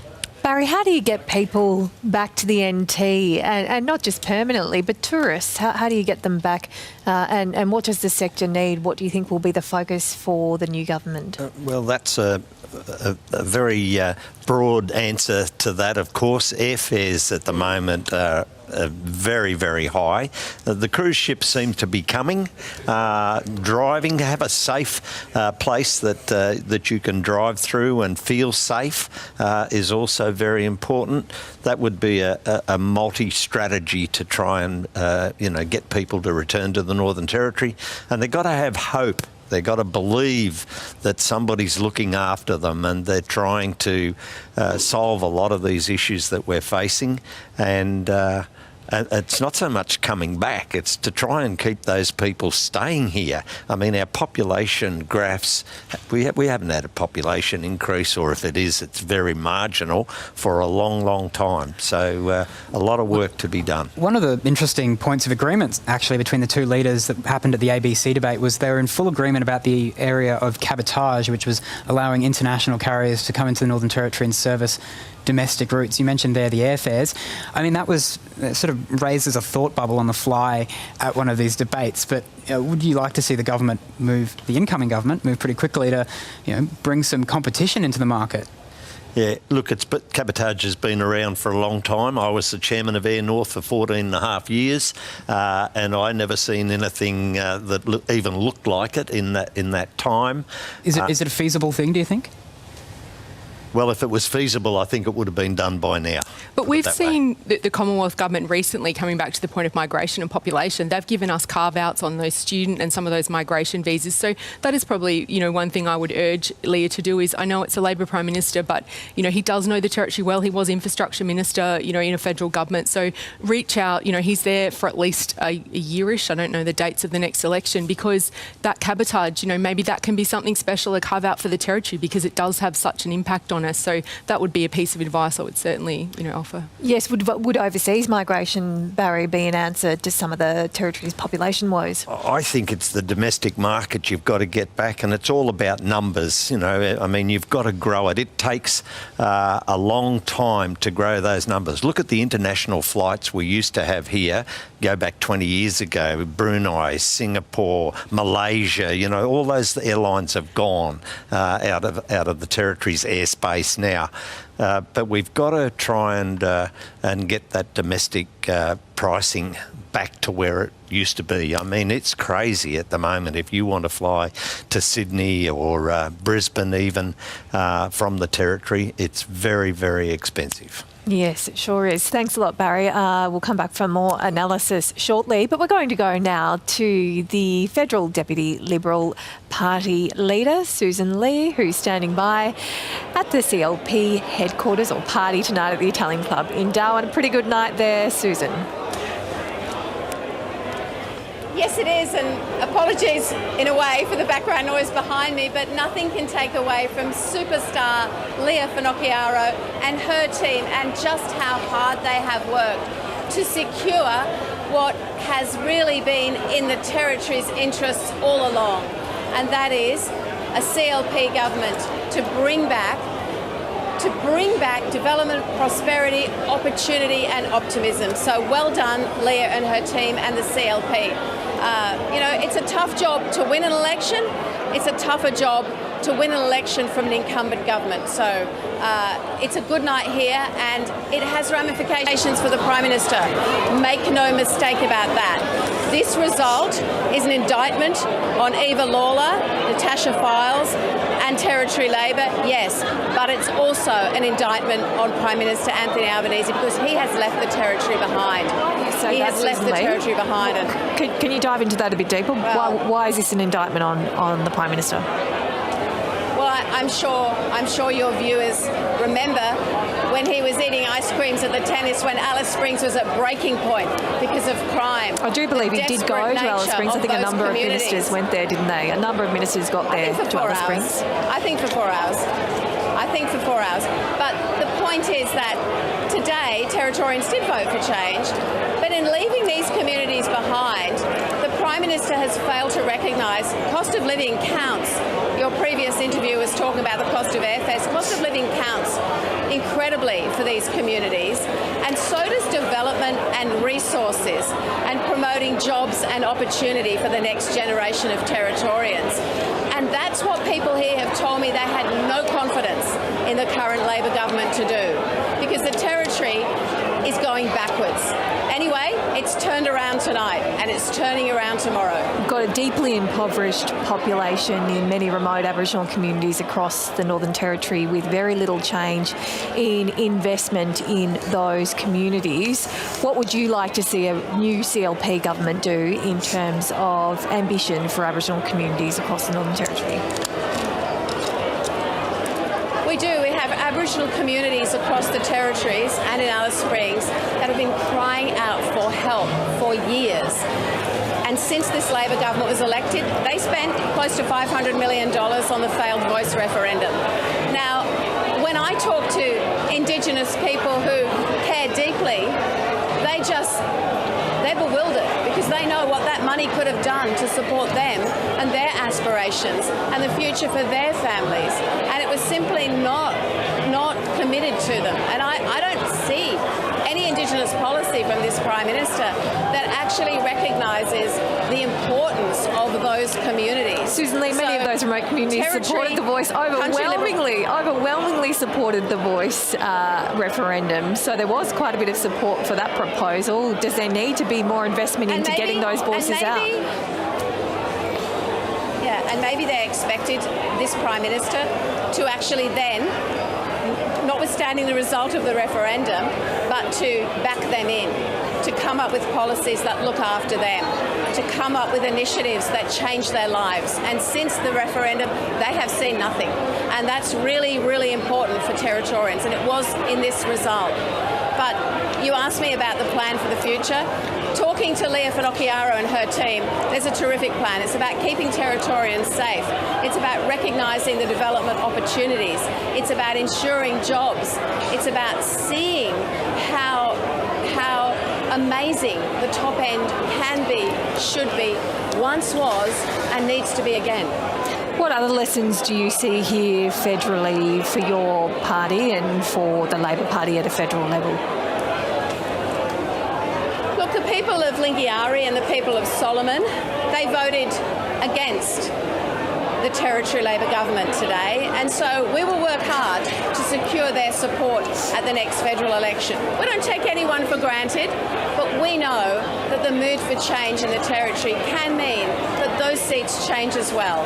And I'm thrilled that the results of tonight are giving so many Territorians confidence, because make no mistake, Prime Minister Anthony Albanese has left them behind.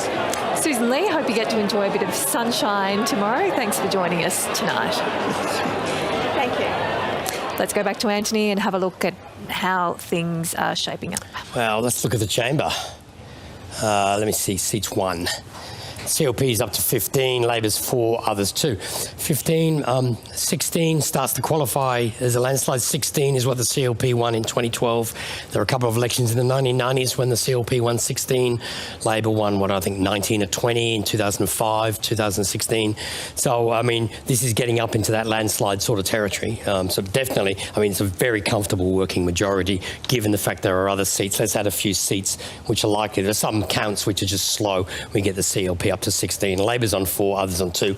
I think the CLP ended up with 4 back in 2005. Labor had 5 or 6 a couple of times in the 90s, and the CLP, of course, down to 2. So that's if Labor can get to 8, that's what they ended up with in 2012.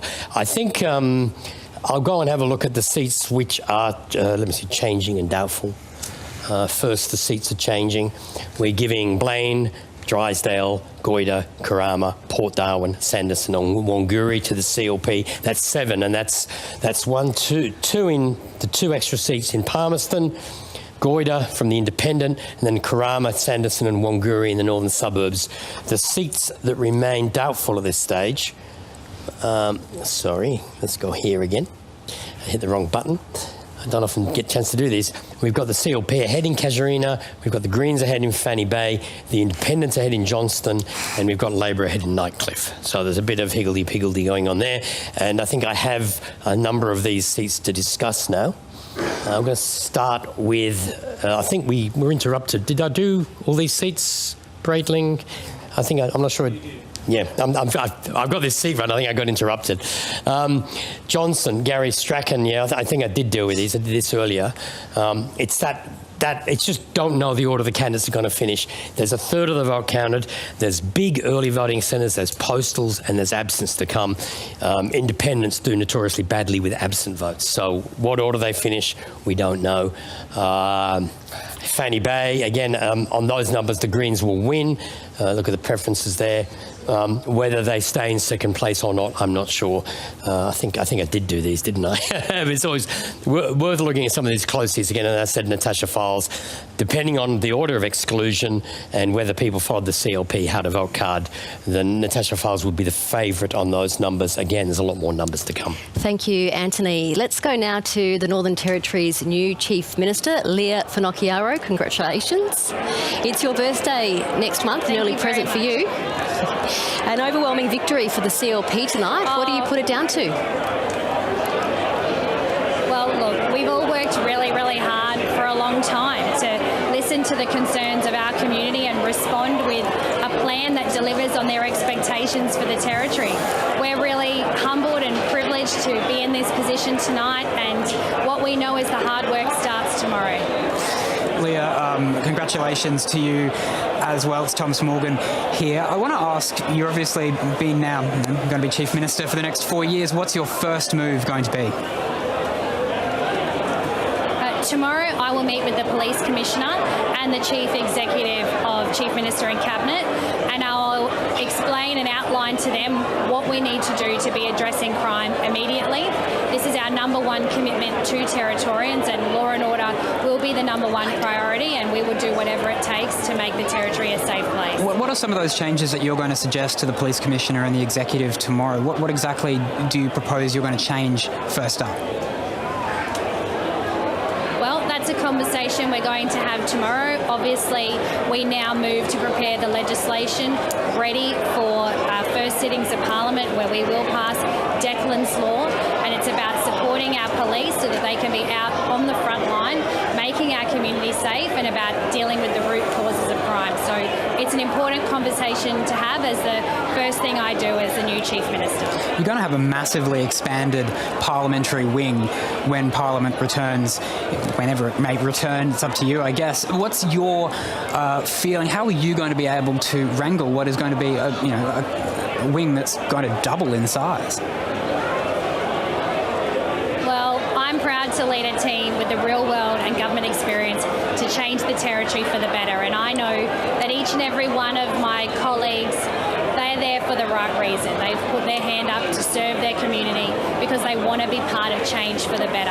And so we are buoyed by the opportunity to deliver on our commitments to Territorians and make sure we're putting their interests at the heart of everything we do, starting with reducing crime, rebuilding our economy and restoring our lifestyle.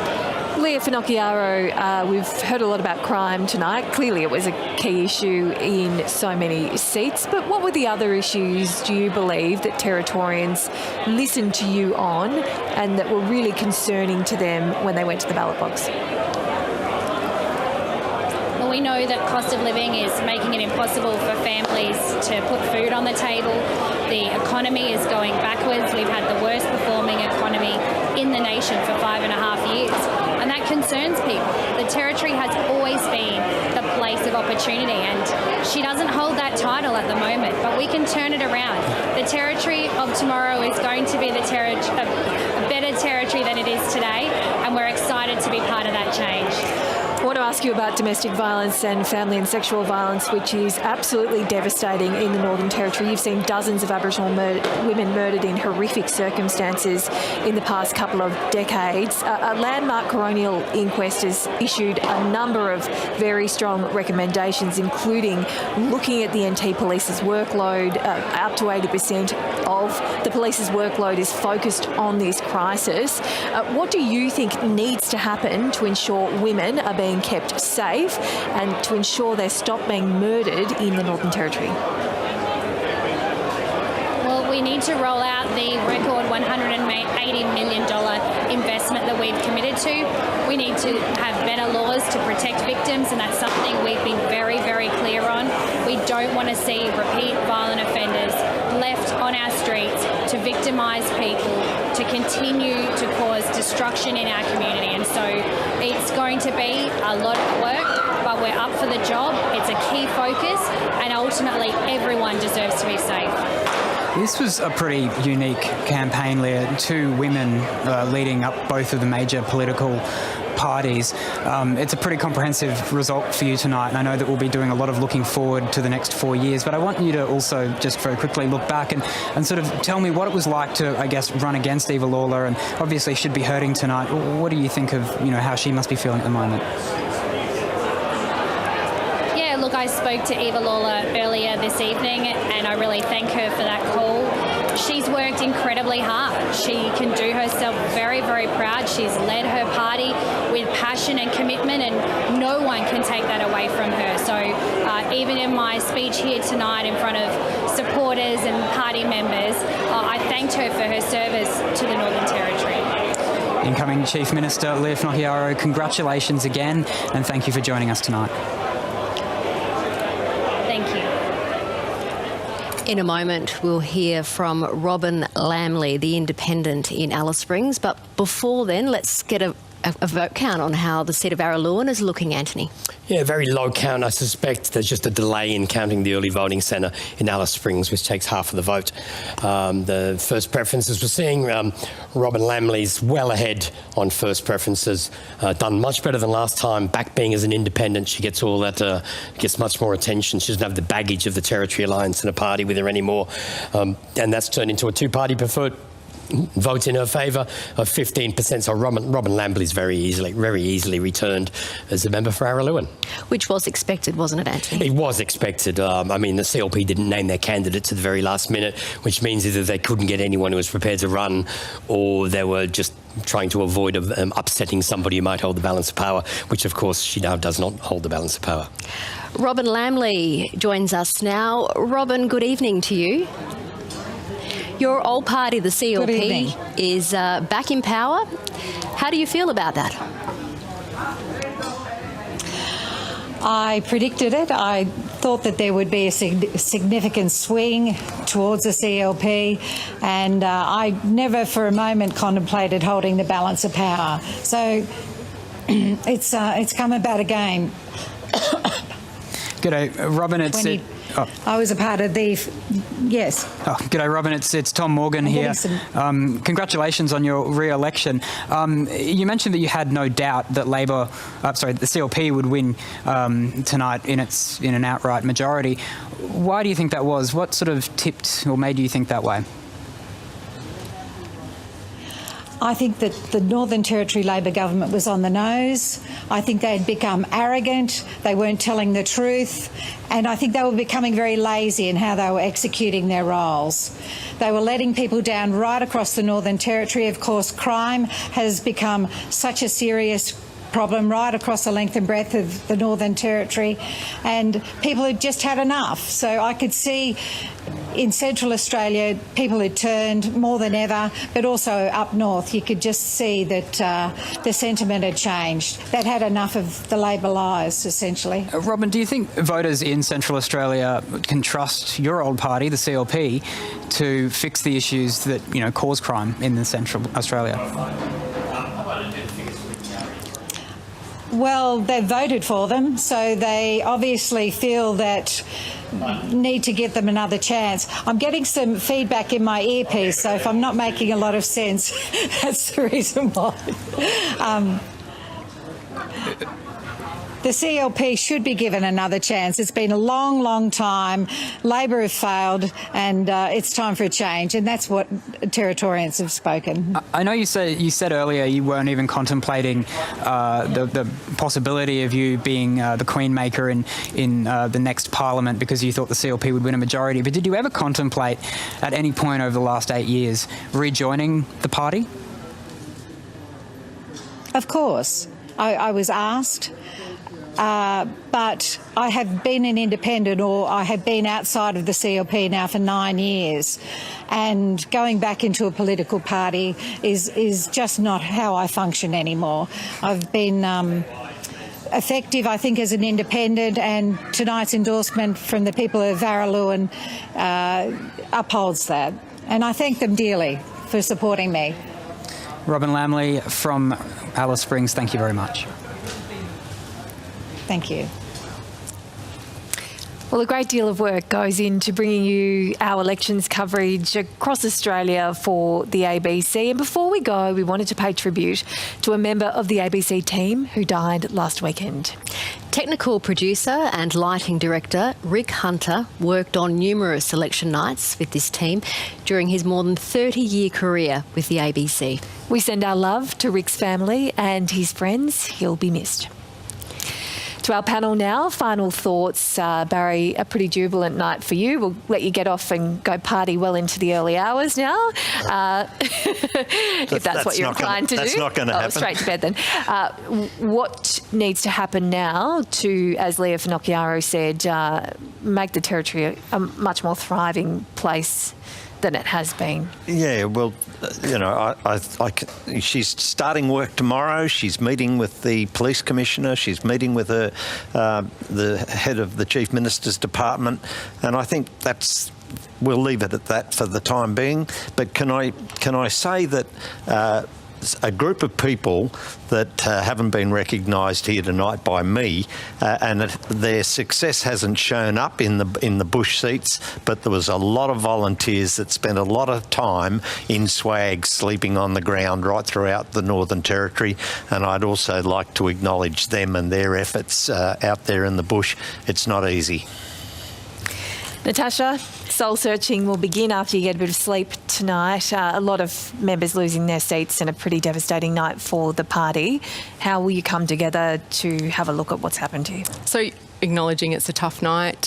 Good people lose their seats. That's politics. There's ups and downs. So just, look after each other. And would just like to give Kerry Gardner a shout out. He's a bit of a Labor legend. He travels the bush. He is amazing. And, they're the people that, for 30, 40 years. So, yeah, we'll look after each other and we sincerely wish the CLP and the new government well. We hope that they can have a constructive relationship with the opposition when we get into that parliament, because when that happens, we all succeed. So thank you. Thanks, Natasha. And Thanks, Tom, Barry. Final thoughts from you? Well, there was a magnitude 3 earthquake in Alice Springs this morning, which I think was a bit of an omen. I mean, what a political earthquake was that? A 12% swing at this point. Labor, the CLP's got an outright majority, and Leah Finocchiaro is going to hit the ground running tomorrow with changing the territory, to, in her eyes, restore hope and opportunity. Natasha there says that she wishes them well. I think most people in the territory hope that things improve here. And for Labor, of course, the key question is who's going to lead them next. It's going to be a very long period of time before they figure that out, I'm sure. But I'd be watching people like Selina Yubo and Chansey Paik. I look at those results and no one saw this coming. Anthony Green, final thoughts from you tonight. Well, there's the territory-wide totals. Labor just under 28, the CLP just under 50, Greens 8%, about 14 in the seats they're contesting, and others overall 15.7. That change in vote, the Territory Alliance disappearing, CLP up, Labor's primary vote well down, two-party preferred swing of 12.3%. Now, what I've also got the capacity to do is have a quick look at the federal figures from these results. And what we're seeing is in Solomon, that would be a 59% CLP vote and a swing of 17%. And in Lingiari, it would be 58.6 for the CLP and a much smaller swing. Now, these are state results, and this is all very much a reflection on, there are territory results, quite a reflection on the territory government, but they do have a warning for the Labor Party, because the Labor Party's success federally in the Northern Territory seats has stemmed from the period of the Country Liberal government from 2012 to 2016. I mean, the CLP lost both seats in 2016, in 2019 and 22. Now the tide has turned in Territory government. Will that be reflected in the federal seats in the Northern Territory? Now I want to quickly do the chamber. The seats which are definitely won, we've definitely given 15 to the CLP and just 4 to Labor. Likely 16 to the Country Liberal, 4 for Labor. Now, Labor could get as high as 8 or 9 at this stage. There's a lot of not very high votes in electorates, and there's a lot of preferences floating around. We don't know the order of candidates, so there's a lot more counting to come. There's no doubt that the Country Liberal Party has won the election and has a substantial majority. I think the question is, in the moment, is what's the position of the Labor Party? How many seats does it end up with? And are there others like Independents and Greens taking seats off Labor in the northern suburbs of Darwin? And I wanted to do one more thing, which is look at the seats which are changing. As I said, we've got the CLP winning Blaine and Drysdale in Palmerston, Goyden in the rural areas, Karama, Sanderson and Wanguri in the northern suburbs, and Port Darwin is in the inner city. And if we look at the doubtfuls, what we have left is Casuarina, the CLP's ahead, Fanny Bay, the Greens ahead, Independent ahead in Johnson, and Nightcliff is a Labor ahead. All 4 of those seats, or certainly the last 3 there, it depends on the order the candidates finish.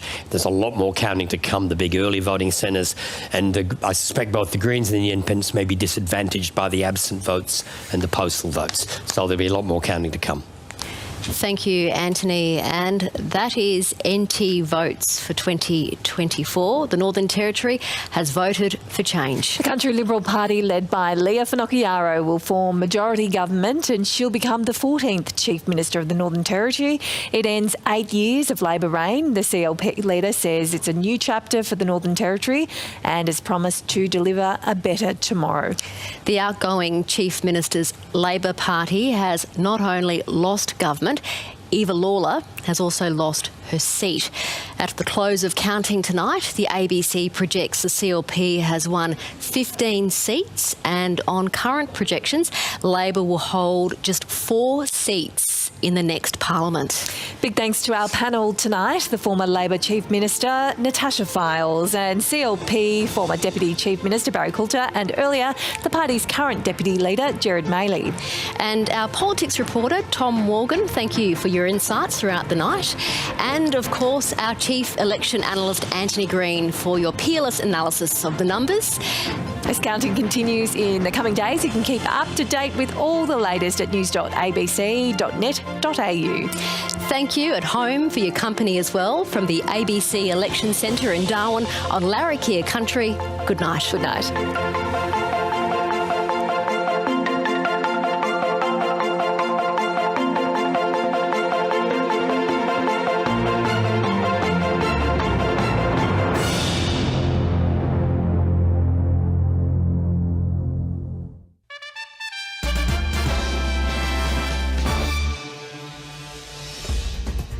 Saab. To tonight's top story, the country Liberal Party has swept a victory in the NT, ending 8 years of Labor government. Significant losses have been inflicted on the government, including Chief Minister Eva Lawler, who has lost her seat of Drysdale. The ABC's election analyst Anthony Green described the result as substantial defeat to Labor, predicting the CLP will win with a majority. CLP leader Leah Finocchiaro described her victory as a result for hope and opportunity for every Territorian. It is an absolute honour and a privilege to stand here before you as the first female Country Liberal Party Chief Minister of the Northern Territory.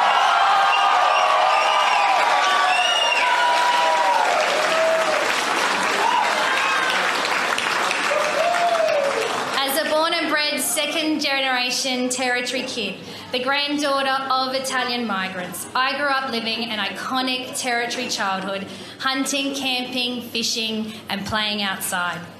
I always knew the Territory was a special place and I was lucky to be a Territorian. Growing up here, I felt the energy and opportunity that the Territory would give me. I have always felt blessed and proud to be Territorian. When I put my hand up to serve the people of the Northern Territory in 2012, I swore an oath to defend our freedoms and fight for future generations who deserve the opportunities and lifestyle that I had growing up here.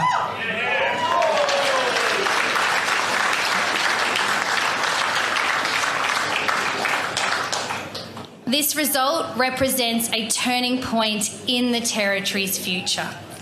Territorians have used their voice to stand up against Labor, who have taken them for granted for far too long.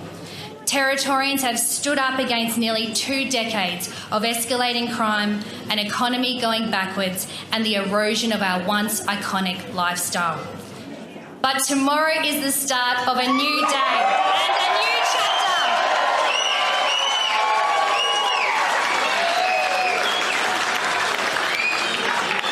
Tomorrow is a new chapter for the Territory, and it's a moment of forward momentum for all of us.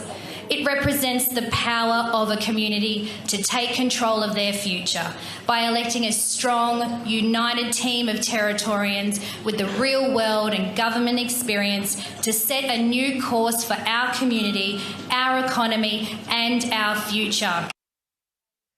Speaking to party faithful at Labor's headquarters, Eva Lawler said it has been a privilege to be Chief Minister. Look out tonight, I see the party faithful, the people who have been around since 2001, that have been committed to Labor, and I know will continue to be committed to Labor. To all of you who are here, I love you. You are the Labor family, the family that I'm very, very proud to have led. I think you all know my story. There was a nice article in the NT News today. It has been tough. My husband passed away in 2018, but I know he's watching down, and I know every single day he's always supported me in all the roles that I have. But to all my family and to the people who are my new family, my Labor family, the people who always look after me, thank you very much. Full funding of education is one that I will be very proud of.